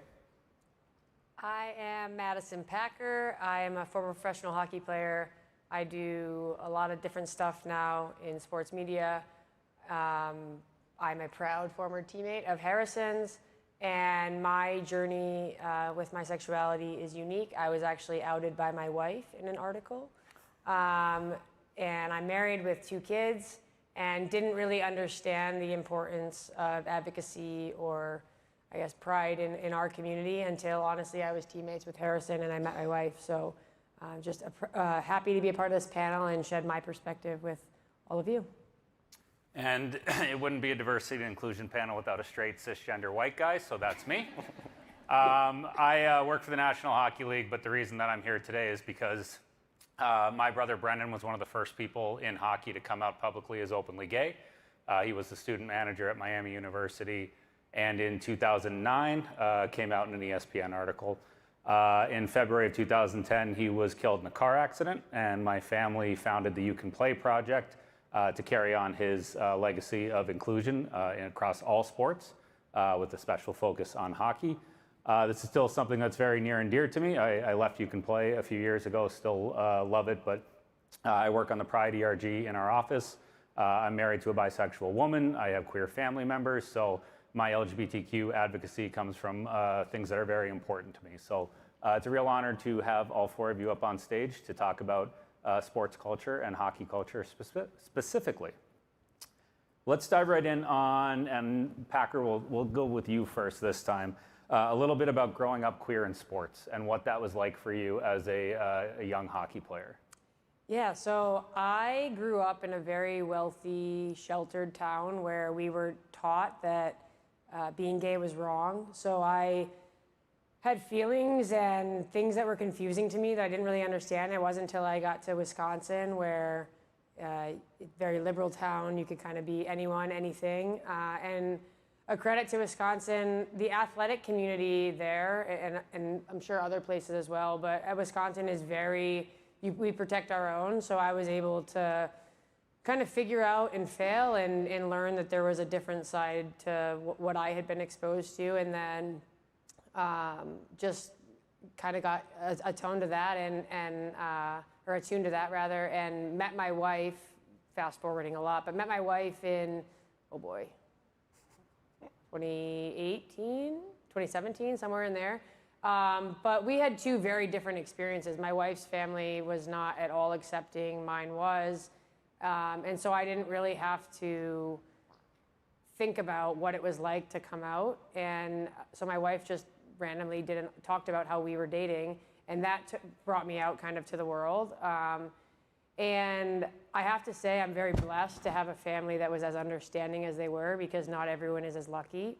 But also, it opened my eyes to the fact that not everyone is as lucky. And so while my journey wasn't super tumultuous, and I'm very grateful for that, I think that the most important part of the journey, I guess, is the education process, if you will, and making sure that others that have similar experiences understand that there are people who have positive experiences, I guess, and sharing that with them and trying to help families who have a difficult time accepting people. Awesome. And Brownie, as a trans man growing up playing hockey, what's your experience been like in the hockey world? Yeah, I think like hindsight 2020, looking back on my hockey experience, I've been playing hockey since I've been 9 years old and always struggled with gender identity. I always knew from a young age that I identified as a man. And I think hockey was the space that I could identify as something other than a girl or a boy. I could be an athlete. I could be a hockey player. And I found a ton of solace in that and just really dove into hockey head first. Similar experience to Packer. The LGBTQ plus community on the women's side is very prevalent. It's a really safe space to kind of explore gender identity in a nuanced way. I think a lot of my teammates had shorter hair. A lot of my teammates were masculine, strong women that just really rocked with that vibe, and I felt really inspired by the players that I grew up playing with. But then when I came out, I was able to marry my hockey life and my outside life. Hockey was the first space that I could be to my teammates as Brownie, but using he, him pronouns, and I was absolutely embraced by a lot of my teammates. The NWHL was amazing. The year that I came out, I was voted one of the Fans 3 Stars of the season. My jersey was the third most sold, behind Hillary Knight and Amanda Kessel, which I have no business being bought in the same jersey. But and then my final year, my jersey was the top selling, and it just really showed how the hockey community could embrace a trans athlete and a trans man playing on the women's side and a pre-transition trans man. So for me, hockey absolutely saved my life. And we're so grateful that it did, to be clear. So, Sarah? Yeah, so I have an interesting perspective as somebody in the hockey media, not an athlete myself. I mean, I wish I was, but it is what it is there. I grew up in Boston in a really accepting family. I don't think I ever really struggled with my identity until I kind of joined this hockey space, and I felt like it was very much straight cis white men covering the NHL, reporting on it, what have you, and something happened where I was working for The Athletic, and it got bought by the New York Times, and there was kind of this whole transition there where they didn't know if we could tweet about politics, right? And I didn't know exactly what that entailed, but I did have a trans editor, and I hadn't come out yet as bi, but I figured I'd use my platform to show visibility and solidarity and just try to make sure that everybody felt like they could be themselves and openly state who they are, right? Because I didn't know what they actually meant by, can we talk about politics? What does that mean when people's lives are sometimes political? So I came out for visibility, and I think ever since then, I have really tried to embrace my identity in the hockey world and kind of lift others up. Ben? Yeah, for me, obviously working in the hyper-masculine men's game, it was a different perspective. You know, I wish we took on some of what the women's game has in terms of acceptance. You know, working at Hockey Canada growing up, I consider myself one of the lucky ones. Family's very accepting. But it was an internal battle that I couldn't combine both worlds. I couldn't be openly gay and also work, go to the Olympic Games as a part of Team Canada, or go to the World Juniors and hang out with all these superstars and really be myself. So when I came out 5 years ago publicly in The Athletic as the first openly gay NHLPA certified agent, huge relief off my back, but definitely it's humanization for me. You know, I remember watching Brendan's story. You know, we were a year apart in age. I remember 2009 watching him with James Duthie on TV.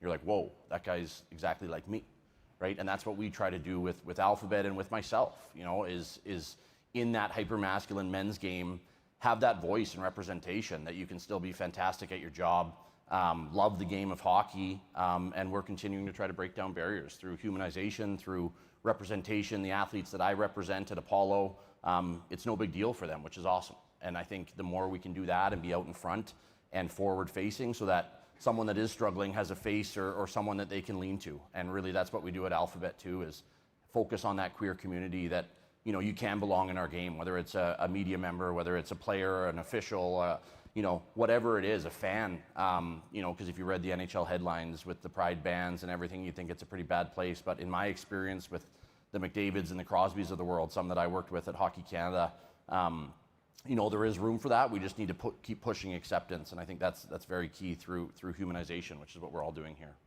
Yeah, I think a lot of you are talking about kind of sharing your story and making sure that people can see that they can be themselves in this space. And I think that all of us coming up through hockey culture, there is a big sense that hockey has a monoculture, that hockey is very white, very straight, very male-dominated on the male side. Thank God Hillary Knight and Marie-Philippe Poulin keep driving that narrative out of the way. But Sarah, I'll start with you on this one. But as we talk about hockey culture, you're covering these teams, you're covering these athletes all the time. Do you see that hockey has a monoculture issue where everyone's trying to be the same? Yeah, absolutely. And that's something that's kind of born and bred into hockey players from day one, right? It's kind of like we before I. Even in these interviews, it's like they will rarely say I. They talk about we, the team, did this and that. And that is just, you see that extending in different facets, right? Whether it's even kind of fashion. Until last year, they had to all wear a suit to the game. And like it was just kind of, they decide to do that together. And just that, you'd think there are more like individual players that have maybe more lively personalities, but they kind of might not feel comfortable to express that fully because they don't want to stray away from the monoculture that it is. So that's kind of an ongoing thing. I think social media has helped kind of them express themselves a little bit more, but it's definitely really prevalent in hockey. Ben, you work with young athletes and you work with the, you know, Jamie Benns and interact with the McDavids, the Crosbys of the world. How do you see the culture in hockey right now? I think it's coming along. I do, you know, through the work with Alphabet, I think we're making inroads. I strongly believe in that we're headed in the right direction. I'm more of a glass half full, you know, believe that through education, through, you know, ambassadors that we have, whether it's organizations like Alphabet or You Can Play, you know, and educating. You know, when the Pride ban happened on the jerseys and the tape, I had several NHL players call me and say, what should I say on this, right? And I said, call Marty Walsh, who just presented next door. He's the NHLPA head. And it shows that through speaking up and allyship, that ban got reversed on Pride tape, right? So people can use their voices. I think sitting still and staying complacent on issues such as Pride tape or representation is not doing anything. You're pretty much condoning it. But if we have these players now standing up, the Connor McDavids of the world, and calling their union head to get these bans reversed, and here's why. Because I have friends in the community, I have cousins, I have this. I think that's huge for us moving forward. And it goes back to my, you know, work on allyship and representation. So I'm a strong believer that at least in the men's game, we're making strides. It may not be as quick and as you know, results-based as we want, but I think through education, we can push that along. And Brownie, I know you had some thoughts on monoculture in the men's game at this time, if you want to jump in and add to that. Yeah, once I retired from hockey, but also while I was still playing and coming out as transgender, I started to be asked to do a lot of speaking on hockey culture and having comments in the media when the Pride bans happened. Like I was asked to speak with CBC and other types of news outlets like that. And since then, I've really used social media as sort of a platform to be able to speak on certain things, like the USA Hockey trans ban, and also the stuff that happened with the USA Hockey men's Olympic team. Speaking to that type of culture and really understanding why this is happening and how this is happening. I think Packer and I have a unique perspective being on the women's side and being like, why can't we see LGBTQ plus issues as human issues on both sides? And it's exposure. It's exposure to different types of people that have different types of backgrounds. The women's side still has racist issues and racism there because hockey's such an expensive sport, and socioeconomic status leaves a lot of folks behind. But with the women's side, we're exposed to more LGBTQ plus presence. So I think we're holding, and I think through heated rivalry too, we're really holding hockey to a higher standard because we could see, even though it's a fictional world, we can see what authenticity and being yourself can do for yourself off the ice, but also on the ice too. Like when I was able to be myself and able to be an individual within my sport, I was the best teammate. I showed up as the best version of myself. So I think really exposing why the culture is what it is and how we can dismantle it is a huge conversation that's been moving in the last like five or so 10 years. But I think hockey in this moment is having a huge cultural reckoning. And Packer, I'm going to go to you on women's hockey, but you touched on the race issue, and we do need to acknowledge we do have an all-white panel on a diversity and inclusion panel. That was not for lack of effort. We did try to find people of color in queer people of color in the sports landscape who could join us. And one of the issues was because this is a volunteer, unpaid appearance at MIT Sloan, which we appreciate the invitation. We had a couple different women who said, I can't make it because I can't afford to be there today, which is something, as you touched on, race and class in hockey. Hockey is expensive. The barrier for entry is high. If you want to don't let your kids be goalies. Let them love whoever they want to love. Don't let them be a goalie, because it's $2,000 a year every year on new pads, new everything. So I did want to acknowledge that because we all talked about that as a priority to us. There are amazing people of color who work in hockey, queer people of color who work or play in hockey. Julie Chu, one of the original heated rivalries, who married a Team Canada opponent. The list goes on, but I did want to acknowledge that so it wasn't just this unspoken thing hanging in the room. And then Madison, we've heard a few times already today, just in the first 15 minutes, like it's better in women's hockey. It's better in women's hockey. It's more accepted in women's sports. Does that ring true to you? Do you think that the women's side is much more accepting and inclusive? Well, I think it depends on how you look at it, right? You look at, I'll use Hillary Knight as an example, who just recently publicly came out. And it's because these players depend on their reputation and their narrative as their livelihood. It's why it's not as accepted in the men's game, in my opinion. I mean, if you look around the room right now, there aren't a ton of men in here.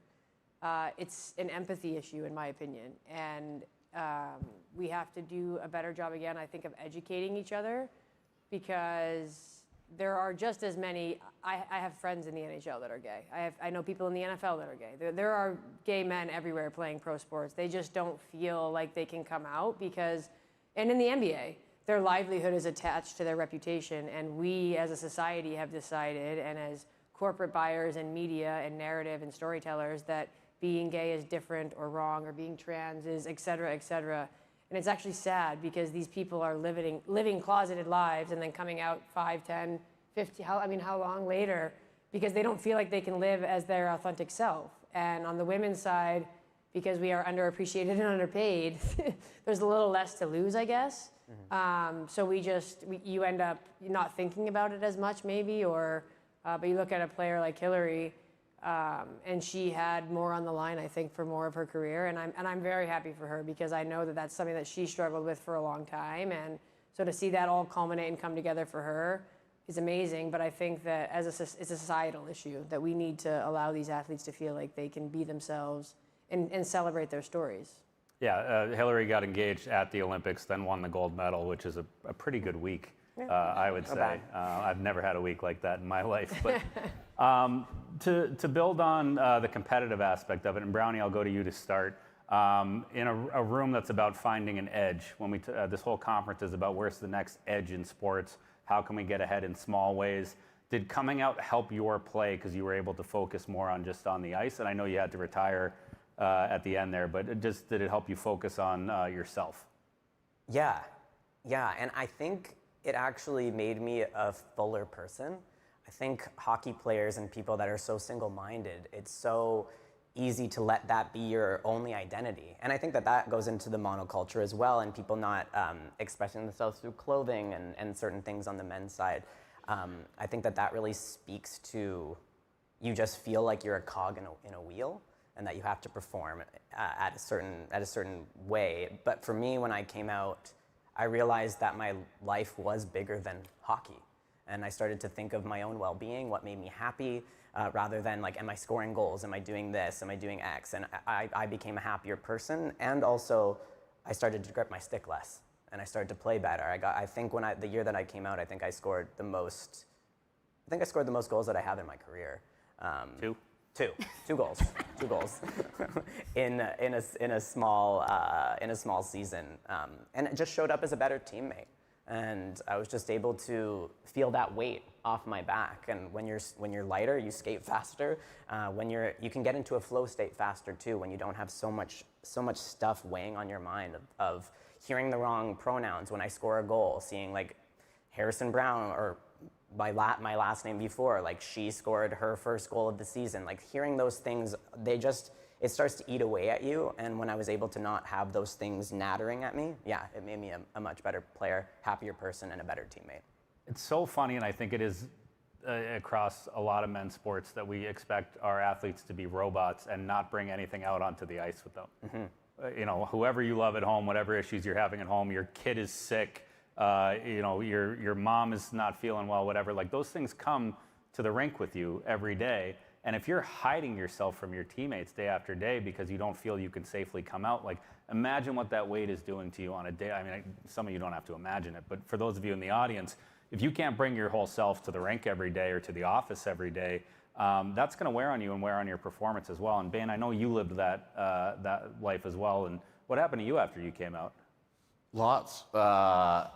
Became a way better person. You know, I launched my own company, met my partner, launched Alphabet Sports Collective. Just really a weight off your back instead of wondering, you know, am I going to be, you know, pushed away from the game in the space that I'm in, or just own it, right? And really be yourself, and, you know, kind of flipping your mindset instead of like, hey, am I going to lose a client or a pitch meeting because I'm gay, or that's their problem. Right? That's their issue. I'm going to be authentically myself, and, you know, a great sports agent. And if they have an issue with that, and it's almost mentally, until after you come out, you don't realize that, right? You have the biggest fear in your head before you come out that you're literally going to be like exiled from the game you love.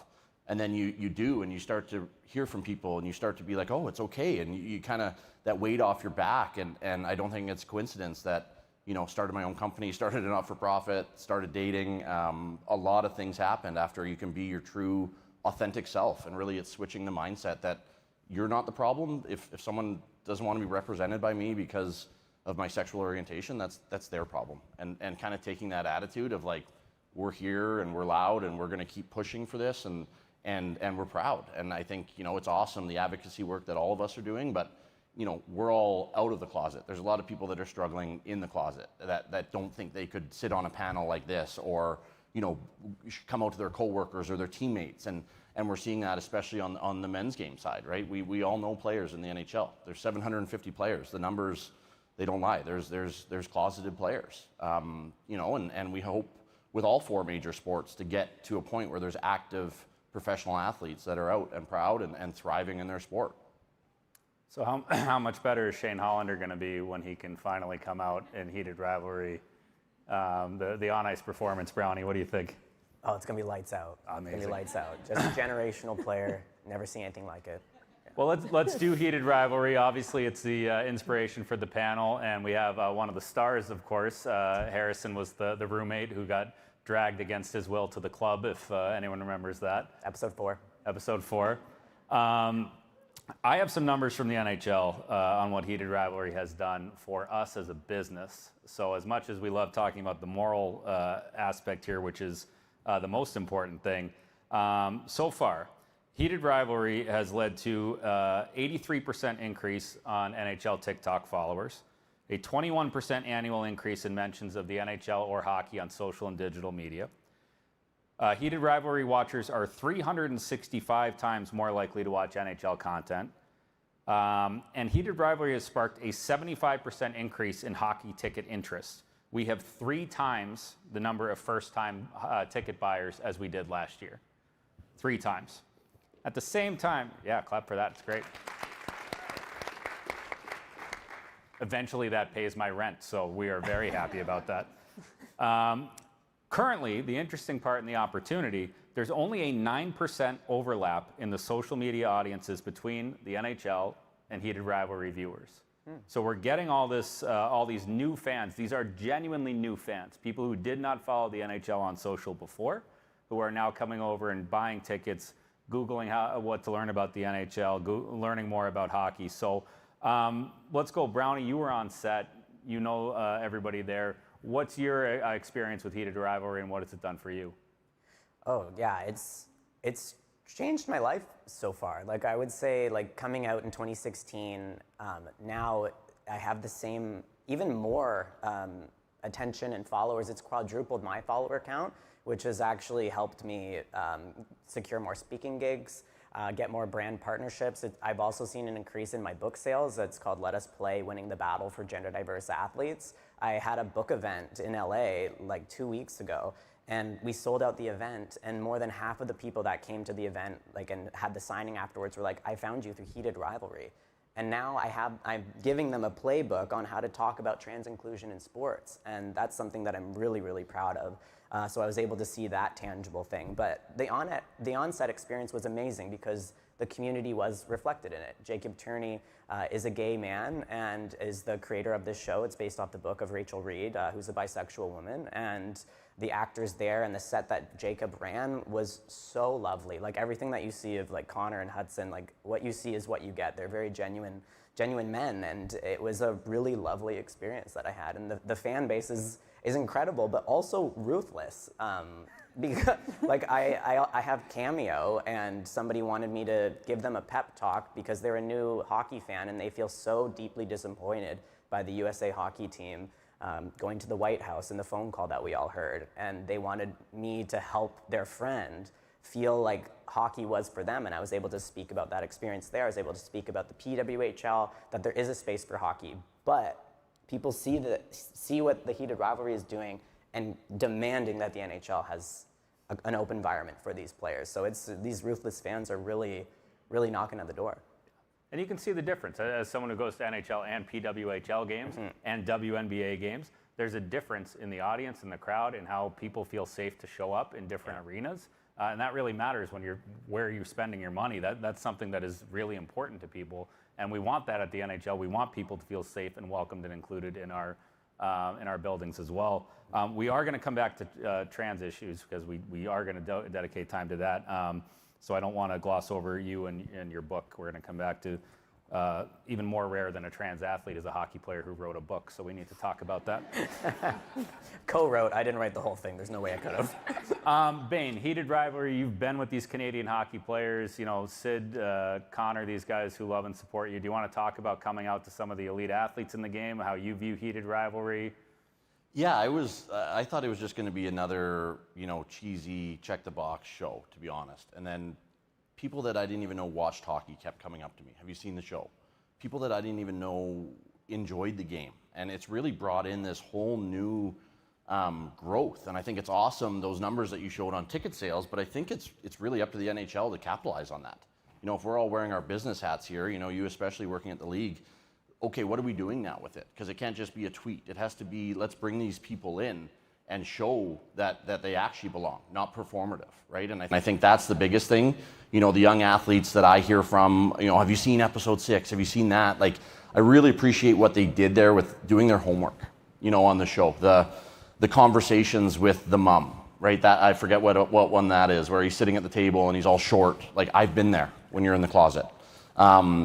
The fear of being caught, the cottage scene where they catch them kissing and then the dad storms off and there's an absolute meltdown. You're like, oh wow, like they've actually really done their homework on it. So kudos to the writers for that, because having been closeted and in the macho hockey world on the male side, it's something that really hit home with me was really the attention to detail, right? And the moment where the partner comes on the ice after the championship, and it wasn't just hey, let's have a gay hockey TV show. It was really the homework and the attention to detail that went into the writing of it that really stood with me. And our young athletes now that we advise at Apollo, like, they're tuned into it. They're like, when's season 2 coming out? And was that what it was like for you? And and it's really, you can connect with your young athletes on a different level of, yeah, it was life or death to be outed, right? That was my biggest fear, was to have someone weaponize your sexuality against you. And that fear,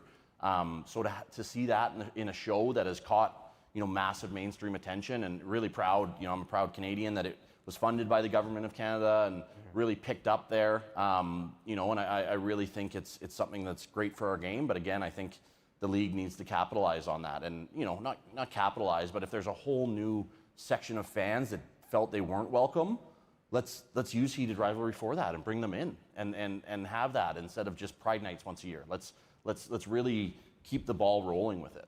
And we have to do it authentically. It can't be 100%. a cash grab. It has to be, Brownie and I were just in Vancouver at the NHL's 3rd annual Pride Cup, where we bring LGBTQ hockey teams to play against each other in a tournament with, NHL alumni. The NHL gave $50,000 to both teams, bringing the queer hockey community together with the NHL is something that is really important to our community outreach team, our SGL team under Kim Davis. There are a lot of real, authentic things that the league is doing. And Madison, I know you said when you were in the NWHL, they did such a great job in actively engaging and being authentic in this space. Is the PWHL doing the same type of engagement?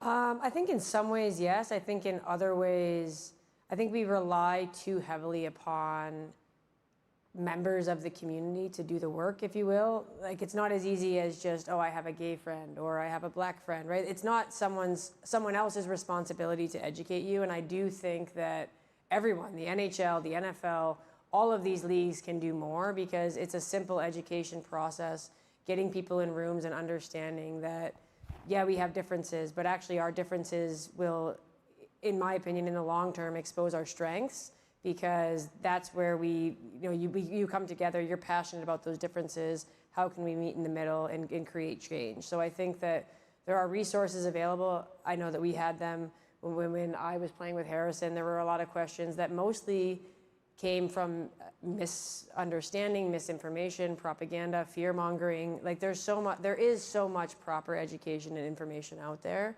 and I think that all of the leagues can do a better job of educating their players, educating their staff, educating their fans.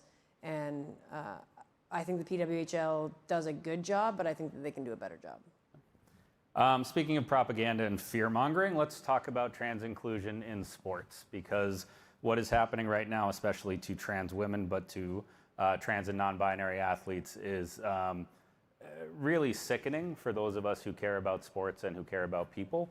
The changes that are being made to policies globally to actively exclude people from playing sports, which I think all of us agree playing sports is a good thing and helps people in so many meaningful ways.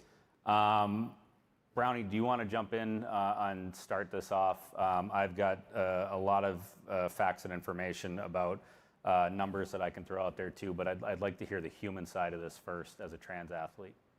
Yeah. It's been really emotional for myself, feeling really helpless of like the discourse that's just changed in the last 5 years. Like, it's not like suddenly trans people are now in sports and trans women are now participating in sports. It's suddenly there's a spotlight and there's a target on our backs. And there has been a campaign to try to eradicate trans people from sports and from everyday life in society, from bathrooms to medical care. And we saw a glimpse of it in 2017, but sports came and rallied behind the trans community.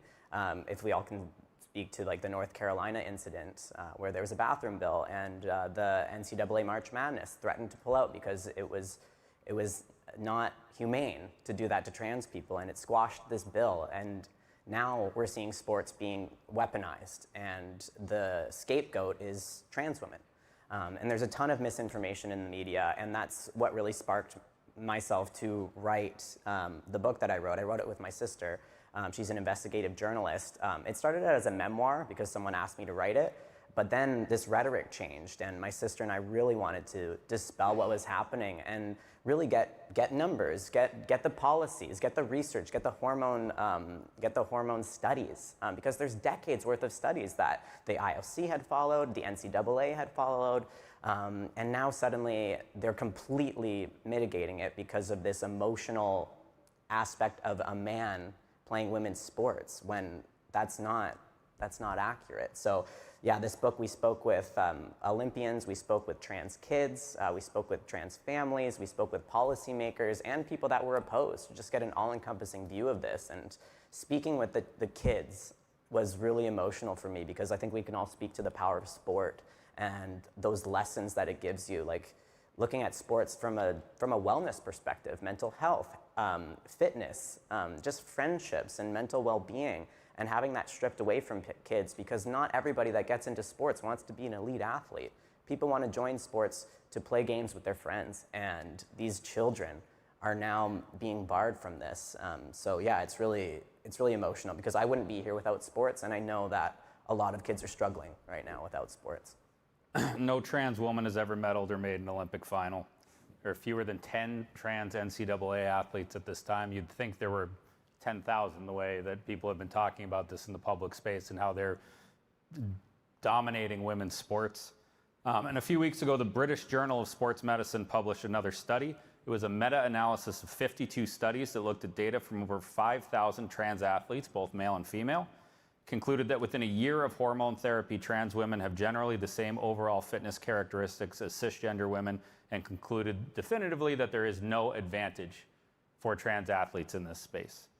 And yet, in spite of the overwhelming scientific evidence that supports trans inclusion, people are weaponizing this against trans inclusion, and no one told me if I could swear or not. It's bullshit.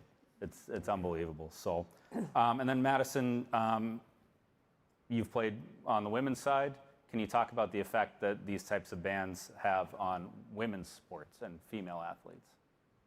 Well, now you swore, so you've opened the door, and you went sure. to dinner with Is me last night, so buckle up. I don't see anyone waving and going like, so.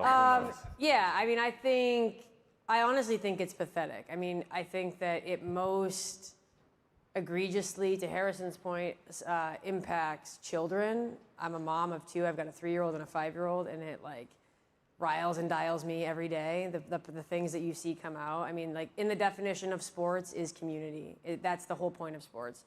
But also, it's mostly a bunch of men making decisions and policies about what's best for female athletes. I have never once been threatened by a trans athlete coming into my space. I've been threatened by creepy trainers and being not paid on time and finding out that my workers' comp wasn't valid. I mean, like, there are so many other things. But because we want to dictate what women's sports should and shouldn't look like, we put all these rules in place. And to Berkey's point, it's bullshit. It's distracting and it's creating loud noise. And I actually believe that women's sports would be better with the inclusion of trans athletes. Like, trans people are always going to exist. And statistics show that there really aren't that many trans people trying to come into the sports world in general, right? But it's a fair playing field. And I think that this conversation distracts really from the most important points, which is just that everyone should have access to sport, period. And like, life isn't fair, right? So like, this conversation of fairness in sports is bullshit. It's fair. I think that it's pathetic and it's sad, and my heart breaks for the trans community and any member of the LGBTQ community that doesn't think that trans issues are our issues, like, is wrong, because I talked to my dad about this. Like, you can't go after one part of the community and not feel like the whole community is under attack. We used to kill people for being left-handed, right? So we're slowly targeting members of our community because they're different. And if we took the time to understand and educate, like, it's a beautiful thing. So. Well said. We're now into the question portion of things because I want to make sure our audience feels included here. So I'm just going to do these in order. They're not any sort of value judgment on how good your question was. We've got almost exactly 5 minutes left. Sarah, we'll start with you. You have total commissional level power for one day to change one thing across the sports landscape for the LGBTQ plus community. What is your immediate executive order? Well, I would make sure that the ban on trans athletes did not happen. That's my serious answer, and I guess it's as simple as that, right? That's all I have to say on that. I just feel like that quietly happened while, and I know you have more to speak about this, but that quietly happened around the Olympics and just kind of flew under the radar. But I think we need to be talking about that more, and we need to try to work to overturn that. Bane?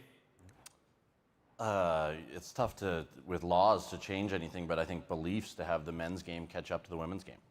You know, they're very inspiring. You have the two, top athletes, the two captains of the women's, game openly out with their partners. That would be like McDavid and Crosby in our game. If you think about that, like how far ahead the women's game is on acceptance, I feel like we could learn a lot from that. And I know that's not through rule changes, but hopefully we can get there one day where it's equal playing field for both in terms of acceptance. That's one of the questions if we have time. So, Brownie? Sarah said it all. Sarah said it. Yeah. Back. Wear the jersey, because when you choose not to and then have to explain why you don't, it distracts from the purpose of wearing the jersey in the first place. Mine might be, and it would be the trans one, but I'll say pay equality in the women's game so that we are highlighting the women's game more so that their powerful message of inclusion is a little more front and center and counteracts what happens in men's sports sometimes. As fans, what role can we play in shaping a more inclusive culture in hockey and sports overall? Madison, for a fan, something they can do? Honestly, I think that the women's fans are pretty good. I mean, like, I think just continuing to share from the women's side, share the message about growing the game and getting visibility out. I think that the more accepting and understanding fans are, the more likely people are to be themselves. So just continuing to accept your athletes and invest in them. I think education is such a crucial moment in time, especially like with social media and the misinformation. We need to be literate when it comes to the articles, the studies, and people pointing to things being like, this said this, so this justifies a complete blanket ban on trans individuals. We need to stay curious, and we need to keep holding leagues accountable, keep holding players accountable, because sports is something that is meant to bring us together, and it should not be used as a weapon to keep us apart, and at the very most, not be used as a weapon to alienate an entire segment of the community. So yeah, I would say just educate yourself, read literature, follow a diverse amount of people so that you're not just in this social media vacuum of the opinions that you hold being spewed back to you. Learn from other people's experiences and lift up communities that need that help. Keep showing up as your authentic self. Every time you do that, you help the community more than you know. Just being visible if you can and lifting other people up and staying in the conversation, even if you don't, you wonder if you have space in this community, but I'm here to tell you you do, and that every time you speak up more, you realize that you can and deserve to take up space. I'm going to build off that real quick because my answer was going to be, we hear from the people who oppose these things all the time. They are loud on Twitter, on social media, whatever. The people who do not want inclusion are very loud. It is meaningful and helpful when people who support these initiatives and support diversity and inclusion are loud on social media, emailing the leagues, telling your team, hey, it meant a lot to me that you do Pride Night. Sometimes when teams do Pride Night, they'll get 100 emails from people who are opposed to it, and the people who went and showed up didn't reach out and say, hey, that meant a lot to me. That helps a lot. Boehner, do you have something? Yeah, I agree with that. Allyship, speaking up, calling out language. We even saw it at the Olympics. I think Gudis, had a quote, and then they asked him and said, "Oh, I didn't mean it like that." And, that, like calling that out. I hope someone is going up to him in the Ducks room and saying, "Hey, do you know?" Like, you can't just get off by saying that. Let's have this conversation to educate our players, because we see it way too many times in our game where it's, "Well, I didn't know." It's like, you're a 40-year-old man. You know exactly what you said, right? And what you were meaning by it. Like, we're not in the sandbox here where it's toddlers. So I think it's important that allyship, like you said, speaking up, pro for it as opposed to just listening to the haters online. Great. We are down to the last 30 seconds, so I will just give the floor to anyone if anyone has a closing thought. If not, I can close this out by saying something kind about all of you. But if there's anything we didn't get to say in the 45 minutes that's sitting in your heart, please share it with us here. No? Is that at all? I think just thanks to MIT for giving us the platform and the space here is huge. So thank you to MIT. Thank you to our amazing panelists for all the work that they do and for existing in this space. Thank you all for being here. It really means a lot. We hope everyone has had a great conference, and please keep speaking up. Thank you. Good job.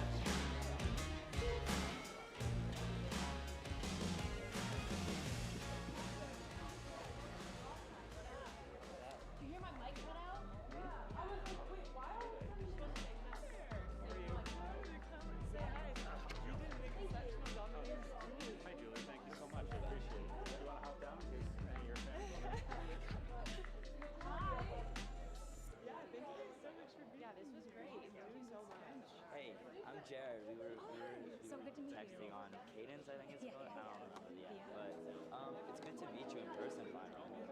Yeah, I saw that I went onto the app and I'm like, okay, who's from Bleacher Report here? And I just honestly I applied for an internship over there, and I wanted to get like the sense from someone who's currently associated, like how do you feel they've supported you throughout?